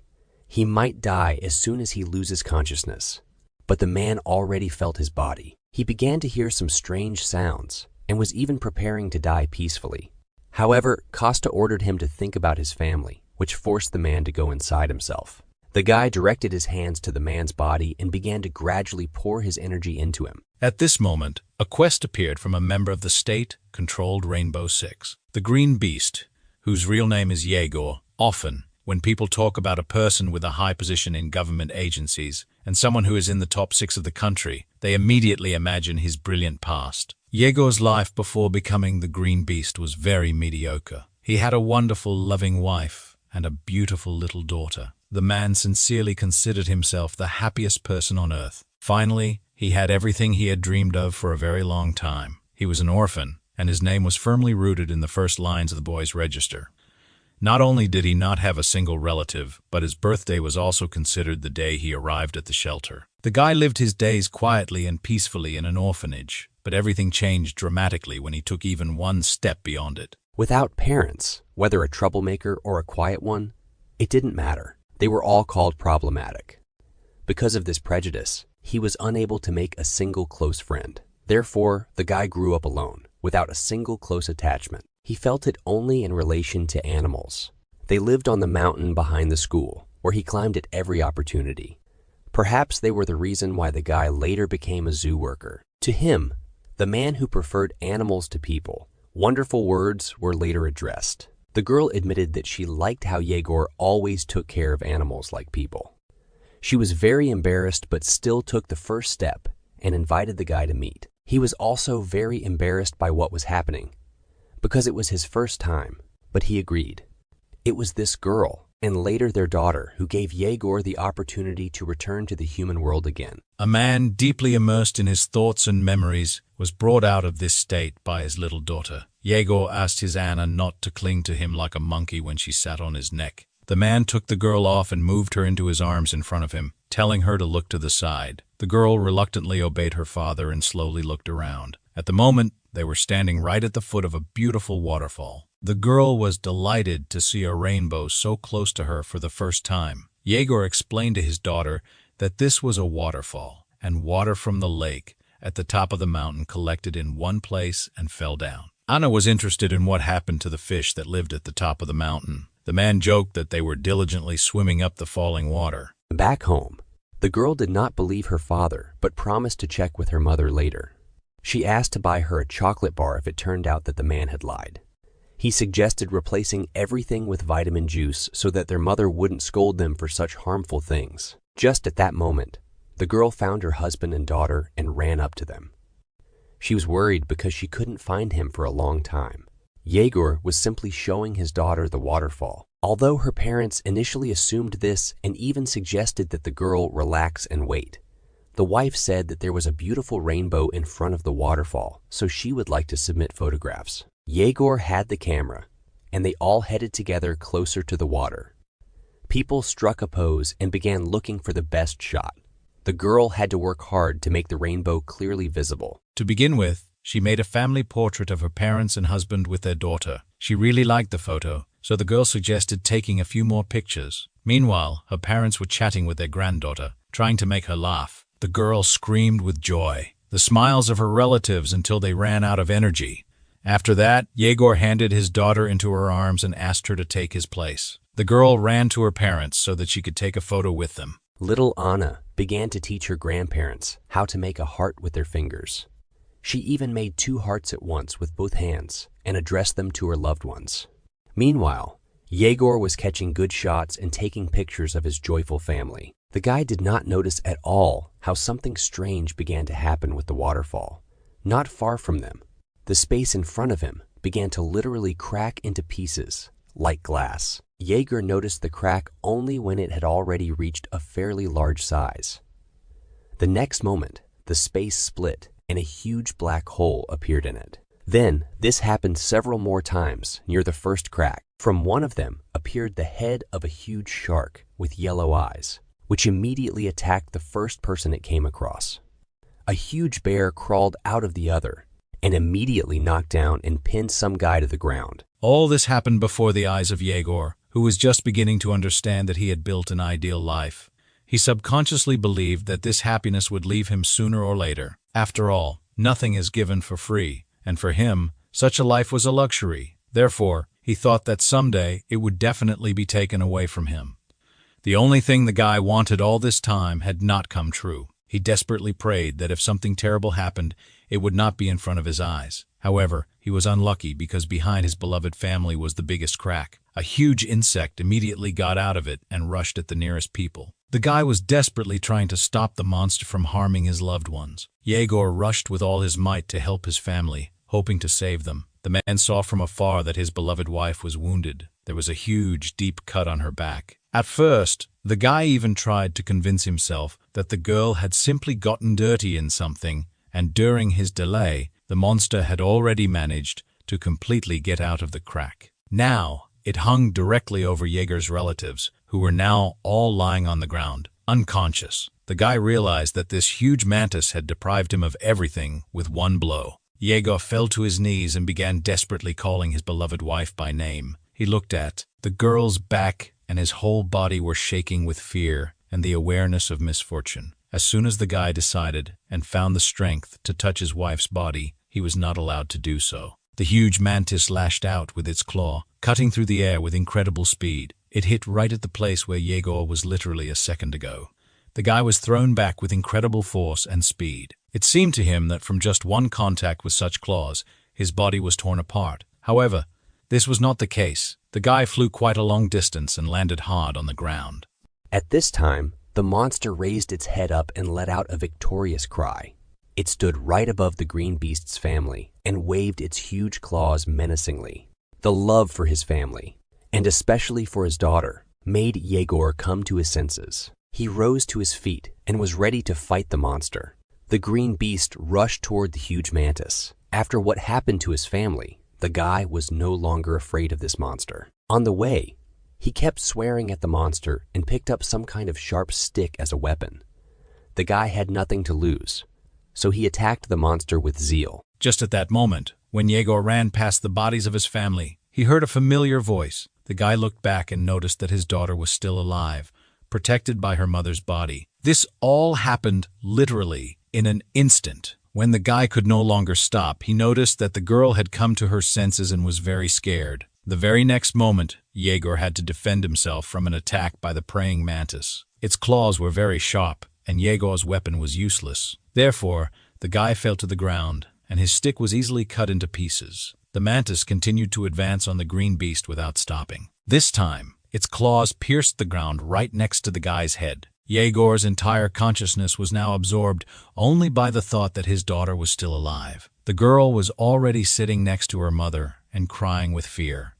She was calling for her beloved daddy. When a huge shadow covered her, Anna slowly turned around to see what was happening behind her. Jaeger understood that he could now lose the last survivor of his family. At that moment, something arose deep inside him. Some strange feeling grew stronger and stronger with every step he took. It appeared in his chest, but now it was spreading throughout his body. A strange energy and green glow enveloped the entire guy from head to toe. The claw of the huge praying mantis was already a few millimeters from the girl's body. One more step, and it would not be the human foot that steps on the ground, but the paw of the beast. The monster's huge, sharp claw was torn off with one strong jerk. A huge green tiger carried her away in its powerful teeth. Anya, with tears in her eyes, out of fear, clung to her mother's body. The tiger stopped nearby, holding the severed claw of the praying mantis in its mouth. At that time, it roared in pain and became furious from its wounds. Something green and striped quickly flashed before the monster's eyes. The huge tiger spat out its claw and rushed back to the monster. This time, its target was the head of the monster with two huge yellow eyes. The tiger opened its mouth wide and sank its sharp fangs right into the neck of the mantis. Not even a moment passed before the headless monster fell to the ground, and the tiger rushed away, carrying in its jaws part of the enemy it had defeated. It stopped nearby, walking inside and looking at the monster. Another moment, and Jaeger, in human form, was rushing towards his daughter. He ran to Anna, hoping that everything was okay with her. However, the man immediately realized that he was late. His hands began to tremble. In front of him, on the ground, lay his dead beloved wife and wounded daughter. The young man looked at the body of his wife, which was becoming paler every minute. Then he turned his gaze to the little girl who lay unconscious next to her. The man was already sweating from tension. His whole body was becoming numb from fear. He looked at what was left of his family, tears flowing from his eyes. Jaeger saw that his daughter was still alive, but she was too weak to even sit up on her own. The man had to carefully put his hand under the baby's head and help her rise. He tried to calm the baby down all the time, promising her that he would think of something. Anna complained that her stomach hurt very badly, and the man could not stop the bleeding. He held his little daughter in his arms and understood that she would die any minute. Under the girl, there was already a whole pool of blood that flowed out of the wound on her stomach. The girl said that she felt cold, so Yegor tried to hug his daughter as tightly as possible and warm her up. Anna was glad that Dad came to her aid and did not leave her alone. She even laughed. The girl smiled and said that she loved her daddy more than anything in the world. She wanted to touch her father's face with her hand, but the strength left her. Anna no longer made a single sound. Yegor realized that his daughter had just died in his arms. It took him a few seconds for the thought to sink into his head. Then the man burst into tears, leaned over to the girl and said that Dad also loved her more than anything in the world. After some time, the man carefully shifted the girl to the ground. Now, in front of him, lay the dead bodies of his beloved wife and daughter. Daughter, wife, father-in-law, and mother-in-law. It was at this moment that Yegor dreamed that God, if he existed, would turn out to be an unsuspecting fool. He was ready to follow his will with pleasure if, as a reward, he would allow him to save the lives of the people he loved. Yegor was grateful that he was able to meet people born in love and promised to devote himself entirely to this goal. After this, he turned into a huge green elephant and rushed to protect the people remaining in the park. Costa realized that this thought was driving the man when he burst into the dark elf base. He could see all of this in the man's head while he lay unconscious and thought about his family. Finally, after some time, when the medicine took effect, the man came to his senses and opened his eyes. Yegor asked the guy how long he had spent unconscious, but Costa replied that all the most dangerous things were left behind. Yegor looked at the man and was disappointed that he chose this path. Yegor just turned his back to the guy and added that he had nothing to say to such a boy. Costa realized that the man felt bad and was going to die. This was clearly reflected on his face. He was silent for a while. Why did he say that? He recognized this feeling. He remembered himself at a time when he had only recently found himself in the world of spirits. It wasn't the same feeling, but he thought they might be similar and smugly concluded it. The guy recalled the feeling when he stood in the pouring rain, which helped hide his tears. He added that death leaves nothing behind. When someone dies, there must be someone left to remember the dead person. But now, the only one who will remember all of this is Costa. All these little things that Yegor's wife and daughter loved, that made them happy, now he alone remembers. Absolutely all these little things that make up a person's personality. These words made a huge impression on the green beast, who was still lying with his back to the heroes. For some time, they remained in silence. Yegor lay facing the wall, and Costa sat behind him. After a while, the guy sighed heavily and decided that he was minding his own business. He asked Yegor to forget about his last words.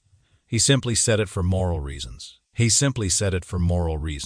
However, these words still had an effect on the man. He sat up and asked the guy to help him restore his mana core. Costa was surprised that the man still chose to continue living.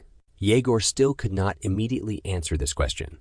He sat thinking for a long time and then said that he still had a lot of things to do, and there are people who rely only on him. Costa was surprised by such an accurate answer, but agreed with him. A light came on in a house in the middle of the forest, which marked the beginning of a new life for the green beast. Sometime later, Costa was furious that they decided to throw a party in his restaurant to mark the release of the green beast.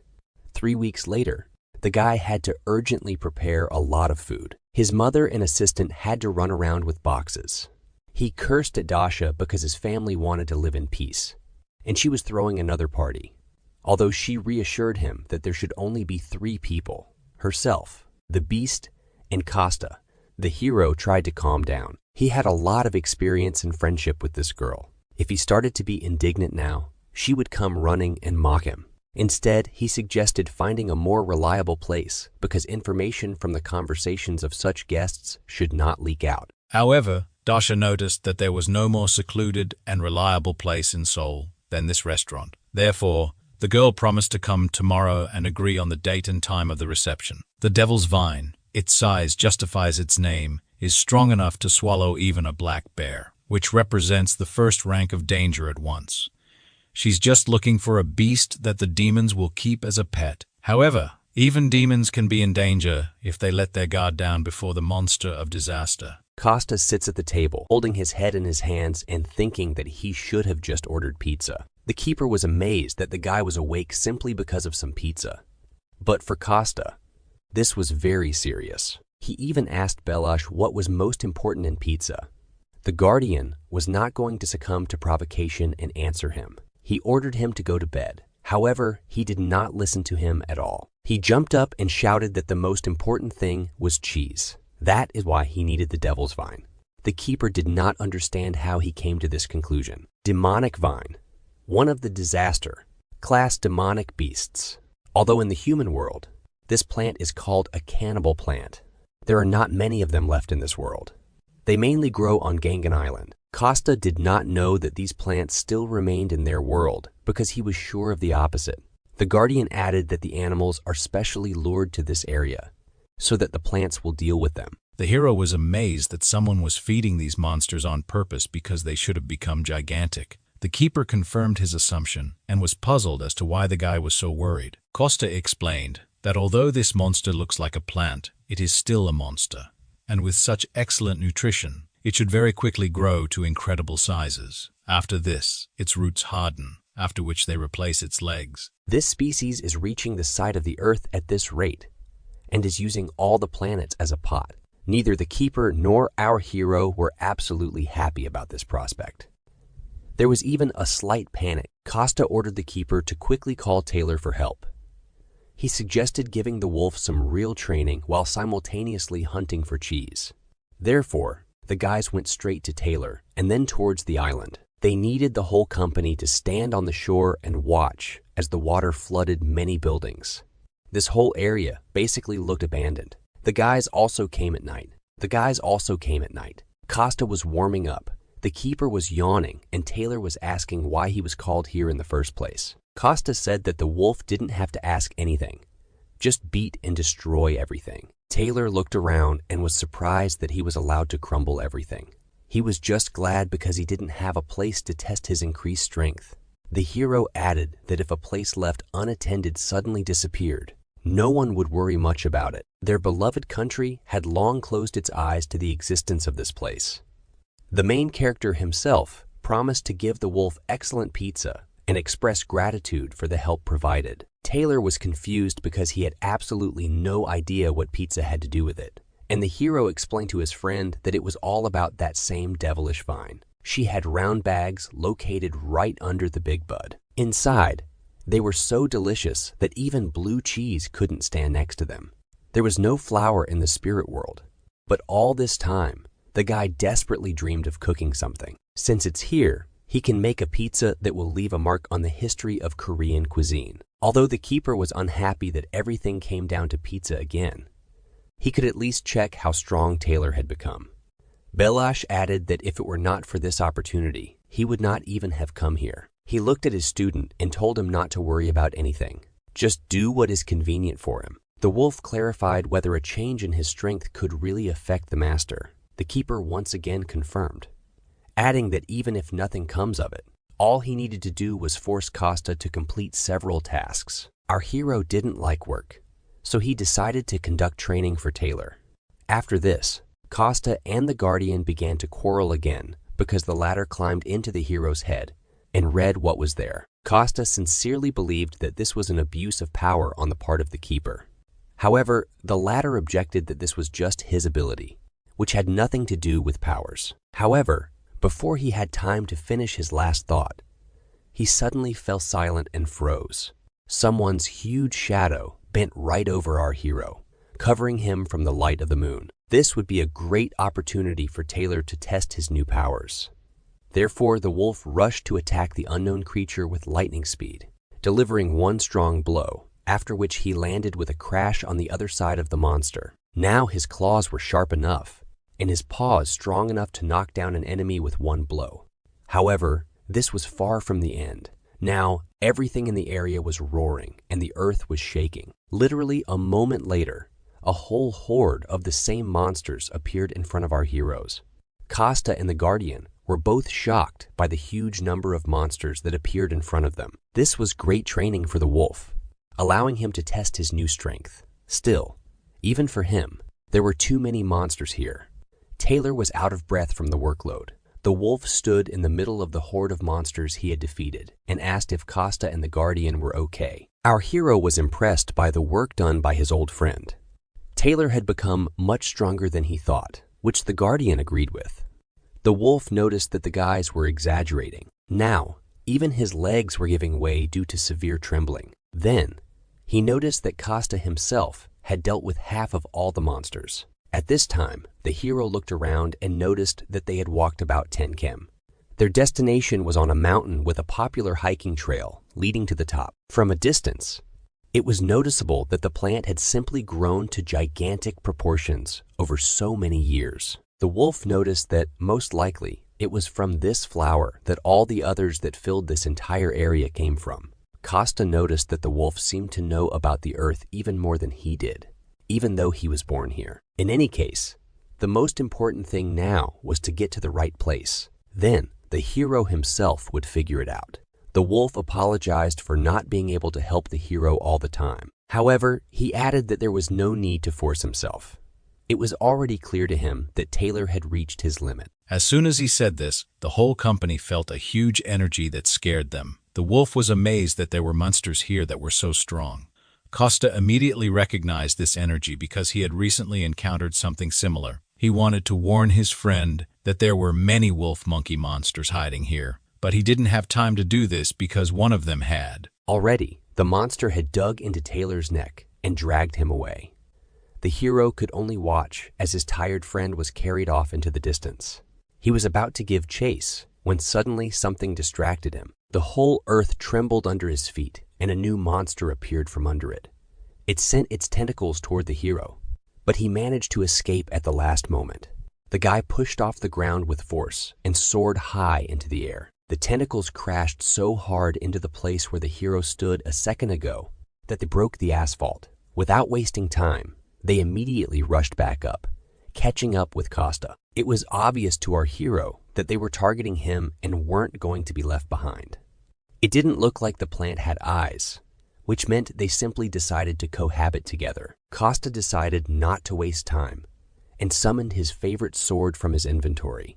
He realized that even in the spirit world, he had never seen a devilish vine of such gigantic size. The guy understood that they needed to separate, so he made a request to his guardian. He said he had to stay here and grab the devil's vine. Therefore, he asked the keeper to go and help Taylor, who was already very exhausted. The guardian assured the guy that it wouldn't be a problem to go, but he wasn't sure that the hero himself would be able to withstand the battle. After all, since he returned from the spirit world, his strength continued to weaken. The hero was sincerely amazed that Balash managed to notice this, but Costa wouldn't be Costa if he hadn't joked at that moment. He asked if the custodian would be willing to remove him from the list of candidates for new protectors. This enraged the white wolf, and he then placed Costa in a protective ball. The guy noticed that even when he trains and tries his best, he still remains human, and his body cannot handle all the power that only divine beasts and spirits can handle. He became stronger by passing through himself the divine spiritual power that exists in nature. Of course, unlike the spirit world, here the guy did not absorb divine spiritual power, so half of his original powers were gone. However, even taking these points into account, it was still very strong. The keeper listened carefully to the guy and didn't know what to answer.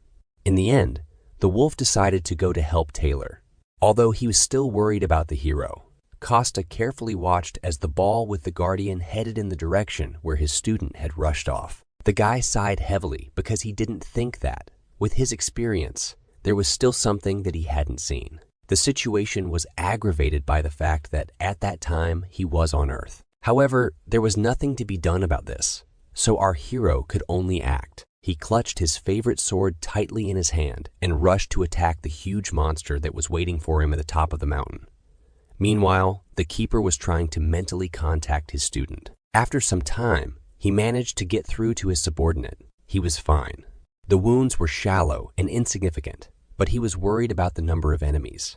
Wolf monkeys were something like his ancestors, so he was very familiar with their habits. They had gathered a whole tribe, and now Taylor wasn't sure that he could cope with them. In this case, the guardian had no choice but to leave his protective cocoon.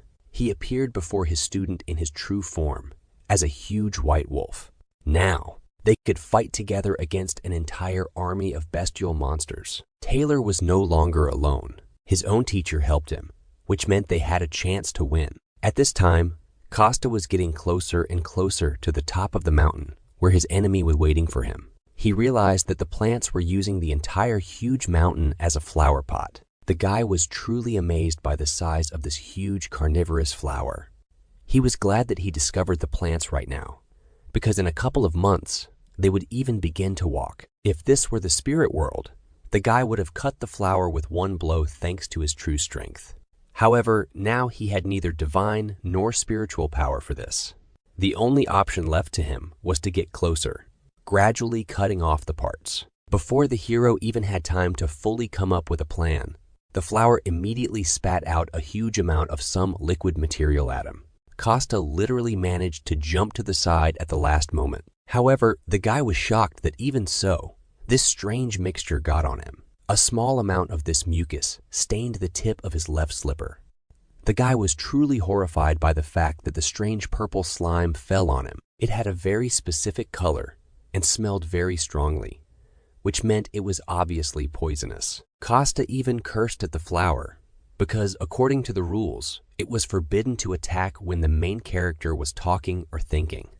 The guy wanted to forget about what happened, but this fetid smell did not leave him. He pulled his left leg closer to his face and sniffed carefully again, after which he removed his foot away from his face because a disgusting smell really emanated from the shoe, even worse than it was in the spiritual world. The guy thought for a long time about what this flower would emit on Earth, but it turned out to be the smell of rot. Up close, it infuriated him even more, so the hero forcibly squeezed his sword in his hands.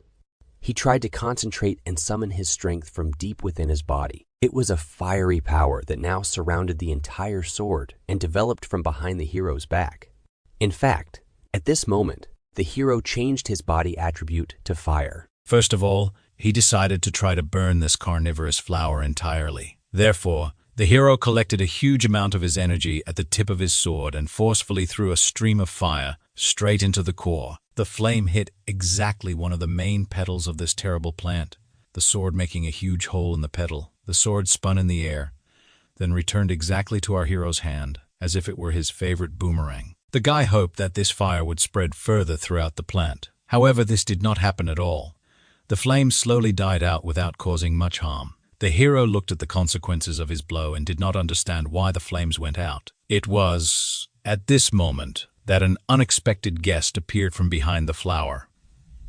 The hero clearly did not expect to see this girl here, because this was not typical for this type of monster. A beautiful aquatic creature with incredibly long, beautiful hair appeared in front of him.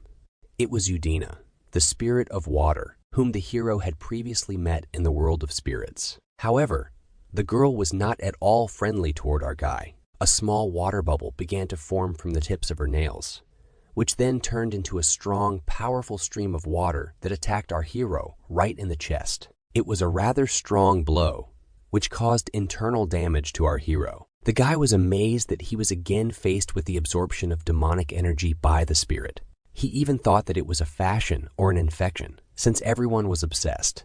But he didn't have time to think for long, because more and more water bubbles began to form around the hero. The hero realized that it would be difficult for him to cope with the symbiosis of Vine and the devilish Vine alone.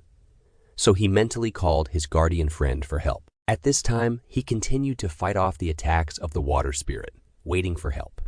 To attract more attention, the hero launched fiery fireworks into the sky. At this time, the water spirit did not waste a minute, constantly forming more and more bubbles, which then turned into very sharp water streams and attacked the hero. However, the girl was late because the huge fireworks had already attracted the attention of the keeper. He and Taylor had just dealt with all the monsters in the area. The guardian immediately guessed that the fireworks were set off specifically for his ward. Heroes. He and the wolf guessed that something had happened to the hero, since he was calling them back. They had defeated a huge number of monsters, so their strength was also running low. The keeper even asked Taylor if he was able to move at all. The gray wolf at first tried to appear strong, but then collapsed in exhaustion and apologized for his weakness. At this time, the hero had to use more and more different magical abilities in his battle. This time, he could no longer manage by simply avoiding attacks. He needed a shield. The girl was too strong and fast to simply dodge. It was a confrontation between two truly strong rivals who were in no way inferior to each other. Costa, even with his remaining strength, was no weaker than the water spirit that was in the human world. Moreover, it was a confrontation between two essentially different elements. The fire that Costa controlled opposed the water that Udina controlled. Even the Guardian was shocked by how powerful this battle was. The water spirit attacked our hero with great speed, but he dodged at the last moment. Sometimes it was easier for him to repel attacks flying at him with his sword. Sometimes, the hero even managed to deliver some kind of blow to reduce the power of the devilish dose, and sometimes he only had time to quickly put up a shield and cover himself. But the water spirit still did not reduce its pressure and continued to attack. In addition to water bubbles, the girl herself actively attacked our hero. Costa fought literally to the limit of his capabilities because he was already very tired. Before that, the girl was also not going to give up and attacked her opponent at every opportunity. The hero was already completely wet from head to toe, which did not add anything good to him. The guy was clearly tired. He was breathing heavily. One of his eyes had been blackened earlier. During this time, he became convinced that the girl was indeed under the control of a demon. Besides fighting the flower itself, she also caused him a lot of trouble. The hero lowered his sword, preparing to strike again, when something stopped him. She looked straight into his eyes and said that he was attacking her body, so she would not give him up just like that. The hero was amazed by this news because he did not expect such a development of events. For the first time in his life, he saw a water spirit who could talk. The flower took advantage of his confusion and twisted him around his legs and arms. The hero was amazed that the girl could speak, but she preferred to talk nonsense. He tried to reach her consciousness, saying that spirits are looking for a host only because of demonic energy. The hero promised to help the girl and provide her with housing next to the world tree. However, she did not listen to him at all. At that time, she formed a huge clot of water energy. The guy was still bound by the branches of the devilish vine and could not move. At this time, a huge number of water streams were already flying at him, which could kill him. But at the last moment, an ally of the protagonist appeared and saved him.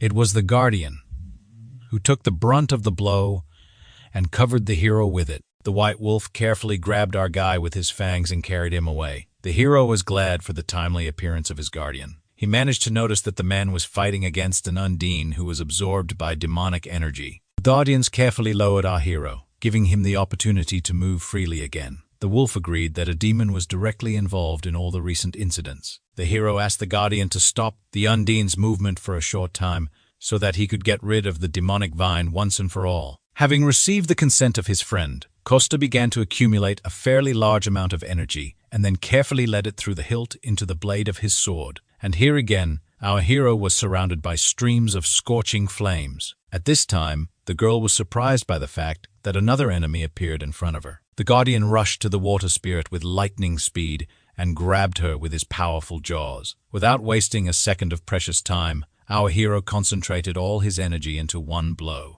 The guy needed enormous strength and spiritual concentration in order to carry out this attack. It was a real fiery whirlwind created by the inner strength of our hero.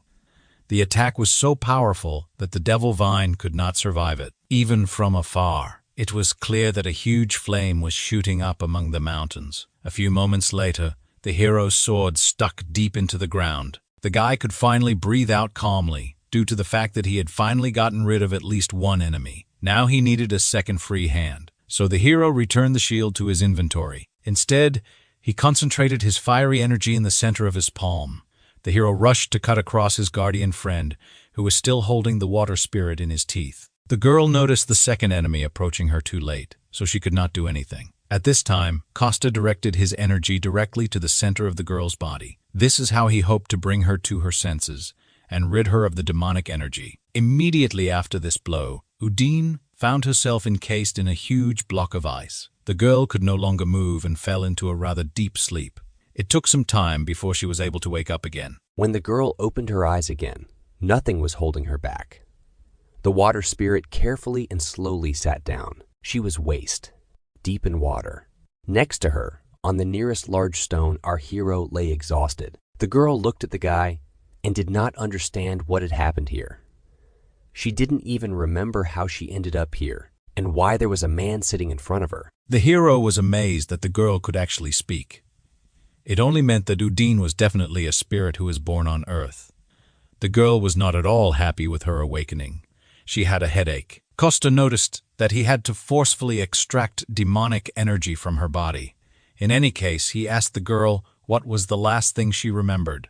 Udine told our hero about how she met the demon. Then she remembered how she touched a huge flower. However, after this, no matter how hard she tried, the girl could not remember anything. At this moment, the guardians entered into a conversation and introduced themselves to the water spirit. He noticed that the girl lived a free and calm life here. If she didn't mind, then he could prepare another place to live for the girl. Udine listened carefully to this proposal and became thoughtful.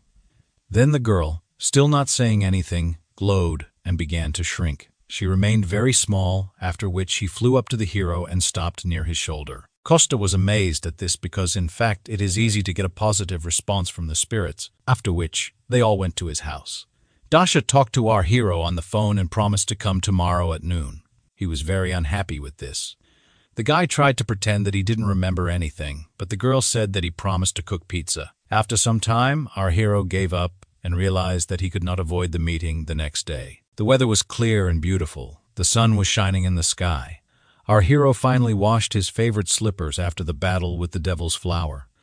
Now he came to an amusement park, in the center of which there was a beautiful pond. He was grateful that this happy garden had been made for them. This was the initiative of Serge, who wanted to thank Costa and his family for their help. Our hero carefully looked around so that no one would see or follow him. Then he looked straight into the water in front of him. He called out to Undine. Suddenly, a ripple appeared across the water's surface, and a small bubble emerged from it. Gradually, it became larger and larger until it turned into a translucent girl. Her body became denser until it finally recovered. Undine was right in front of our hero and was glad to see him. The guy visited his old friend and asked if she was living well here. The girl looked back at the tree of life, which protected and sheltered her. She admitted that she liked being near the world tree, even though it was a little boring. The only thing she did all day long was water various plants. The girl admitted that she was really annoyed by this and cursed, which surprised Costa. The water spirit admitted that she had heard these words from the red-haired woman. The hero asked the girl to be patient a little longer, as she would be able to enter only after she had fully recovered. He then asked her to do him a favor and give him some water with a good taste, as he was going to use it later to make pizza. The hero, with a smile on his face, turned to the water spirit and asked if she wanted to come and try it herself. The girl, very bored, agreed, after which they all headed to the restaurant together. Undine was sitting at the table with food on a plate in front of her.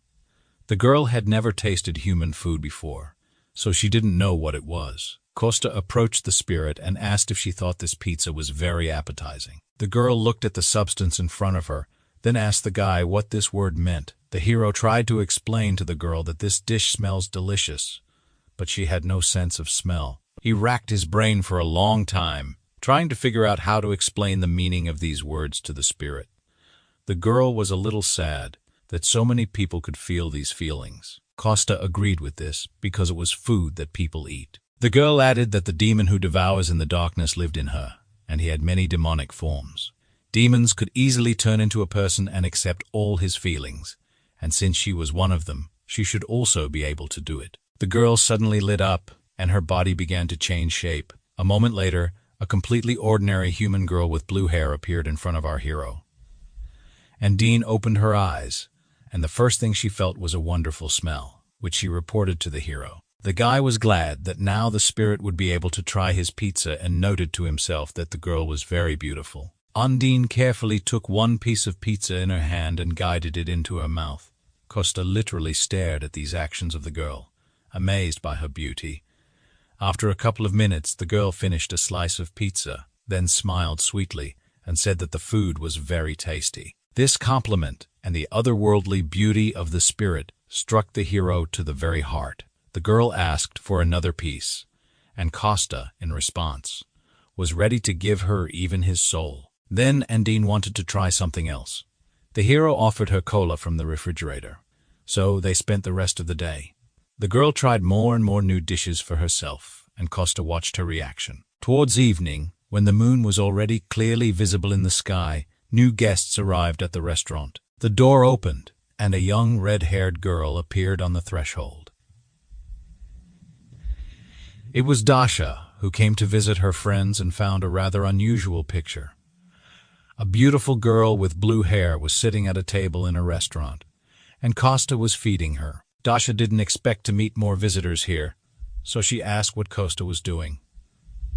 After this, the Crimson Witch realized that the stranger was the same spirit from the park, but looked like a person. The girl, to whom Dasha gave the nickname Ring, admitted that the hero prepared a lot of delicious food for her.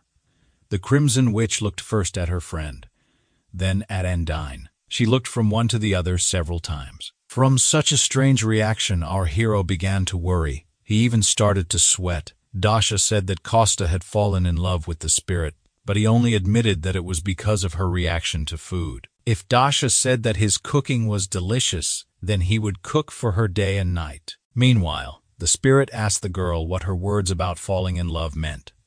Dasha replied that Costa thinks the spirit is amazing and wants to make her his partner. After this, Undine replied that she did not have a gender, but if she had one, she would prefer a male. This greatly amused Dasha and shocked Costa, who both did not expect such an answer. The Crimson Witch's laugh was so loud that it could have woken up someone from the neighboring house. The night passed, and a new day of life began. In our favorite restaurant there was a knock on the door. Then it opened, and the Crimson Witch, already well known to us, entered. Directly behind her was a green beast who had recovered from his injuries. Costa went out to his friends and said that everything would be ready in just 5 minutes. They just needed to wait a little. At this moment, the green beast looked at the guy the Crimson Witch was addressing and stopped in shock.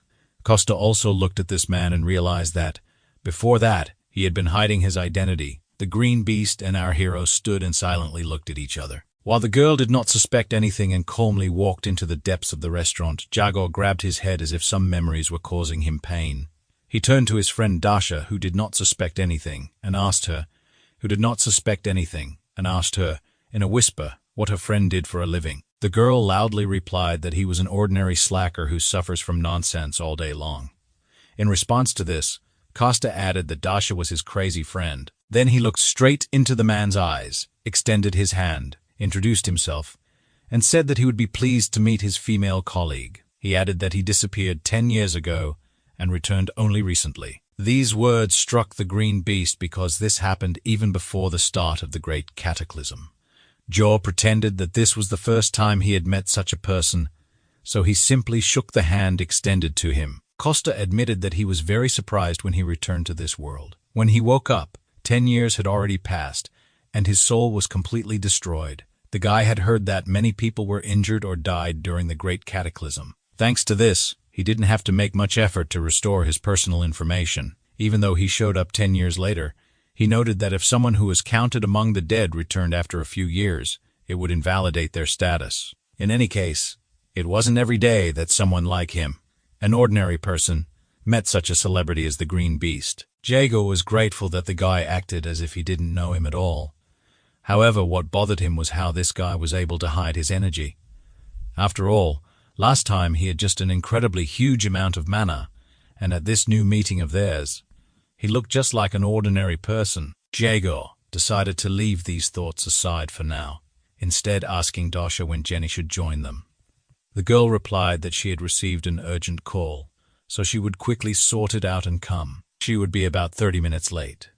However, before she had time to speak this phrase, another pretty girl ran into their restaurant.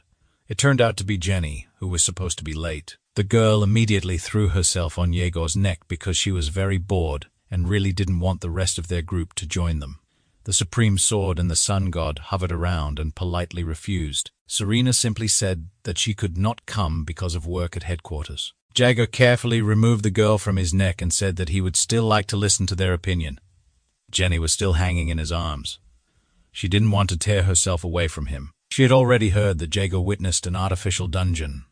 The guy was silent for a while, then answered in the affirmative. The truth was that even the smartest people on Earth had been gathered there, but they could not figure out how the dungeon gates opened, what conditions opened them, or the logic behind it. But this made sense because someone could still skip this whole process and immediately create a dungeon. The girl finally sat down on a chair and said that this story was hard to believe. Jaeger agreed with this remark because only he had seen all of this and could not obtain evidence. However, Dasha immediately noticed that they still believed their friend. Jenny also added that they were all here today only because of his words. When it comes to people's safety, Yegor could always be trusted. The other members thought the same, because if it weren't for digging into the situation, they would have happily joined them at the restaurant. Jaeger noticed that when he returned, the Black Sky shelter was already empty. Now that the appearance of an artificial dungeon had surfaced, they must be busy looking for the next hideout. The man didn't think they would clean up so well before leaving. He replayed the memories of that day in his head over and over again.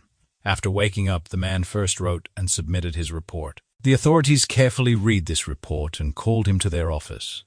They told him they couldn't investigate the case without clear evidence. Jenny remarked that it sounded too suspicious, and everyone else agreed with her. Dasha even had the feeling that their superiors were openly hiding this, since everyone in the world is hunting for this knowledge. It can be said that it is worth an astronomical amount. If a group of people attracts attention, it will be difficult for them to monopolize the creation of artificial dungeons. Based on this situation, it can be rightly said that the government is already involved in this, in which case, the remaining members of the group will find it difficult to help the heroes, since they belong to the headquarters.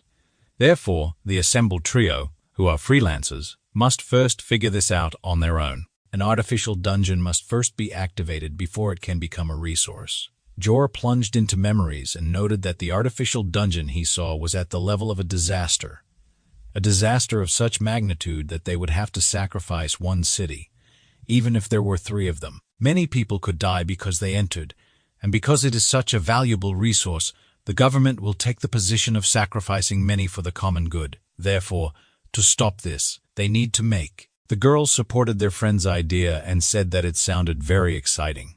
Costa heard absolutely every word they said and was not entirely happy about it. He didn't understand why the guys were talking about such important things here. The guy didn't want to attract attention to his restaurant at all and dreamed of just living in peace. A few days later, when the same beautiful sunny weather returned, something happened at one of the subway stations. Somewhere in the depths of the depot, where it was dark and damp, gray rats were running among the dirt and fetid odors. A detachment of elves passed by. Their new commander-in-chief asked his subordinates how far they had come. The creation of the dungeon gate had finally stabilized, and the efforts of about 50 dwarves who had been working on it for 2 months had finally yielded some results. The commander did not understand at all how they could belong to the same race if it took as many as 50 to catch up with the work of one person. Now that Risa was dead, they could no longer rely on Philly. However, they were able to somehow compensate for this huge difference. The new commander-in-chief tiredly leaned his hands on his waist and sighed heavily. He then slowly turned to face his subordinates. The dark elf clapped his hands to attract the attention of everyone gathered. He spoke loudly and asked everyone to pay attention to certain details.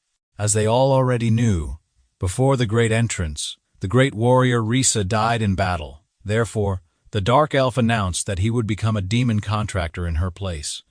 All those present were very worried about what had happened to the girl. That's why they had to rebuild the dungeon they had created. The dark elf promised that this time they would definitely succeed.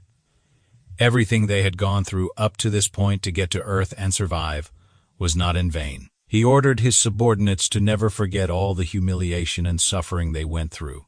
He promised them that they would definitely survive, no matter how dirty or difficult it was for them in this new place. They would start all over again, together. Everyone gathered, united. All of this happened in underground tunnels, and right above them, the mother of our hero was walking. The woman even looked back because she thought she heard some noise. Belash began to bark heart-rendingly, attracting the woman's attention. He tried to get her to return home, but she wanted to walk a little more. She wanted to give Costa, Dasha, and their new friends some free time because they were talking about important things. The keeper tried to mentally shout to the woman so that she would immediately go home.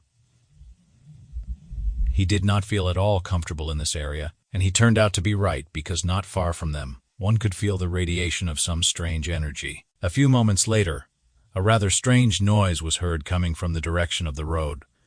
Our main character's mother even looked back to see what that sound was, and at this time, right in the middle of the road where cars were still driving, a huge hole appeared. Gradually, one by one, elves in black cloaks began to crawl out of it. The Guardian immediately guessed that these were the same elves from the last battle. Meanwhile, they opened their bags or took out strange objects from them. The Guardian watched as the dark elves began to build some kind of device. Suddenly, one of the cars stopped, and a man got out. The man turned to the violators and noticed that they were blocking the road. The elf woman just looked at him with a wild look, trying to scare him off. She wanted to force the man to leave, but another elf took her by the shoulder and told her not to worry about anything. The awakened man was furious at being simply ignored. Other people also began to stop and observe the situation.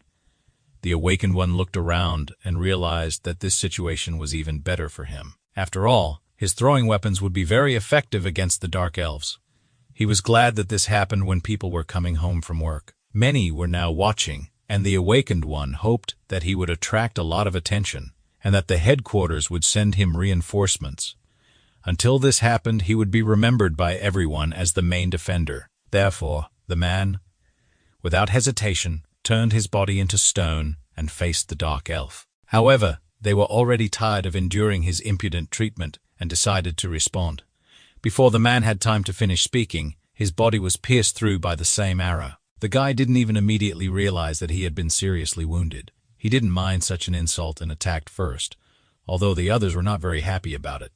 The first to notice the attack was a girl with bangs, who began to scream heartrendingly. Standing very close to her was our hero's mother, who was still holding the Guardian in her arms. The dark elves were no longer afraid to attract attention to themselves. People began to run away in horror in different directions, away from this place. The elf girl lamented that she did not have the right to simply kill everyone. Her partner, who had recently been restraining the girl, simply waved his hand. He said that now it didn't matter anymore, and he could do whatever he wanted.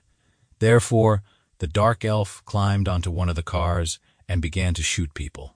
She launched her arrows of energy at everyone she could hit. Just at that moment, an unidentified dungeon was announced on TV in the restaurant. The rank of the threat was determined to be a disaster. The camera footage from the scene showed a close-up of our hero's mother. The presenter said that, at this level, this place would not be safe. Before he even had time to fully announce the news, our hero was already running out of the restaurant as fast as he could. The guy was the first to notice that his mother and guardian were in the frame. He rushed to the scene as quickly as he could. Dasha followed the breaking news that was shown on TV. The girl didn't even immediately realize what had happened when Costa suddenly took off. She froze for a few moments and continued to sit in her chair. However, she quickly came to her senses and rushed to catch up with our hero. At this time, a car with special passengers was already moving towards the scene of the incident. The gray-haired man was amazed that the awakened one was killed with one shot, even though he was supposed to be stronger than the dark elves. His subordinate confirmed that the video was not edited. Dark elves are among the weakest of all low-ranking monsters. The man still could not believe the veracity of what was happening. The dark elves were clearly up to something, and it seemed that it had to do with breaking news about the dungeon. The chief was furious with the realization that they had been outwitted by some elves. He looked at the photo, which was taken just a few minutes ago at the scene, and decided to be more careful. If this corresponds to what the green beast was talking about when he claimed that an artificial dungeon had been successfully created, even though he told him back then that they couldn't investigate without any evidence. However, the man did not expect that his story would be true. In any case, he needed to personally appear at the scene and inspect everything. The car arrived at its destination and stopped. The chief got out first. Something incredible was happening right in front of him. In the middle of the road, the elves were surrounded by military men defending the dungeon and shooting at everyone. The man was unhappy that the army had still not managed to take full control of the situation. The approaching fighter reported that they were slowly closing the distance to the elves and putting pressure on them. However, the weapons they used seemed very powerful. These are magic arrows, a coating of dark magic that elves should not be able to use. Also, these dark elves themselves were much stronger than usual. They were better with a bow and had a 120 increase in the sensitivity of their 5 senses during combat. The commander was annoyed by such a leisurely conduct of the battle and the fighter's report. He even asked for forgiveness for the fact that they could not suppress some dark elves. The boss noticed that they appeared out of nowhere in such a crowded place, which means they had prepared in advance for this. Therefore, the next step he ordered was to double the strength of the human army. At this time, a terrible hand began to crawl out of a huge portal that hung in the sky. Then, a second similar palm appeared. Together they were holding something. None of the military knew what it was, but it looked like some kind of number. At first, there was a Roman numeral 10 on the left, and only a dash on the right. Then, the numbers changed, and now there is 9 on the left and 59 on the right. The boss guessed almost at first glance that these numbers meant a countdown. At this time, in the center of the roadway, one of the elves turned to his brothers and sisters.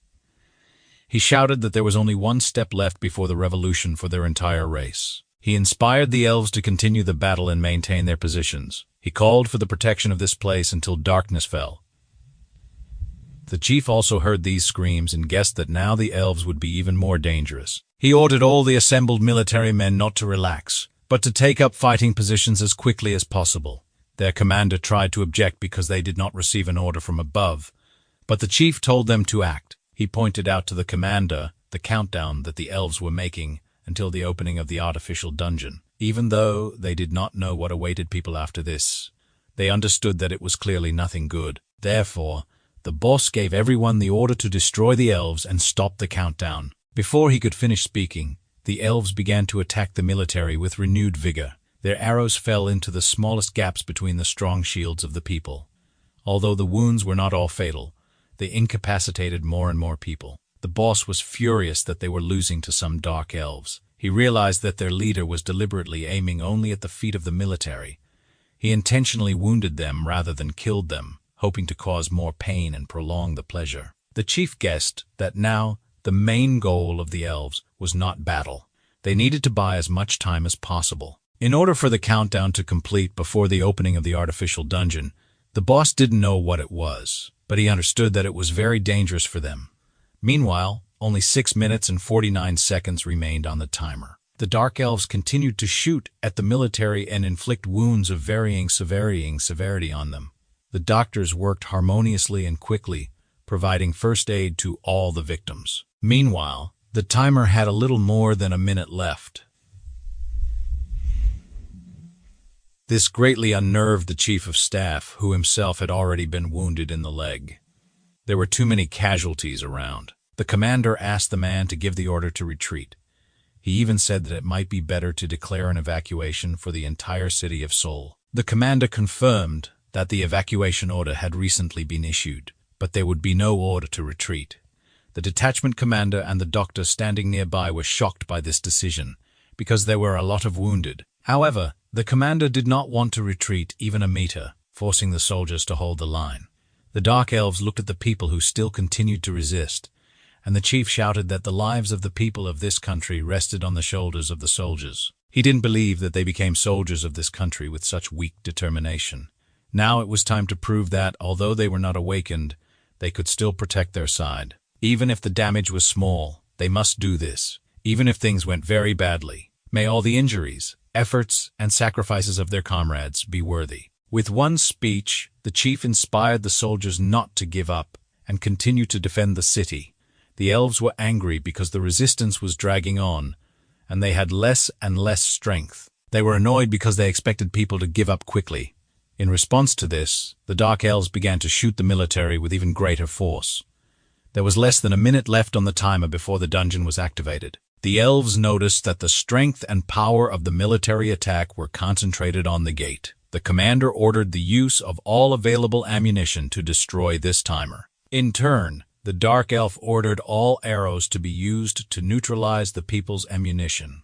Now, this confrontation had reached a new level, with each side dreaming of suppressing the other. The elves were at the limit of their capabilities. Their hands were already tired of holding bows and shooting arrows, and now even one of the shooters could not hit his target because his arms could not withstand the tension. In this regard, it was easier for the military because they only needed to use automatic weapons. The tired elves noticed that they could not repel one of the human projectiles. It flew right toward the timer and could have damaged it irrevocably. This really happened. The projectile hit the target, causing a reaction. After this, a huge explosion occurred, and white light flooded everything around. The elves looked at the place where the timer used to be located and hoped that their device had time to work. They clearly did not expect such a reaction, but still believed in their victory. When the smoke cleared, it turned out that the timer had expired, but the space had cracked. Some kind of black slime was oozing from this huge celestial crack. The dark elves looked at what was happening and did not know how to react. The first to guess what was happening was their commander-in-chief, who turned to his brothers. He announced that their plan was a success. They had not risked their lives in vain. Even if they lose their lives here, they will still remain in history. At this time, a huge amount of black mucus began to gradually absorb everyone caught in it. A company was already running up to the scene of the incident, hurrying here from the restaurant. A green beast flew above the ground, turning its arms into wings. He was followed by Dasha, who helped Jenny get there. The guys stood on the roof of the building and looked down at what had happened in the last 5 minutes. They could not believe their eyes because the order to evacuate the city had been given just a few minutes ago. Jenny thought that she had never seen such a brutal massacre. Dasha looked at everything from above and was worried that they might not be able to cope on their own. Jagger was afraid that he would not be able to save his teammates if they needed help. In front of them stood a huge black block that exuded demonic energy. The first to go into battle was Jenny, who simply jumped from the roof. The girl had no plan, so her comrades were worried about her. They believed that they should at least wait and analyze the situation. However, the girl could no longer be stopped. She began to use her powers right in flight, and then a huge armored leg fell to the ground, easily crushing the asphalt. Little Jenny suddenly turned into a huge warrior in armor. She had a small mask on her face, and her eyes shone with light from within. The girl first turned to the monster, hoping to understand whether it understood her. The monster slowly turned around and looked straight at the girl. Then the place where its head should have been was distorted by a huge smile. The monster said that the girl looked more appetizing than the dark people who had gathered below. He hoped that the girl was very strong and, therefore, would be fantastically tasty. Costa used his invisibility skill and watched the battle from above. He wanted to be there to help his friends and family, but he didn't plan on exposing himself whenever possible. He was sure that there must be several bomb shelters nearby, as they were evenly distributed throughout the city to rescue people during natural disasters. At that moment, the guy noticed how his mother was arguing with some person. The man tried to force her to go to safety. However, the woman was eager to return and help the children who were still in danger. The policeman tried to reason with her and leave this matter to the special forces, to which the woman replied that these people were more concerned about a hole in the ground than the lives of citizens. Costa looked at all this and dreamed only that it was not his mother. To begin with, the guy decided to mentally attack the guardian who was still sitting in the woman's arms. He was very angry that the guy was delayed so much. Costa even asked the guardian to make his mother lose consciousness in order to send her to safety. The guardian could have done this easily, but he was also worried about the children. Then Costa admitted that he had already taken them to a safe place. Only after this did the guardian agree to use his power on our hero's mother. He gradually began to exude a small amount of energy that surrounded the woman. The policeman didn't even immediately understand why this strange lady stopped arguing with him and became silent. He already thought that something had happened to the woman because she suddenly just fell to the ground, unconscious. After this, the keeper was able to leave the woman in good hands and join Costa. After that, grabbing the guardian with his own hands, our hero rushed toward the direction from which the dark energy was leaving. In fact, this was not the only thing that bothered him. Something else was bothering him. He was even going to tell the keeper about this, but at the last moment, he changed his mind and fell silent. At this time, Jenny fought with a creature consisting of dark matter in her full form. The girl had unusually high strength, which allowed her to fight huge monsters with her bare hands. Her blows were so powerful that they forced even such huge monsters to retreat. In this matter, she was helped by a green beast, who again turned into a huge crocodile. He used his powerful jaws to hinder the monster's movements. Also, in his arsenal was a very strong tail, which delivered blows. Having made a series of blows, the guys stepped aside a little to assess the consequences. In fact, they had long noticed one small oddity behind this monster. Now their fears were confirmed because not a single attack of theirs resulted in any damage. The guys realized that the monster had a sufficiently large concentration of mana and magic for them to take shape. His body seemed to consist of two parts, which had to be attacked simultaneously. They were desperately looking for a way out of this situation because now their attacks were not working. The monster was not taking any damage despite their best efforts. The guys realized that he was waiting until they were completely exhausted. They guessed that the monster was going to absorb their energy after that, just like he had already done with those dark elves who summoned him. However, this did not mean at all that the guys would not try to attack further. On the contrary, they looked for and tried more and more new methods and ways to cause damage. So this time, the green beast turned into a huge bird and soared high up. Jenny concentrated a huge amount of energy into her palm. The lightning-fast girl came close to the monster, then crawled under his arm and took her opponent's body in a grip. The girl again used her serious physical strength. The monster of the earth tried to tear it off. At this time, Jaegor flew high enough to then deliver a crushing blow. Jenny managed to roll to the side to avoid being attacked. Then the girl got up from the floor and began to call her friend, the green beast. She made it possible for him to survive after such a strong blow to the ground. Finally, the smoke cleared, and a not very pleasant picture appeared before the girl. Her friend managed to turn into someone from the cat family and calmly landed. However, the monster managed to pierce his entire body with its spikes. From these blows and wounds, the green beast lost consciousness and turned back into a human. Right now, the monster opened its huge mouth and intended to devour him. Jenny was horrified by what happened and wanted to stop this monster. The girl rushed forward in desperation, hoping to make it in time. Jenny was called the Gold Giant and was a former member of the youth judo team. Thanks to her abilities, as well as her friendly and fair character, she became popular among the Rainbow Six Circles and beyond. However, the girl was still the youngest member of this team. Due to her age, she was quite rash and eccentric. The girl could commit rash acts if she believed that they were justified. Now, hoping to save her friend, Jenny rushed straight into the monster's mouth. The girl hoped to save her comrade but did not calculate her strength. The monster's mouth began to grow and became even larger than before. It seemed that a little more, and the monster would be able to swallow the girl whole. However, it was definitely not Jenny's plan to give up so early. She had to use all her remarkable strength just to get out of the trap.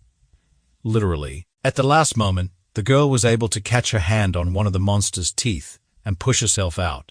The huge jaw closed, almost snatching off a piece of her leg.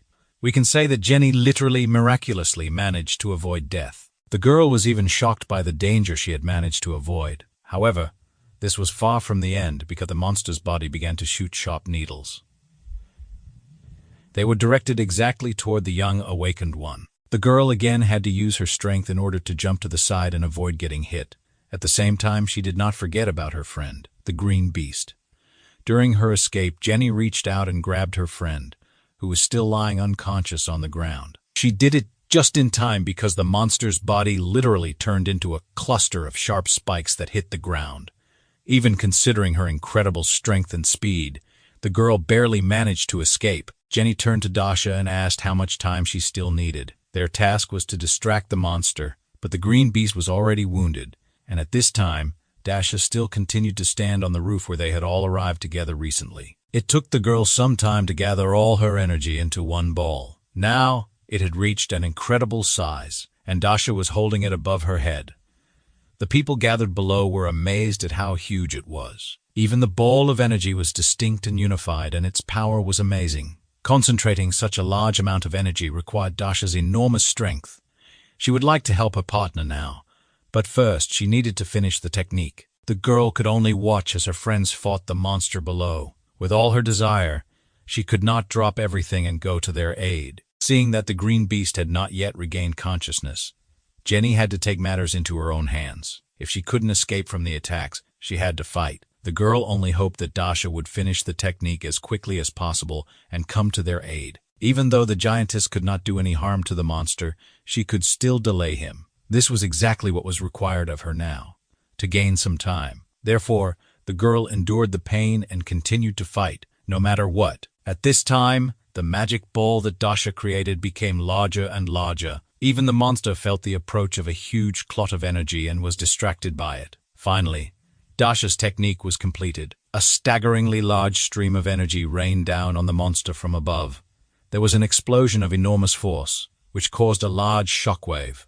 It seemed that even the air around him became somehow hot after the impact. At this time, Dasha fell on one knee on the roof and tried to catch her breath. The girl had used the strongest of her skills, so now she prayed that it would work. This idea was suggested by the green beast when he noticed that the monster was entirely made of mana and had no tangible flesh. However, they saw it with the naked eye due to the high concentration of energy in water vapor, just like during the formation of clouds. This was just his guess.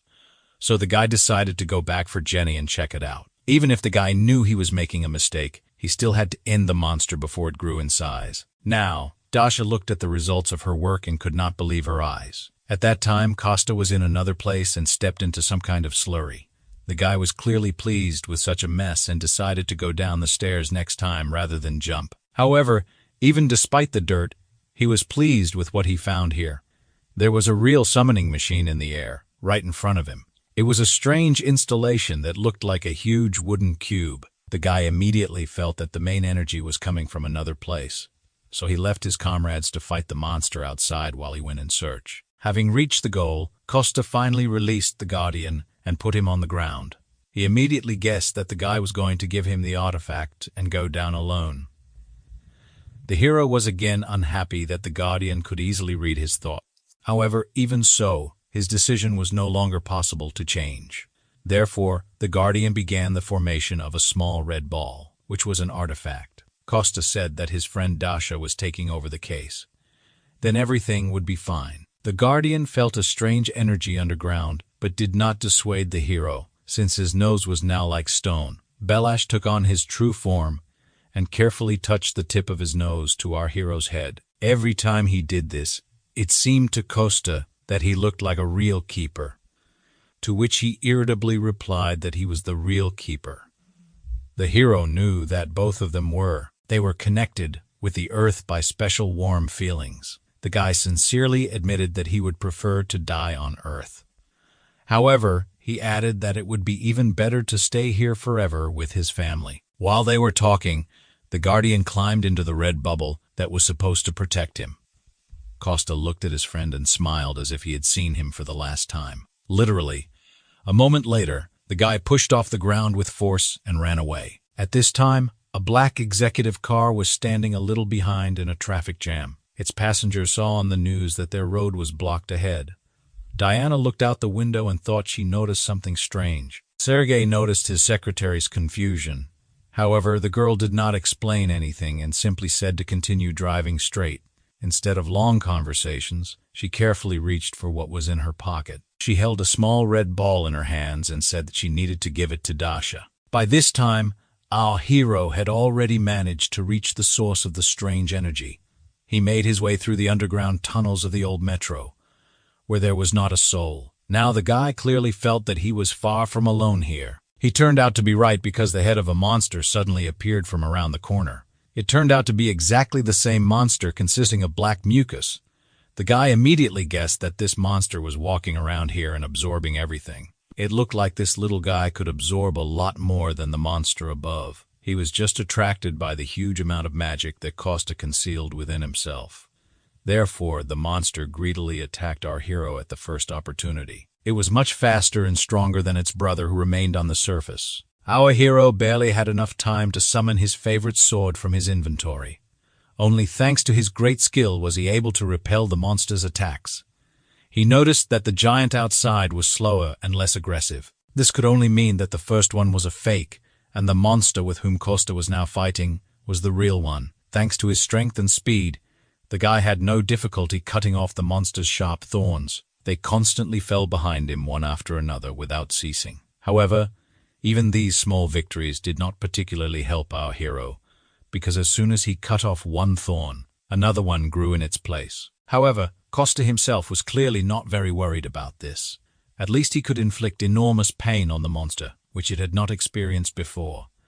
The guy decided not to delay, because the bigger the monster, the bigger it grows. Costa decided to take this battle seriously, so he called up his shield from his inventory. Immediately after this, he changed his energy and began to control white light. The guy guessed that these attacks could cause the greatest harm to the monster. These changes also took place internally because they allowed him to control more energy. This was also reflected in the appearance of our hero. His hair became white. The guy realized that the monsters were not even close to the third rank. His speed increased many times, allowing him to instantly get closer to the monster's body. The monster clearly did not expect this and did not even have time to react as it should. This gave our hero a slight advantage in their heated battle.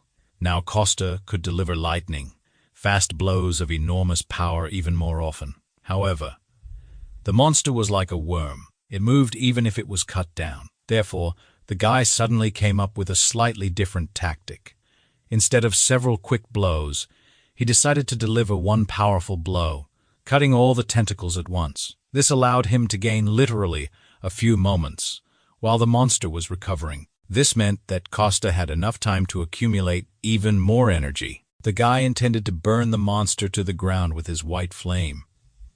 He braced himself for it, then grabbed the handle of his sword tighter. He rushed to attack the monster until it finally came to its senses. However, what happened next was something the guy did not expect at all. Literally, at the last moment before the strike, the monster screamed and asked for help.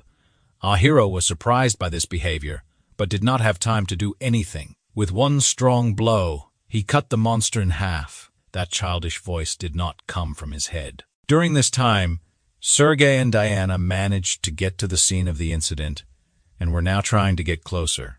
The policeman stopped them from going and said that entry into this area was currently prohibited. Sergei said that they needed to enter early and study the situation before the hunter unit arrived.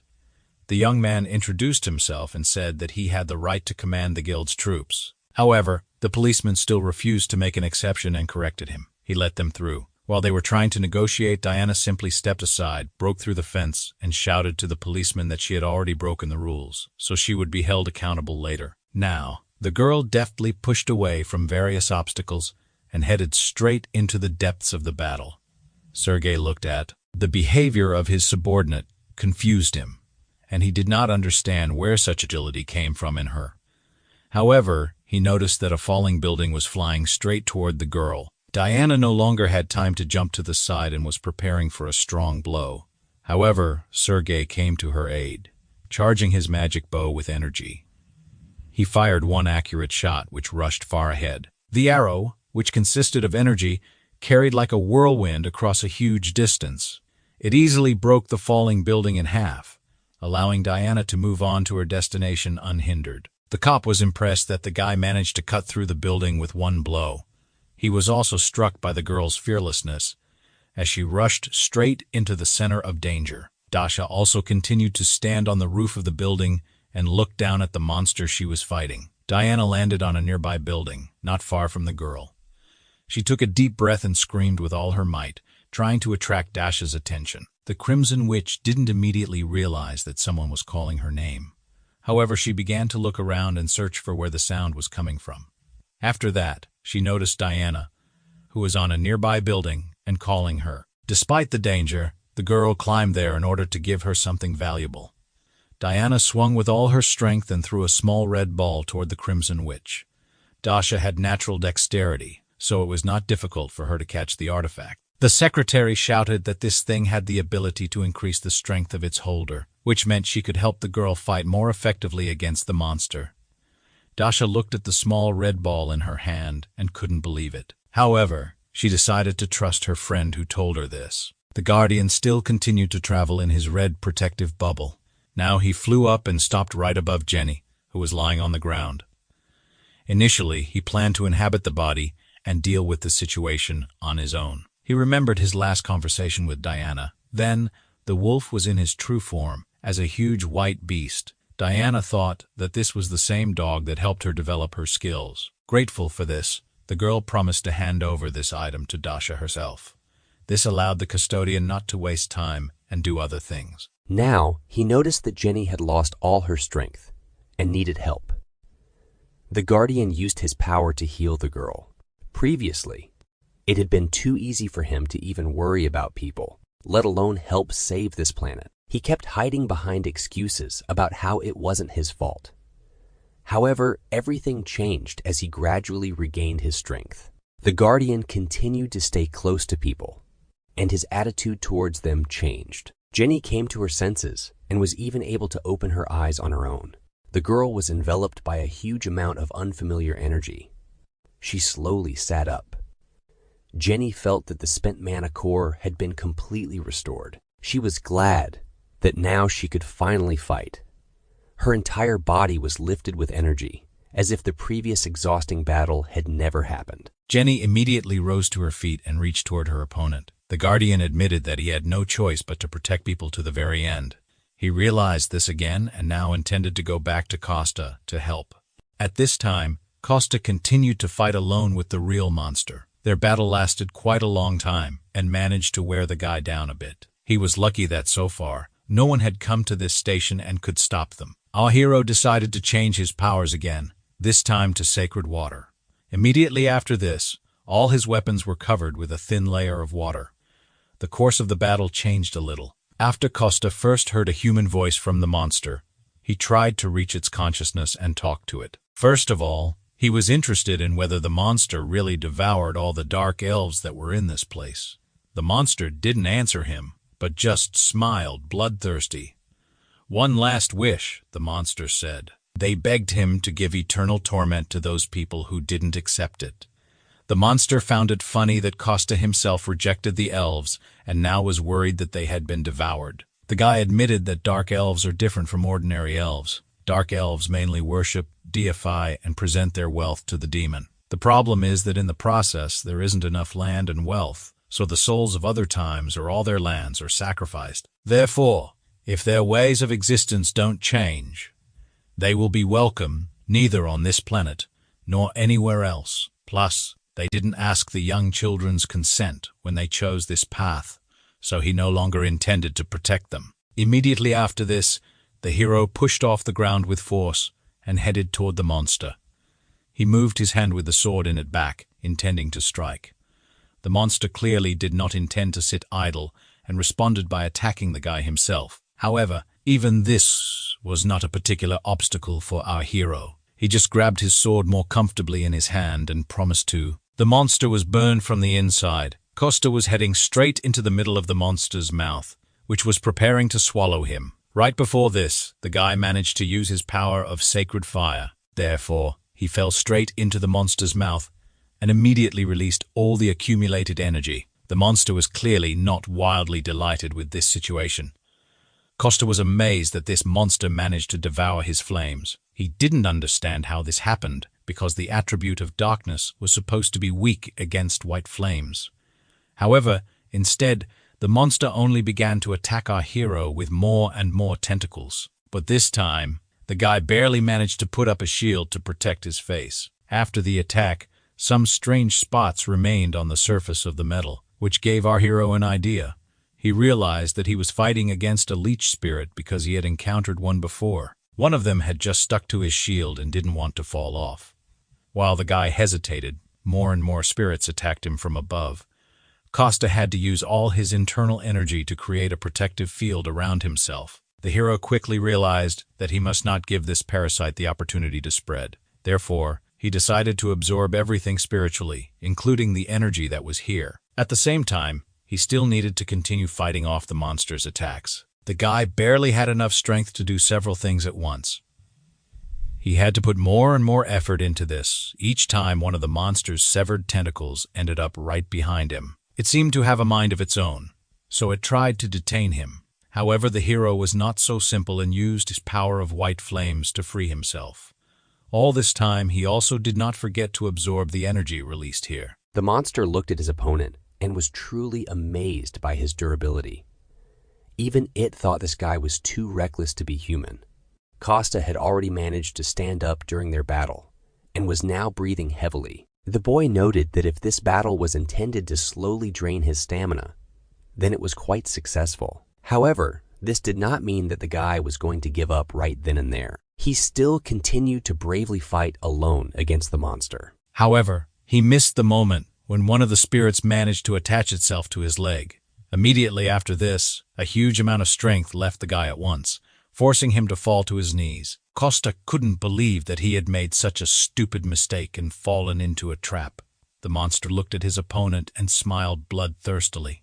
As soon as he saw the guy, he immediately smelled the blood of his people. He admitted that he could exist here as long as he had enough wealth and a catalyst. However, judging by the smell of the guy's blood, the wise decision for him would be to run away from here. However, now the hero looked different than before, so the monster began to absorb him. His entire structure was much higher than that of a human, but even with that, he was still human. As he returned to the environment of the earth, his body slowly adapted to it again. The hero would have remained in the hands of the monster if Undine had not attacked him at that moment. The water spirit pierced the monster's body with one blow, which helped the hero. It took him a few moments to spit out all the black mucus that had accumulated inside him and catch his breath. At this time, the girl took on her original form and protected the guy. He was glad that his new acquaintance appeared in this place at such a timely moment.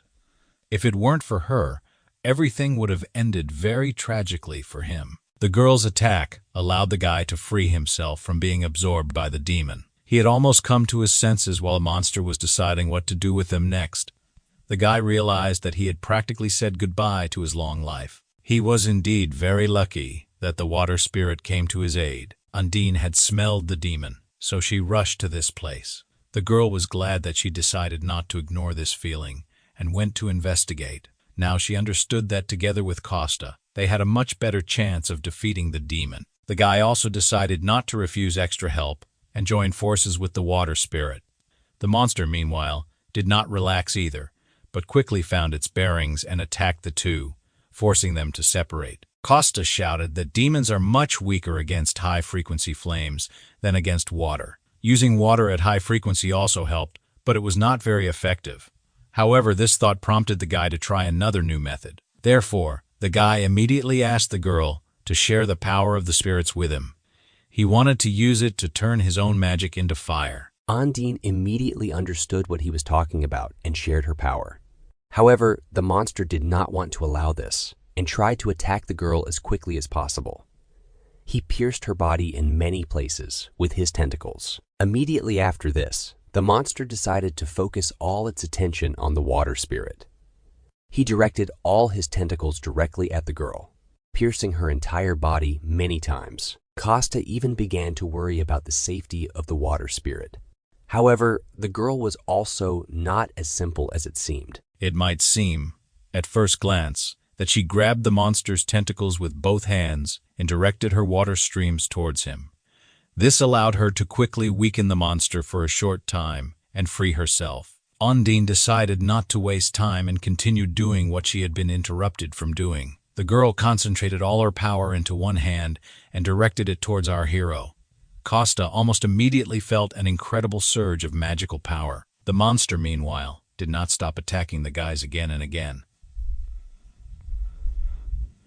Costa needed to seize the moment to attack, but so far, he could only dodge. The monster delivered a huge number of blows per minute, making the guy sweat. He had to fully concentrate on this battle so as not to miss a single blow. This went on for some time. The monster attacked. Costa repelled all his attacks. The monster was amazed that the guy was able to withstand all his blows, but according to his calculations, he should have run out of strength long ago. However, Costa could not only withstand the blows, but even reflect them. Suddenly, the guy let go of his sword and shouted something about a crack. He then quickly channeled his remaining energy into the blade. He grabbed the handle with both hands and drove the sword straight into the monster's tentacle. This attack made the monster worry because he could not move. The fire quickly spread through his body, so he had no choice but to cut off his tentacle himself. However, Undine, who had attacked with a stream of water, did not allow him to do this. The girl moved into the background and chose the best time to attack. The monster was furious that some earthly people managed to resist him. Meanwhile, Costa did not relax. On the contrary, he pumped more and more energy into his blow. At this time, a huge loud explosion occurred on the ground. The green beast was a little to the side and was wrapping its wound with a fresh bandage. Jenny also fought the monster and worried about the remaining members of her team. Dasha was high in the air all this time and struck from there. She immediately shouted to her partners that the explosion was not caused by her. The girl noticed that her magic was replenished and circulated very quickly. She even thought that the artifact was intended for people without abilities. At this moment, she was distracted and almost missed the monster's attack. Dasha noticed that the monster was not initially fast, but now it suddenly began to rush around even more violently. She took a close look at how the monster behaved during the battle and noticed that it began to behave a little differently. Now it even began to recover much more slowly than before. Dasha breathed more air into her lungs and began calling Jenny loudly. She showed her the number 36 using her fingers. Dasha asked her friend to knock the monster down in 36 seconds. The girl added that if Jenny couldn't knock down this piece of clay, she would completely burn it herself. Jenny immediately responded seriously to her senior colleague's request. She also shouted to the green beast about this so that he would act together. At this time, Igor had already turned into a huge bird again and was flying nearby. Jenny decided to use different types of attacks on the monster. To begin with, she kicked him straight in the chest and practically cut him in half. The girl was surprised that she could do it so easily now. However, then a slightly different new problem appeared. Jenny hopped on one leg and pieces of monster slime remained on the other. After a moment, she came up with a very good idea. Jenny headed straight toward the monster, which had still not recovered. The girl hit him with her left hand directly in the head area. However, her hand immediately seemed to get stuck again in this black, vile slime. Then the monster tried to quietly reach out and grab the giantess with it. However, the girl noticed his movement and grabbed the monster's hand. Immediately after this, the monster began to disintegrate into small individual pieces of liquid. Igor didn't know whether the monster was doing this on purpose or whether he was like this on its own. However, he realized that if Jenny could immobilize him, then they could win. He explained to the girl that they needed to deliver one targeted joint strike. She needed to deliver a targeted strike and drive the monster into the ground to give Dasha a chance. He reminded the girl that they only had 13 seconds left. This helped Jenny come to her senses and remember the Crimson Witch's request. The girl again concentrated all her remaining strength in one of her coats, then pulled it back as far as possible to achieve a large amplitude. Following this, she extended her right fist forward with great speed. With this, the girl dealt one blow of incredible strength to the monster right in the face. At first, he even continued to smile because of how weak the blow was. However, Jenny did not lose heart because this was not the whole secret of her attack. The first, rather weak blow was followed by a second, which drove the monster into the ground. The monster fell on his back, and the girl's hand stuck right next to his head in the asphalt. Jenny quickly pulled her hand back and raised it again for another blow. The girl mentally counted the time and knew that she only had 4 seconds left. Suddenly, the asphalt. Directly below, the monster began to crumble from the previous impact. At that moment, Jenny said that they had 3 seconds left. The monster sank deeper and deeper and could not get back up. With just 2 seconds left, he was attacked by the green beast in the form of a bird. He cut off the monster's arms with his wing and did not give him the opportunity to rise. Immediately after this, the green beast rushed as far as possible from this place. There was only 1 second left before the final blow. The monster was driven into a corner. The sky directly above him was covered with countless small flashes. Time ran out. Dasha was finally able to gather the necessary amount of strength for her final blow. Immediately after this, a huge amount of flame fell directly into the pit where the monster was located. Another new calm and quiet day had come in the life of a cute restaurant. Costa slowly opened the door to the kitchen and walked out his room barefoot. He turned to his mother and asked her if it would be possible for them not to receive visitors for a while. His mother and assistant Maria were very happy about the appearance of our guy. The woman asked her beloved son about his health and wounds, and the assistant was cursing because the guy was so unfortunate in spilling boiling water on himself. This really happened at the wrong time because thanks to Dasha, they had a lot of visitors. The guy didn't understand why there was so much interest in their small restaurant. Masha said that the newspapers wrote that their food had increased magical powers. They say that if you eat the same food as those who have magical powers, others can have them increase. After what happened with the Dark Elves, The Rainbow Six gained many fans. That's why all the restaurants they go to are crowded with people. They don't even need to spend money on advertising, which gave the owner an idea. She turned to her son and assistant and asked if they should consider expanding the menu. The hostess did not want to disappoint the people. The assistant agreed with her on this. She already had several ideas, and Costa was only anticipating the amount of work. The guardian listened to everything and was glad that all the dangers were behind them. After many days of discussion, it was decided that the new dish on the menu would be tonkatsu. At first, the hostess doubted it for some time because this was a rather simple and old dish. However, Costa assured her that he could cook it in a special way. Moreover, they could serve it with a bunch of different sauces to earn extra money from it. It would be better if they made a couple in advance to try out the pen, so Perry went grocery shopping. At this time, the Crimson Witch was at home with the artifact. The girl sat in front of a large red stone and looked at it from all sides. She recalled how she used to always refuse to purchase an artifact. She even claimed that their use was only for weaklings. However, now she was using it herself, so her pride was truly hurt. But since she had acquired an artifact, she needed to find a use for it. The only problem was that her class was more of a warrior than a magician. Therefore, now the Crimson Witch was spinning this ball in her hands, looking for a use for it. She noticed that the artifact was so huge that it could have killed someone itself. While she was thinking, the girl's phone rang in her hand. Without thinking, the Crimson Witch picked up the phone and brought it to her ear. However, the girl almost went deaf from how loudly they screamed on the other side of the line. Dasha even dropped her new phone on the hard floor, and it cracked. The girl was annoyed that, because of her interlocutor, she would have to repair her device. Costa asked not to pay attention to extraneous sounds and asked what she needed. Dasha threatened that if he spilled the beans about her asking him for help, something bad would happen to him. The guy was silent on the phone, so the girl had to make a threatening voice and force him to agree. Costa himself was no longer happy that his old friend offered her help.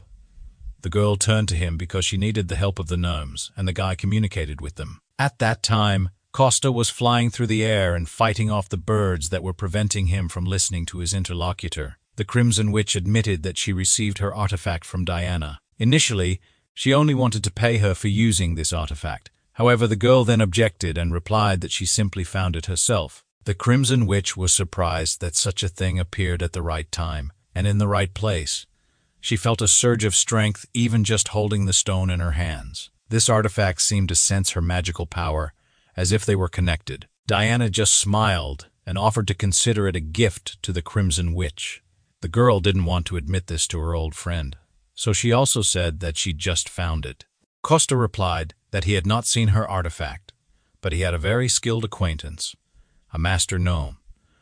While Dasha was changing clothes, she managed to find out the name of the workshop she needed, after which she ended the conversation. Costa was glad that now he did not need to create the appearance that he was just going out shopping. The girl, as usual, hung up and didn't even say goodbye. The keeper asked to stop because this method of moving made him sick. Costa thought that this great beast looked like a puppy that had been walked all day. He was amazed that the Crimson Witch decided to hand over the artifact instead of using it herself. Therefore, the guy decided to visit the workshop himself later. In the meantime, he looked around in search of the ingredient he needed. Finally, the guy saw a huge desert alligator right below him. Meanwhile, someone was barely dragging their feet, breathing heavily after each step. This creature was completely smeared in mud, and its body was covered in wounds. The little gnome walked forward with all his strength, thinking that he did not want to die. He walked, and all those moments when he was beaten before surfaced in his memory. Those moments when his friends died from exhaustion without food or water. Having experienced so much danger in his life, the guy did not want to give up just like that. At that moment, a huge white beast flashed right above him. The boy raised his head up and thought that his days were now numbered. Meanwhile, a huge white beast landed on the ground right in front of him. The dwarf fell to his knees and began to beg the monster not to eat him. At first, the huge beast seemed very scary to him because the sun blinded his eyes and prevented him from seeing. However, it turned out to be not a monster but Costa, who was surprised to meet a gnome in these places. The boy also did not expect to stumble upon an ordinary person here. He bowed his head forward and began to tell how he got confused in these places. However, The guys didn't trust him at all because they noticed something strange. From under his clothes, a special black mark could be seen on his left hand. It absolutely meant that this dwarf had entered into a contract with a demon. Therefore, to begin with, they decided to ask the gnome how he ended up here in the first place. The guy said that he was a slave. He had been kidnapped by a criminal organization and had to repair various things for them, and then he ran away. Costa noticed that the boy had clearly been beaten often, judging by the wounds on his body. It was dangerous to stay here alone, so he offered to take the dwarf to a safe zone. He knew that those who made contracts with demons were unclean in soul. However, such people are often simply deceived. Their innermost desires are used, and they are offered unfair deals to those in need. Moreover, it was not often possible to meet gnomes in such a position. The guy was simply interested in listening to his story. Together, they all sat on the back of a huge white wolf and rushed off into the distance. Before the last leaf had time to fall to the ground, a huge green animal landed in this place. It turned out to be the previously familiar huge green beast in the form of a cheetah. He carefully leaned down to the red bloodstain on the ground and sniffed it. However, the beast also felt some other smell in addition to the main one.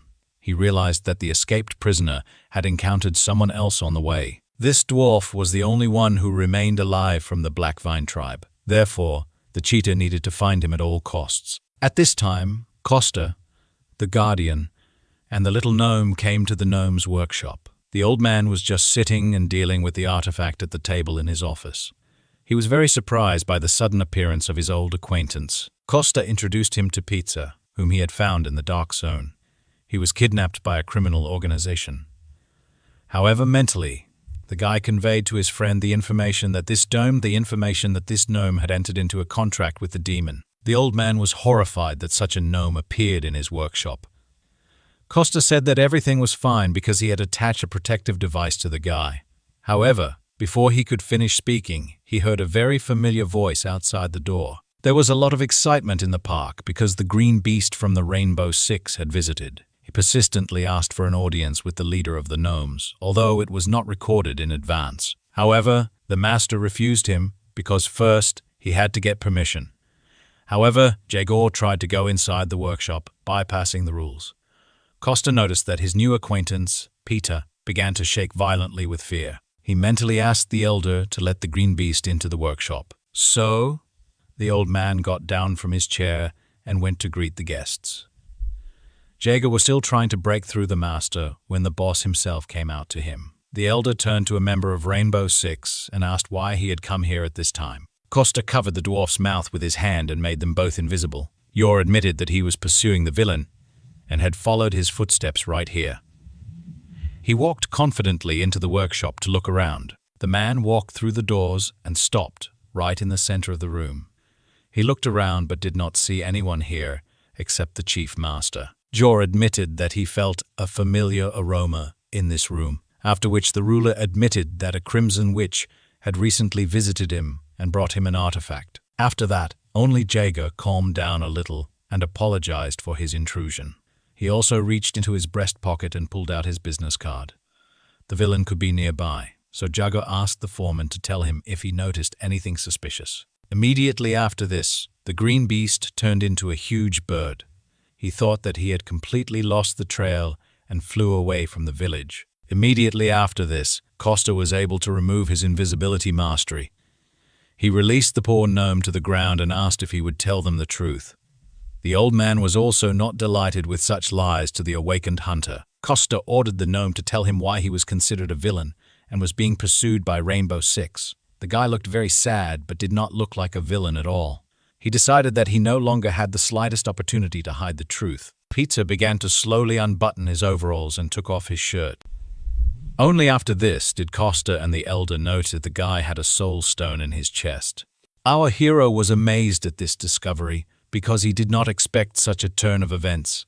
With tears in his eyes, he begged not to extradite him because he only had 6 months to live. The main thing for him was to hold out for this period, and after that he was ready to suffer any punishment. The soul stone, as its name suggests, is a stone that stores souls and is one of the main and most common ways a demon uses dark magic. All these stones always differed in color and brightness. The brighter the stone burned, the greater the number of souls contained in it. After that, Peter plunged deep into his memories and began a sad story. Once upon a time, he argued with his master, father-in-chief, Tony.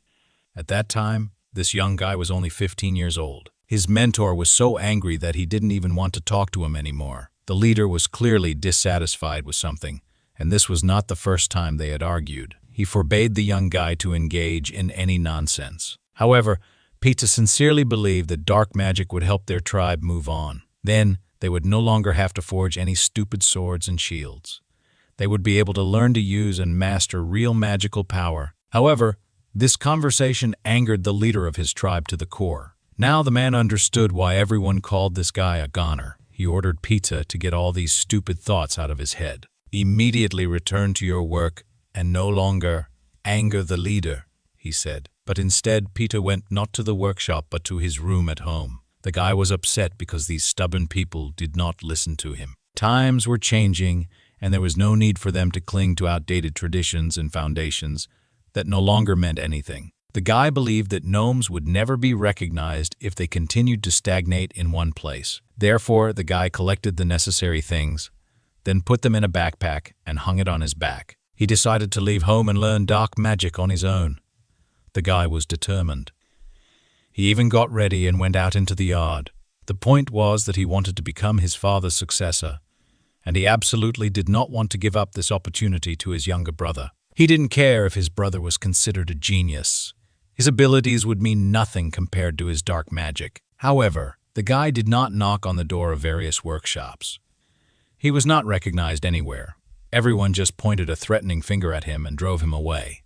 Poor Peter walked like this for a very long time. Even his clothes were already worn out. One day, the guy simply fell to the ground in the middle of the road from fatigue. He continued to lie there for some time, not even trying to get up. Peter was annoyed that everything turned out differently than he had imagined. Dwarves had never before enjoyed anyone's respect on this planet, and his tribe was no exception. They were too stubborn and conservative. Peter wasted 3 months. He spent all the money he had. Nobody needed a gnome, unable to even make a normal kitchen knife. The guy sat and cried because he just wanted to learn the element of dark magic. This would have solved absolutely all his problems, but nothing worked. Suddenly, Peter realized that it was not he who had said the last part of the phrase. A beautiful demoness appeared right in front of him and came out of a portal. The guy looked up at the attractive girl and asked who she was. However, she replied that her identity did not matter. She saw in this gnome despair, but at the same time, an abundance of curiosity that no one shared with him. Peter confirmed her words and said that he wanted to change everything but did not know where to move next. After that, the girl promised to show him the way if he agreed to take this path. The guy rose to his feet and promised that he would be infinitely grateful for the help. The girl smiled widely.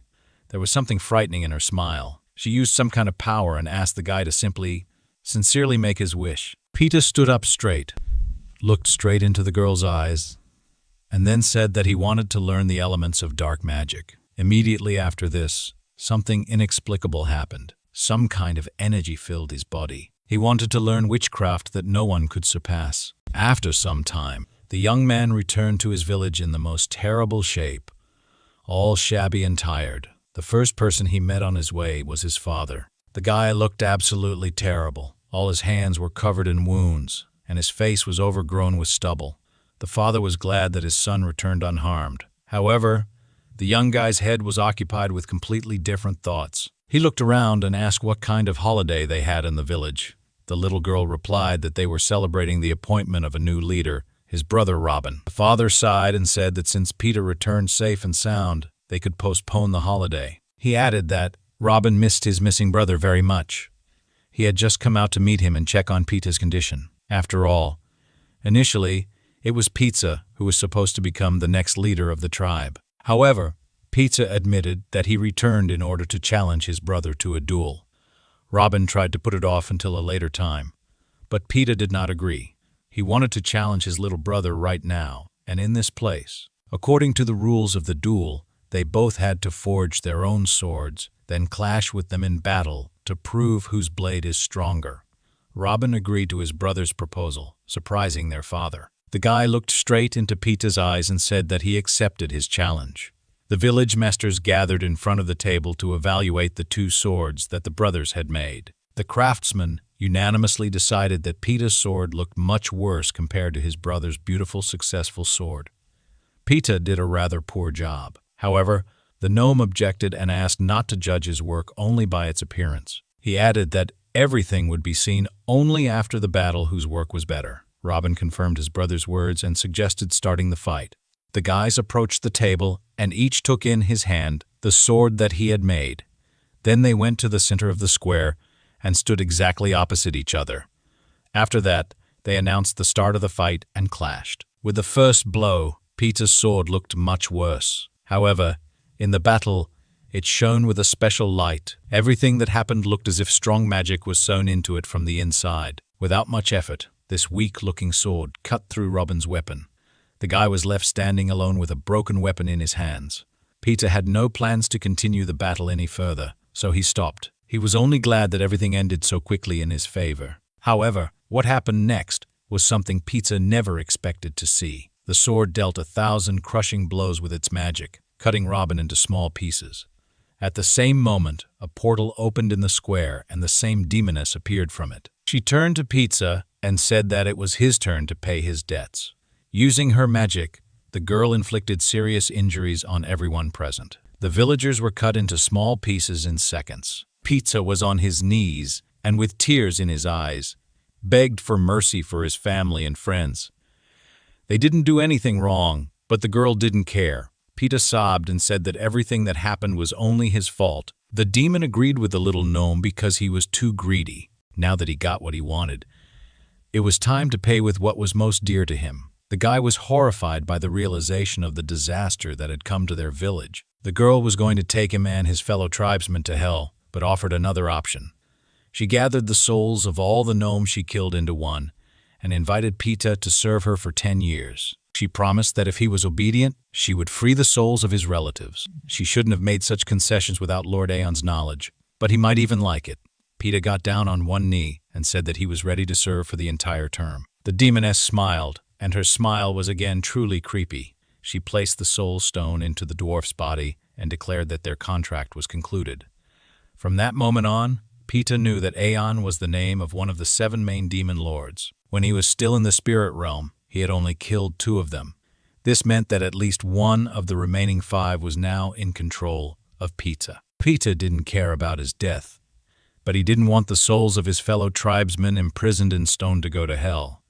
Costa asked the crying guy how long he had been serving the demon. Peter replied that he only had about 6 months left to live. He wanted Costa to protect him from the kingdom of demons and members of the Rainbow Six for 6 months. In return, he promised to tell everything about them. The hero decided that if he found the information useless, he would hand the guy over to the beast. Peter signed a contract with Beta, the leader of one of the units of Satan's army and Aeon's closest henchwoman. He served her all this time along with the Dark Elves. According to Costa's recollections, the demon lord commanded 12 detachments, and they were all divided into 4 different directions like the Black Vine, which is engaged in recreating demonic power. Peter created a power source for them that controls the artificial dungeon. Costa did not believe that such a thing was possible. A small gnome could have enough strength and skills for this. Peter agreed with him, but there were enough of them. The hero suggested that there were other directions under the leadership of the rest of the demon lords around the world. He thought that they were scattered across different countries, but the dwarf said that they were all in Korea. Costa at first thought that he had misheard this answer. However, then he realized that the dwarf was clearly not joking and was telling the truth. The guy was amazed that they all gathered on such a small piece of land. The dwarf added that he heard from someone that a divine revelation had come to the rulers. It said that a warrior would appear in Korea who would save the entire earth. That is why all the rulers were now searching for this very hero. Peter learned all this information when he sometimes drank with the demoness Beta. However, the guy added that this was all the information he had. Costa admitted that even this was enough for them. An elder intervened in the conversation and said that he had a proposal.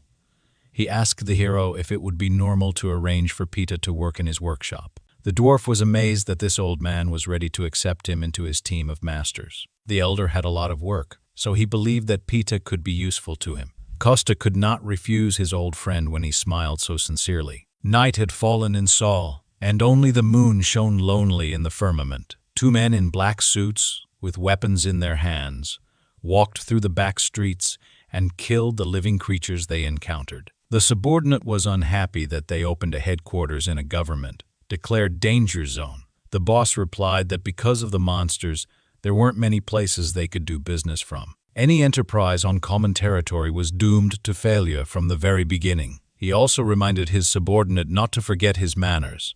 After all, they were not going somewhere now but to talk with their leader. Diego was the boss of Korea's largest gang, Dongchun, and the leader of the Blue Sky Syndicate. The men came into his office, bowed, and began to report on the dungeon. It may have been fake, but the dark demonic energy was amazing. It couldn't compare to the energy of a real dungeon, but everything worked perfectly. Diego was unhappy that such a stupid gang took the place of the leader. His right-hand man and chief assistant handed over an important document to his boss. He reported that their red candy project was rejected. Diego was not happy about this news, but he initially suspected that it was doomed to failure. However, the secretary added that the blue candy project had already prepared its first prototype. It was a small blue capsule that consisted of 2 parts. Diego was pleased and clarified when it was made, after which he wished to immediately go and check out this project. He was interested to know about all the results of this experiment, so the men got together, got into their cars, and went to the base in the middle of the night. It was a closed training ground surrounded by a high fence on all sides. Security was at a high level and sleep inside was only possible through massive doors. Diego, surrounded by his assistants, calmly passed the security point and got inside. There, a laboratory assistant ran to meet him, getting dressed as he went. He suggested that Mr. Chairman conduct an inspection of the base. The company moved deeper into the structure, and Diego asked the researcher about the results obtained. He answered something that it would be better for the man to see everything with his own eyes. He read that no report can fully convey the complete picture. Diego was in the laboratory, and right in front of him hung a huge beast connected to various tubes. The man was pleasantly surprised by the werewolf he saw. The laboratory assistant explained that about 12 minutes had passed since he ate the blue candy. He decided to demonstrate the difference between the blue and red prototypes clearly. The man walked up to the dashboard and began to turn some sensors and press various buttons. Diego walked up to the laboratory assistant and looked at the graphs and diagrams that he displayed on the screen. It was obvious to him that the 100 mana growth and physical strength were far superior to the red candy. A werewolf could remain in this state for an hour, and then he would lose his mind, fall into madness, and die. Diego put his hand on the researcher's shoulder and said that his result was simply excellent. The guy even managed to rejoice at his boss's reaction, but that was not all. Mr. Chairman forcefully released his hand on the laboratory assistant's shoulder. He announced that their next prototype would have to last at least 3 hours. The guy was truly horrified by the atmosphere that surrounded his boss. He still remembered how the last time he grabbed his predecessor in this position by the throat. Diego simply threw the guy into the sewer when he didn't meet his demands. Now it dawned on him that he himself found himself in the place of that unfortunate man. The researcher did not want to end his life the same way and fell to his knees out of fear. Now all responsibility for this project lay solely on his shoulders. At this time, our hero Costa was hurrying somewhere with all his might. He didn't keep track of time at all, and was now terribly late. The guy was lost in thought when he heard that Dasha would use the artifact that the Elder and Picha were now working on. It was already late at night when the hero reached his favorite restaurant. He went inside and immediately apologized to his mom for being late. He wanted to add something about the ingredients for tonkatsu, but he was not allowed to say it. The firecracker exploded loudly, and cheerful laughter was heard. Costa's mother and assistant congratulated the guy on his birthday, holding a cake in their hands. The guy fell a little into a stupor because he did not expect such a reception. He had completely forgotten that today, the 1st of May, was his birthday. After all, over the past 10 years, he himself had never celebrated it. Costa's mother replied that until last year she had missed her son every day, and now she finally had the opportunity to congratulate him. She threw herself around her son's neck and thanked him for growing up so well. At first the hero was a little embarrassed by this manifestation of feelings, however, he then hugged his mother back tightly and pressed her closer to his chest. He thanked the woman for his birth and asked her to always remain healthy and never leave him. They stood there, hugging each other for several minutes, still unable to let go of each other. The guardian tried to mentally call the hero, but he did not answer right away. He drew the guy's attention to the emergence of a new quest. It was his own wish that his beloved mother would make a full recovery. It was necessary to ensure that the woman, who had endured prolonged 10-year stress due to her unlucky son, began to recover. If her condition improves by 10%, then 10 million karma would be awarded, and 100 million for complete recovery. The guardian still could not believe that such a good-for-nothing son had become the protector of the earth. Costa wanted notifications about quests to be shown to him automatically because due to the guardian, he often found out about them only after completion. This had happened last time, although the guy would have gone to the right place anyway, because of his mother. In any case, the guardian's level had now increased significantly, and the mother's health had improved. Costa didn't know that it was fashionable to add sounds to notifications. He didn't understand at all why such a highly developed intellect needed any alarm clocks. The keeper asked not to belittle his merits, but still complied with the guy's request. However, instead of a melody, he left a very loud and nasty sound. Dasha's voice resounded in the hero's head, ordering him to urgently get out and complete the quest. Costa didn't understand why Belash chose the girl's voice for this role. They mentally continued to argue, and the hero stopped watching his facial expression. His mother noticed this and asked if he was okay. She offered to open the gifts that she and Masha had prepared for him. Costa suggested in response that they start preparing a festive dinner. The assistant was annoyed and asked the hero if he even knew how to cook. The guy immediately rushed toward the kitchen, all inspired. He said that a trial tonkatsu would pass for a holiday dinner, and for now, Mom could rest. He knew that the troubles associated with the holiday were difficult, so he decided to take on the food himself. Masha admitted that she used to consider him a good-for-nothing son who had been sitting on her neck for 30 years. The guy didn't answer anything and just went to the kitchen to cook. The girl believed that such a guy would also turn out to be a good-for-nothing chairman. Costa's mom didn't understand what she was talking about, but supported the idea. Their conversation sounded like complete nonsense, but the hero was happy to see his mother smiling. The first thing he did was open the refrigerator and take out a loaf of sliced bread. Then the hero carefully put some of it into a bowl and put the rest back in its place. He decided to lay out the base for the dish from breadcrumbs. Then he called from his inventory the meat of a wild animal he had recently caught, added some Epsom salt and pink pepper to the boar tenderloin, and then threw a piece of meat on the table. He coated it thoroughly in spices, beat it a little for softness, and cut it shallowly with a mesh, after which the ordinary piece of meat took on a rather appetizing appearance. The guy poured oil into the pan and also prepared a batter from beaten eggs. Then he went straight to layering the various ingredients. He rolled it in batter, then in breadcrumbs, and sent it to fry in hot oil. After some time, a very pleasant aroma of ready-made food began to fill the kitchen. Costa served small dishes with his new menu item and went out to the tables. On a plate he brought out festive tonkatsu for his beloved mother.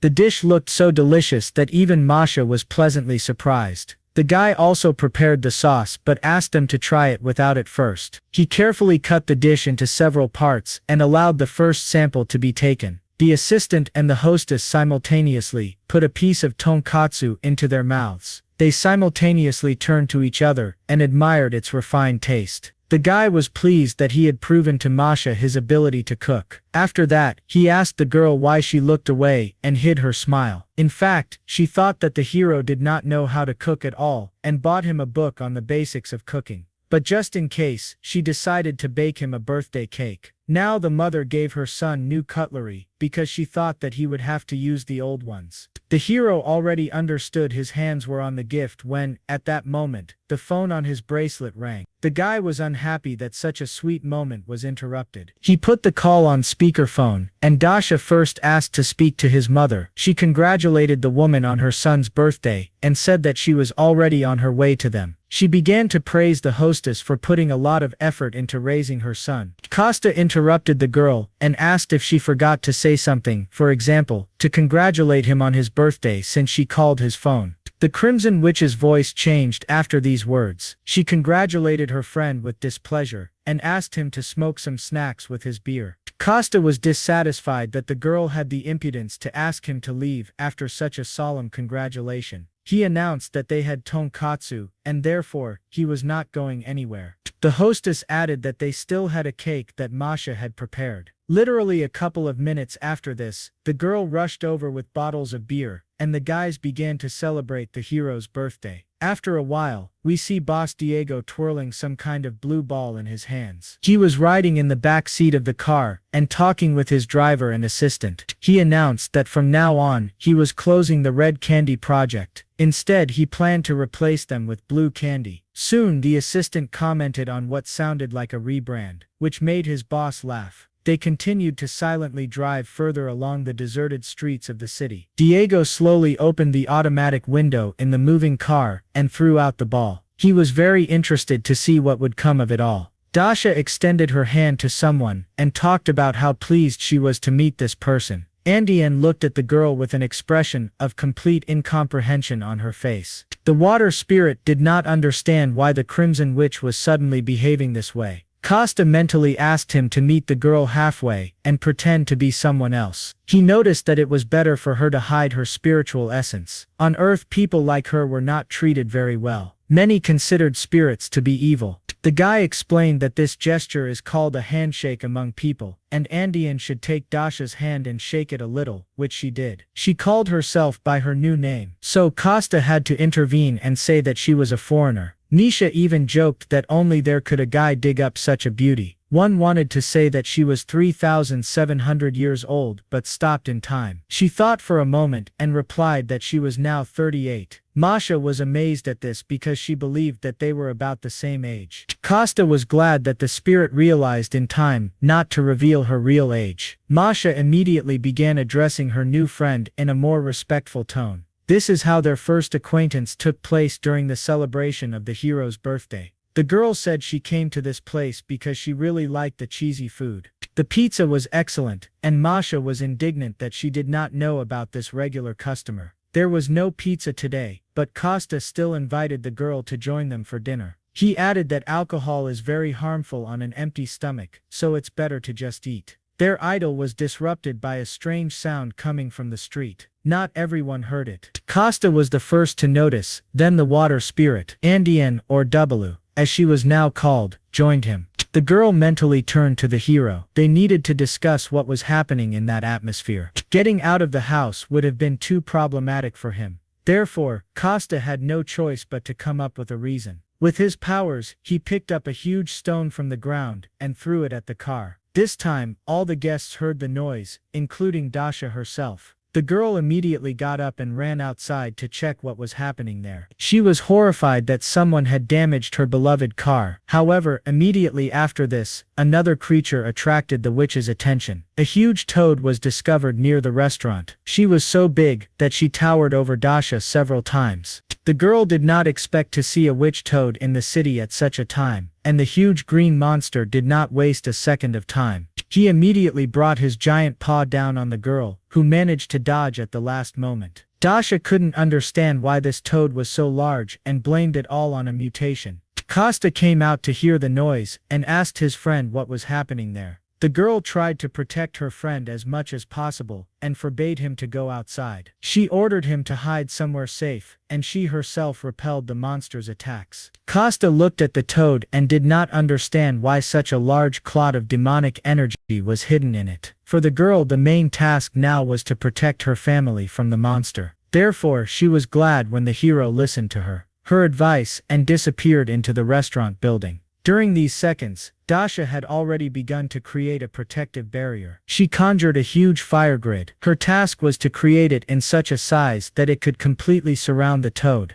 The girl managed to do this, and now she was throwing her creation at the monster. The Crimson Witch thought that even for her, it would not be easy to hold such a huge creature. However, she believed that she could cope with the task on her own. The girl began to tighten the net more and more, but it suddenly broke. The toad suddenly changed its green color to black and started smoking.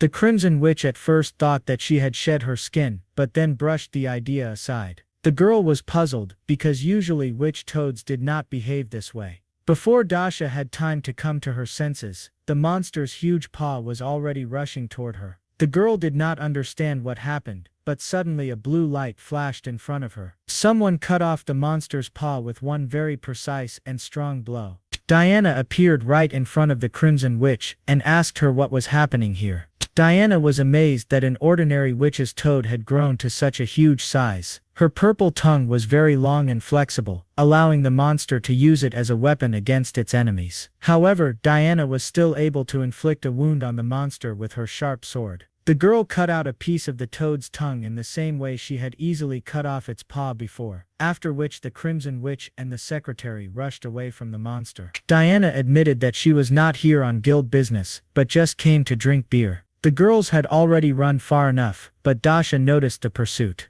They both barely managed to dodge to the side and avoid the blow of the toad's tongue. However, it still managed to touch Diana's leg and burn her skin with its poison. The girl mentally cursed because she had forgotten about this feature of the monster. However, something strange happened. Clean water suddenly appeared at the site of the wound. It came out of nowhere and helped clean the burn from the remnants of the monster's poisonous saliva. Andean had regained her water spirit form and was observing the situation from above. While Diana was recovering, the witch distracted the toad and fought it alone. For some reason, fire techniques did not work on the monster the way they usually did. With each blow, Dasha had to use more and more of her strength. The girl regretted that she had not taken a new artifact with her, and asked Diana to distract the monster for a while. The secretary, already feeling quite well, immediately understood the witch's idea. The Rainbow Six member stepped away from the battle, and began casting a special spell. The vine forcefully pushed off the ground with its good leg, and rushed at the monster with a sword. They worked very harmoniously, as if they had been members of the same team for a long time.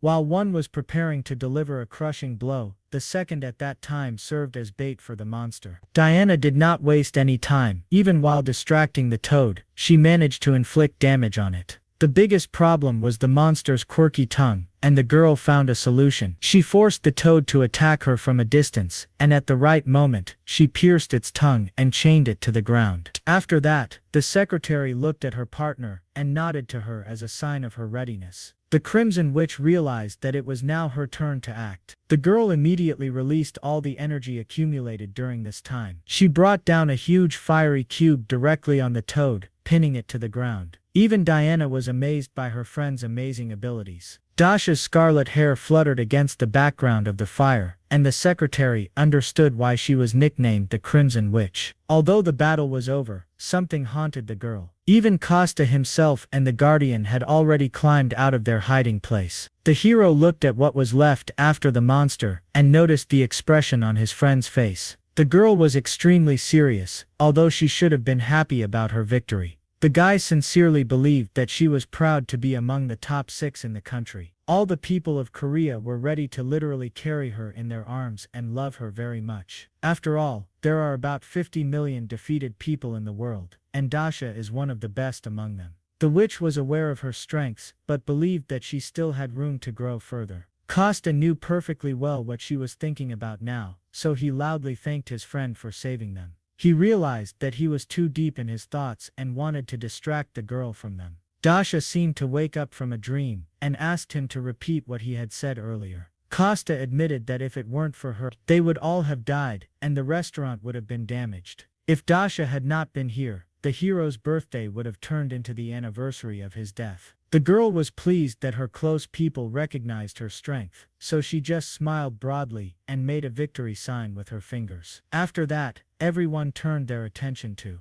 Diana's sudden appearance, left the Guardian truly amazed. The Crimson Witch was becoming stronger every day. The entire company, consisting of the hero's family and friends, went back to the restaurant. Dasha finally let go of her sad thoughts, and the girl had fun from the bottom of her heart. The assistant reported to Diego the first results of the blue candy test. They placed 10 samples in the sewer, but only 9 were later discovered. The boss ordered to look further because they should have figured out earlier, as fashionably, whether this was a defect. On the table in front of the man were 9 different reports about 9 mutants that had appeared. His attention was drawn to one of them, which featured a witch's toad. The object had managed to mutate twice, after which it was immediately eliminated. This was done by the Crimson Witch, one of the members of Rainbow. Diego noted that after such news, the scientific department would definitely have more work. No matter how strong the witch was, they needed something that could withstand her. He indicated that the witch toad incident was a priority from now on. He didn't need half measures, so Diego ordered the science department to continue working.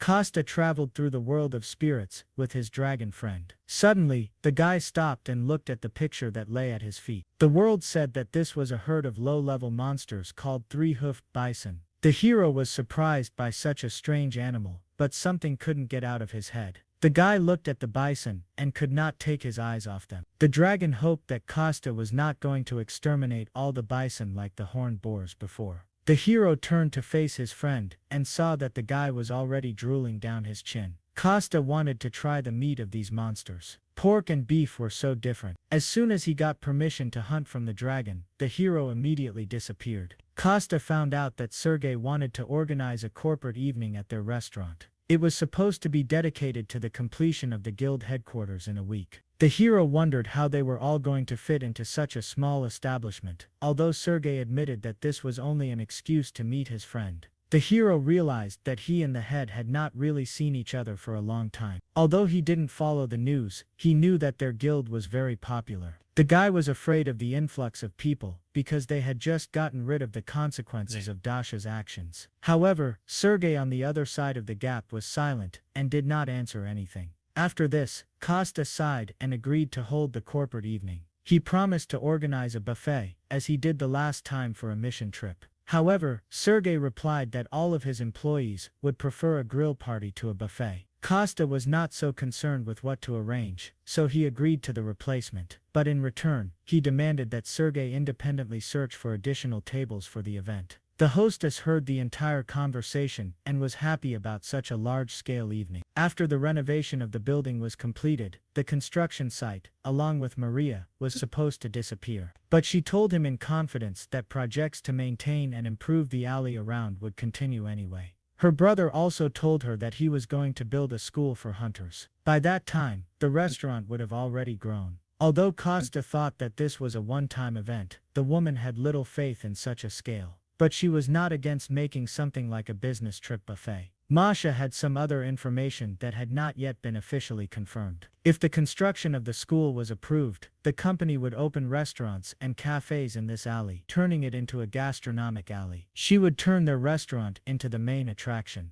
Costa was angry, and his mother believed that they would not be able to afford such financial investments. The woman was already pleased with how things were going, and she was also completely satisfied with the flow of clients. But she wasn't sure that the restaurant could last that long, and she wouldn't be able to open a new one. However, Masha added that their guild would be involved in the project and would take full responsibility for all fiances.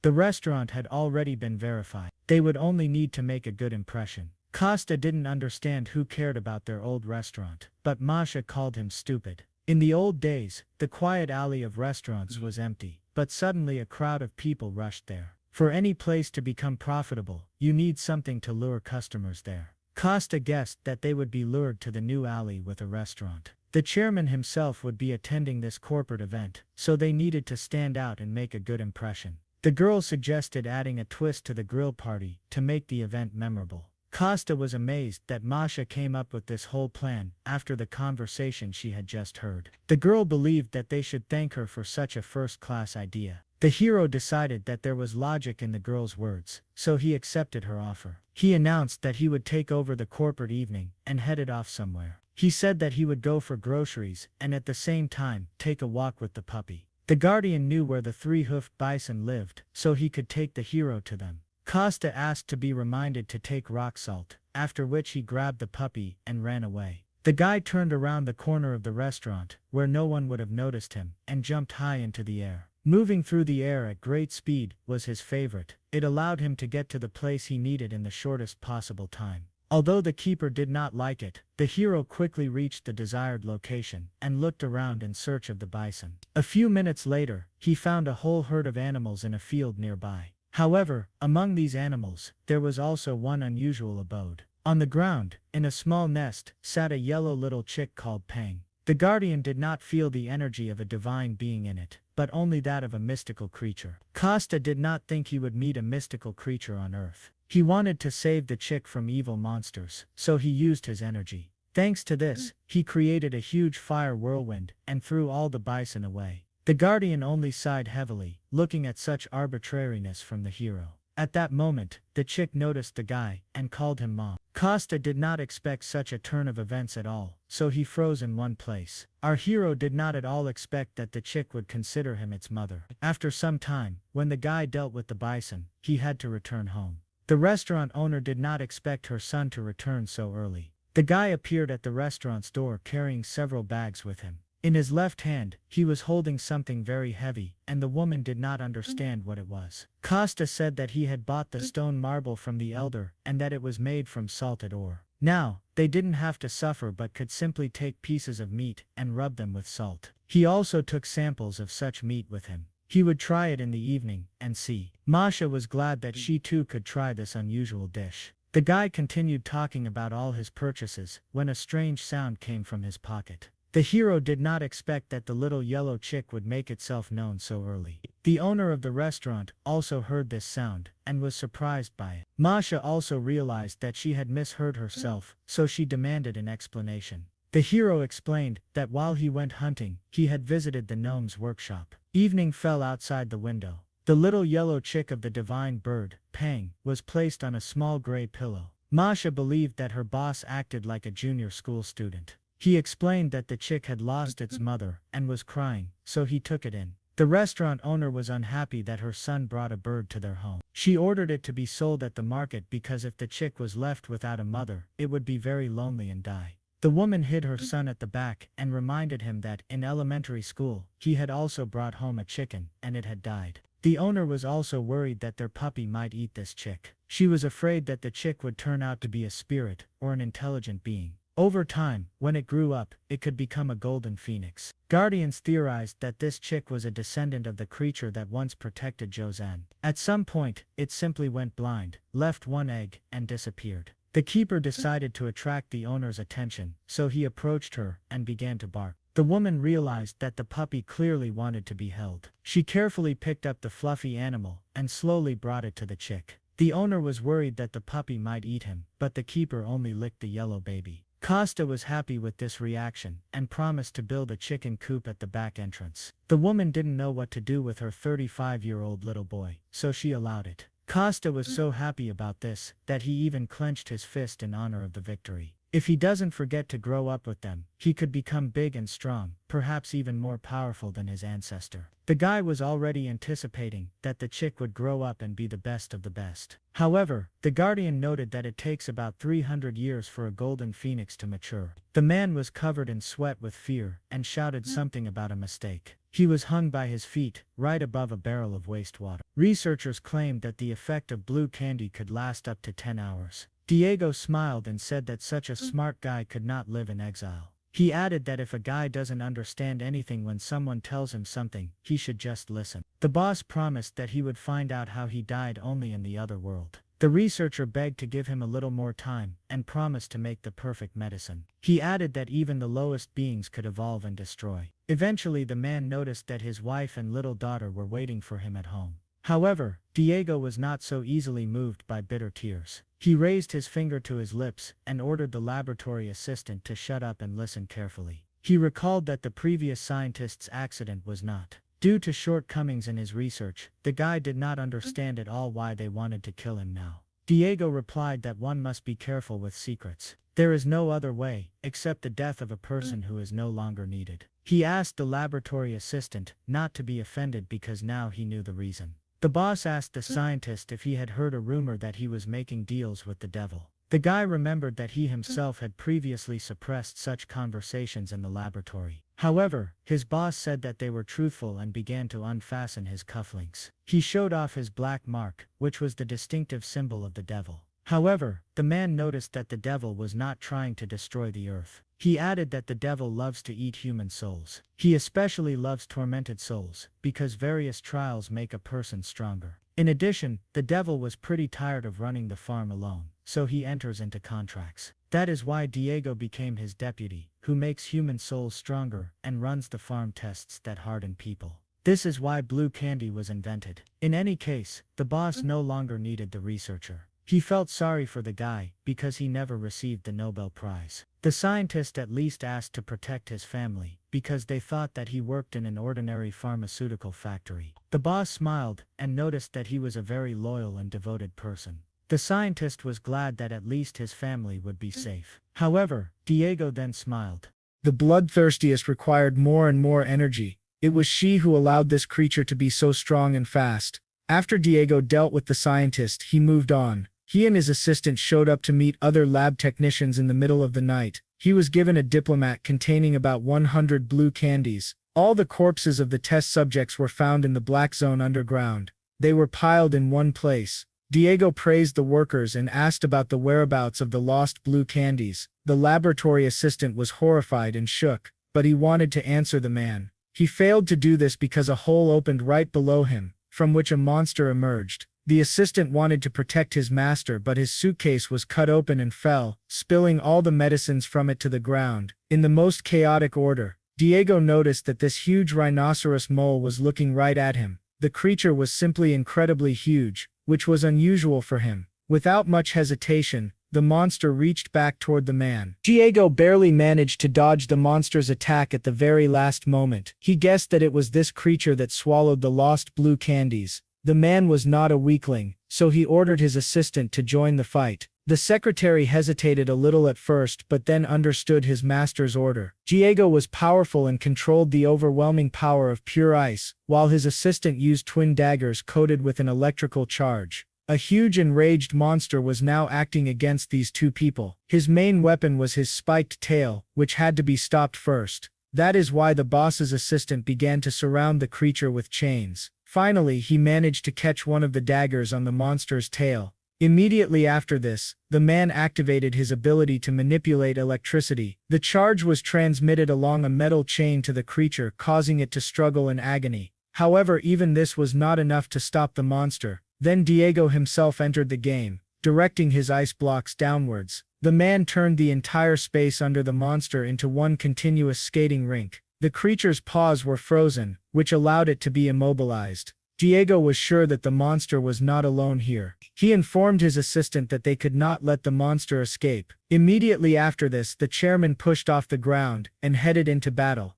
Ice blocks and sharp daggers could no longer restrain the monster, so the assistant decided to return his weapon and attack again. But this time he decided to use not one blade, but two at once. The man spun them with all his might and directed them toward the huge monster. The daggers sank deep into the creature's face, right next to its huge horn. Immediately after this, an electrical discharge was sent directly to the brain. After the creature was completely immobilized, it was Diego's turn. The man went into a trance and used his power of submission against the monster. This allowed him to quickly get close to the huge creature. For a few moments, absolutely nothing else happened on this quiet street. At this moment, Diego mentally fought with the consciousness of the monster. The man definitely emerged victorious, so the monster's eyes dimmed. After the battle was over, both men began praising each other for a job well done. The secretary came closer and tried to pull his daggers out of the monster's head. However, for some reason, he failed to do this. It was extremely strange, but before the long-haired man could do anything, the monster attacked him. He shook his head and threw the man up when he was not expecting it.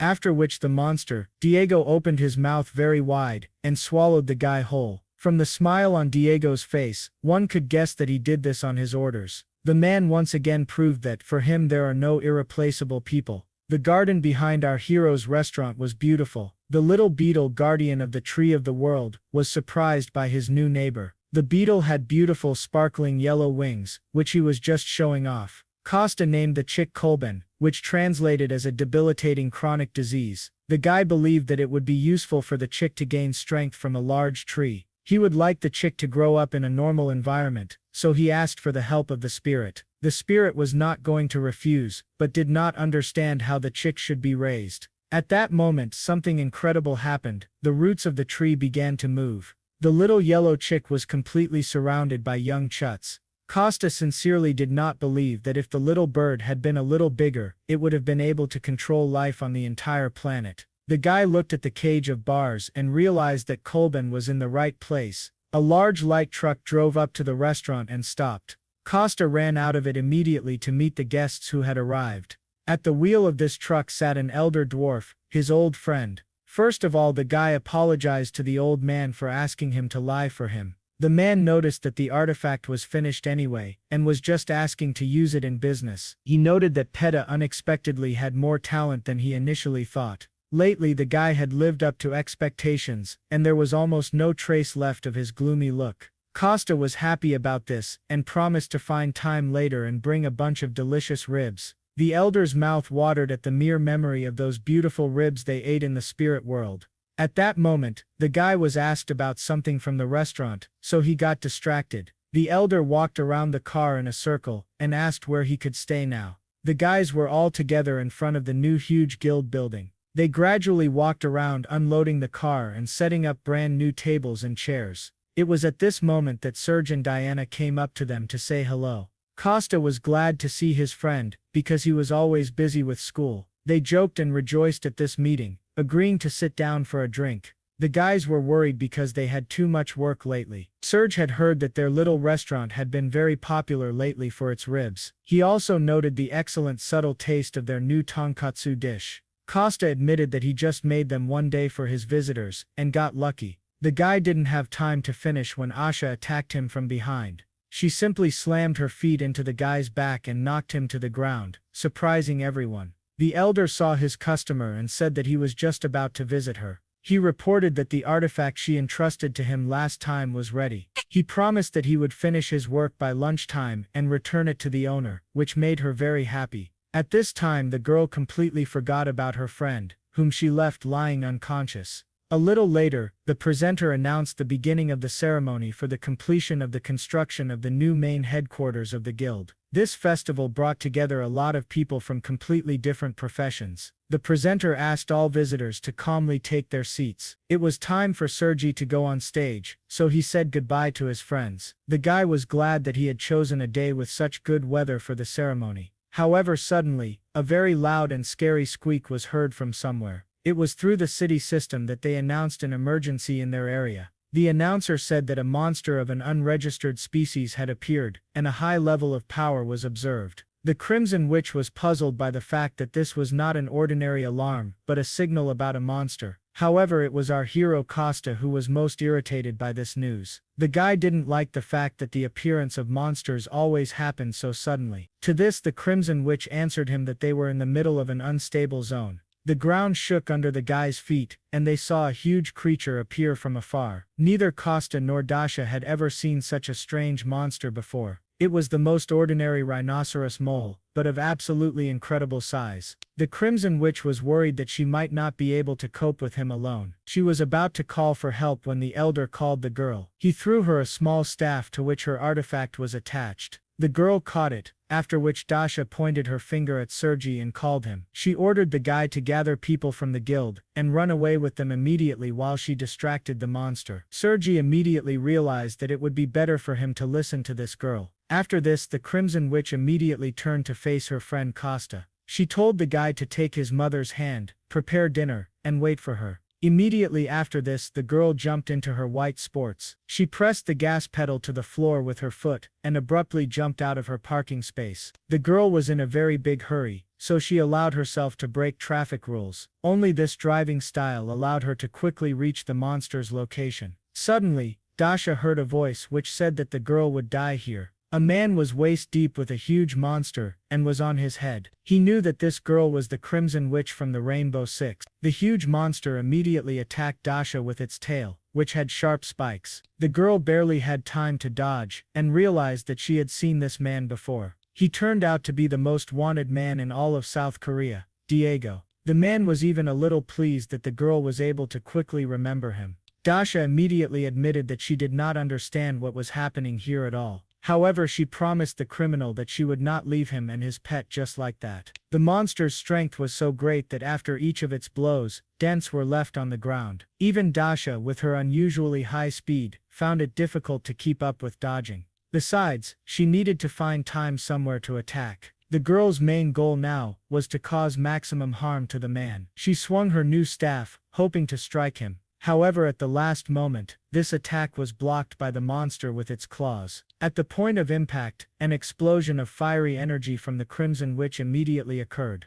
The man looked at his rival and became more and more irritated by the minute. He didn't like how ignorantly the girl was using Wanda's artifact. Maximum squeezing of the handle of this staff increases its firepower many times over. At the same time, it also had the ability to work like explosives. However, the side effect was that it made your arms get tired quickly. Dasha was worried because she didn't have time to ask how to use the staff. The girl used it for the first time and had no idea how to handle it. However, she was able to notice during the fight that it still increased her strength. Previously, the power was scattered throughout her body, and now it was concentrated in the staff. The girl realized that he was collecting all her chaotic magical energy. After this realization, it became easier for the Crimson Witch to control the energy. Now the girl knew exactly at what moment she could quickly release it. This helped her get to the head of the huge scary monster even faster. However, because of the monster, the girl completely forgot about another of her rivals. After all, the most wanted criminal in Korea could also use magic. This was an outstanding confrontation between two very powerful battle wizards. Diego's crystal clear ice collided with Dasha's hot flame in one battle. The grown man was very annoyed. At one point he was also an extremely rare awakened person in the entire world, at the highest S class. But such an absurd difference in their strength made him very nervous and infuriated.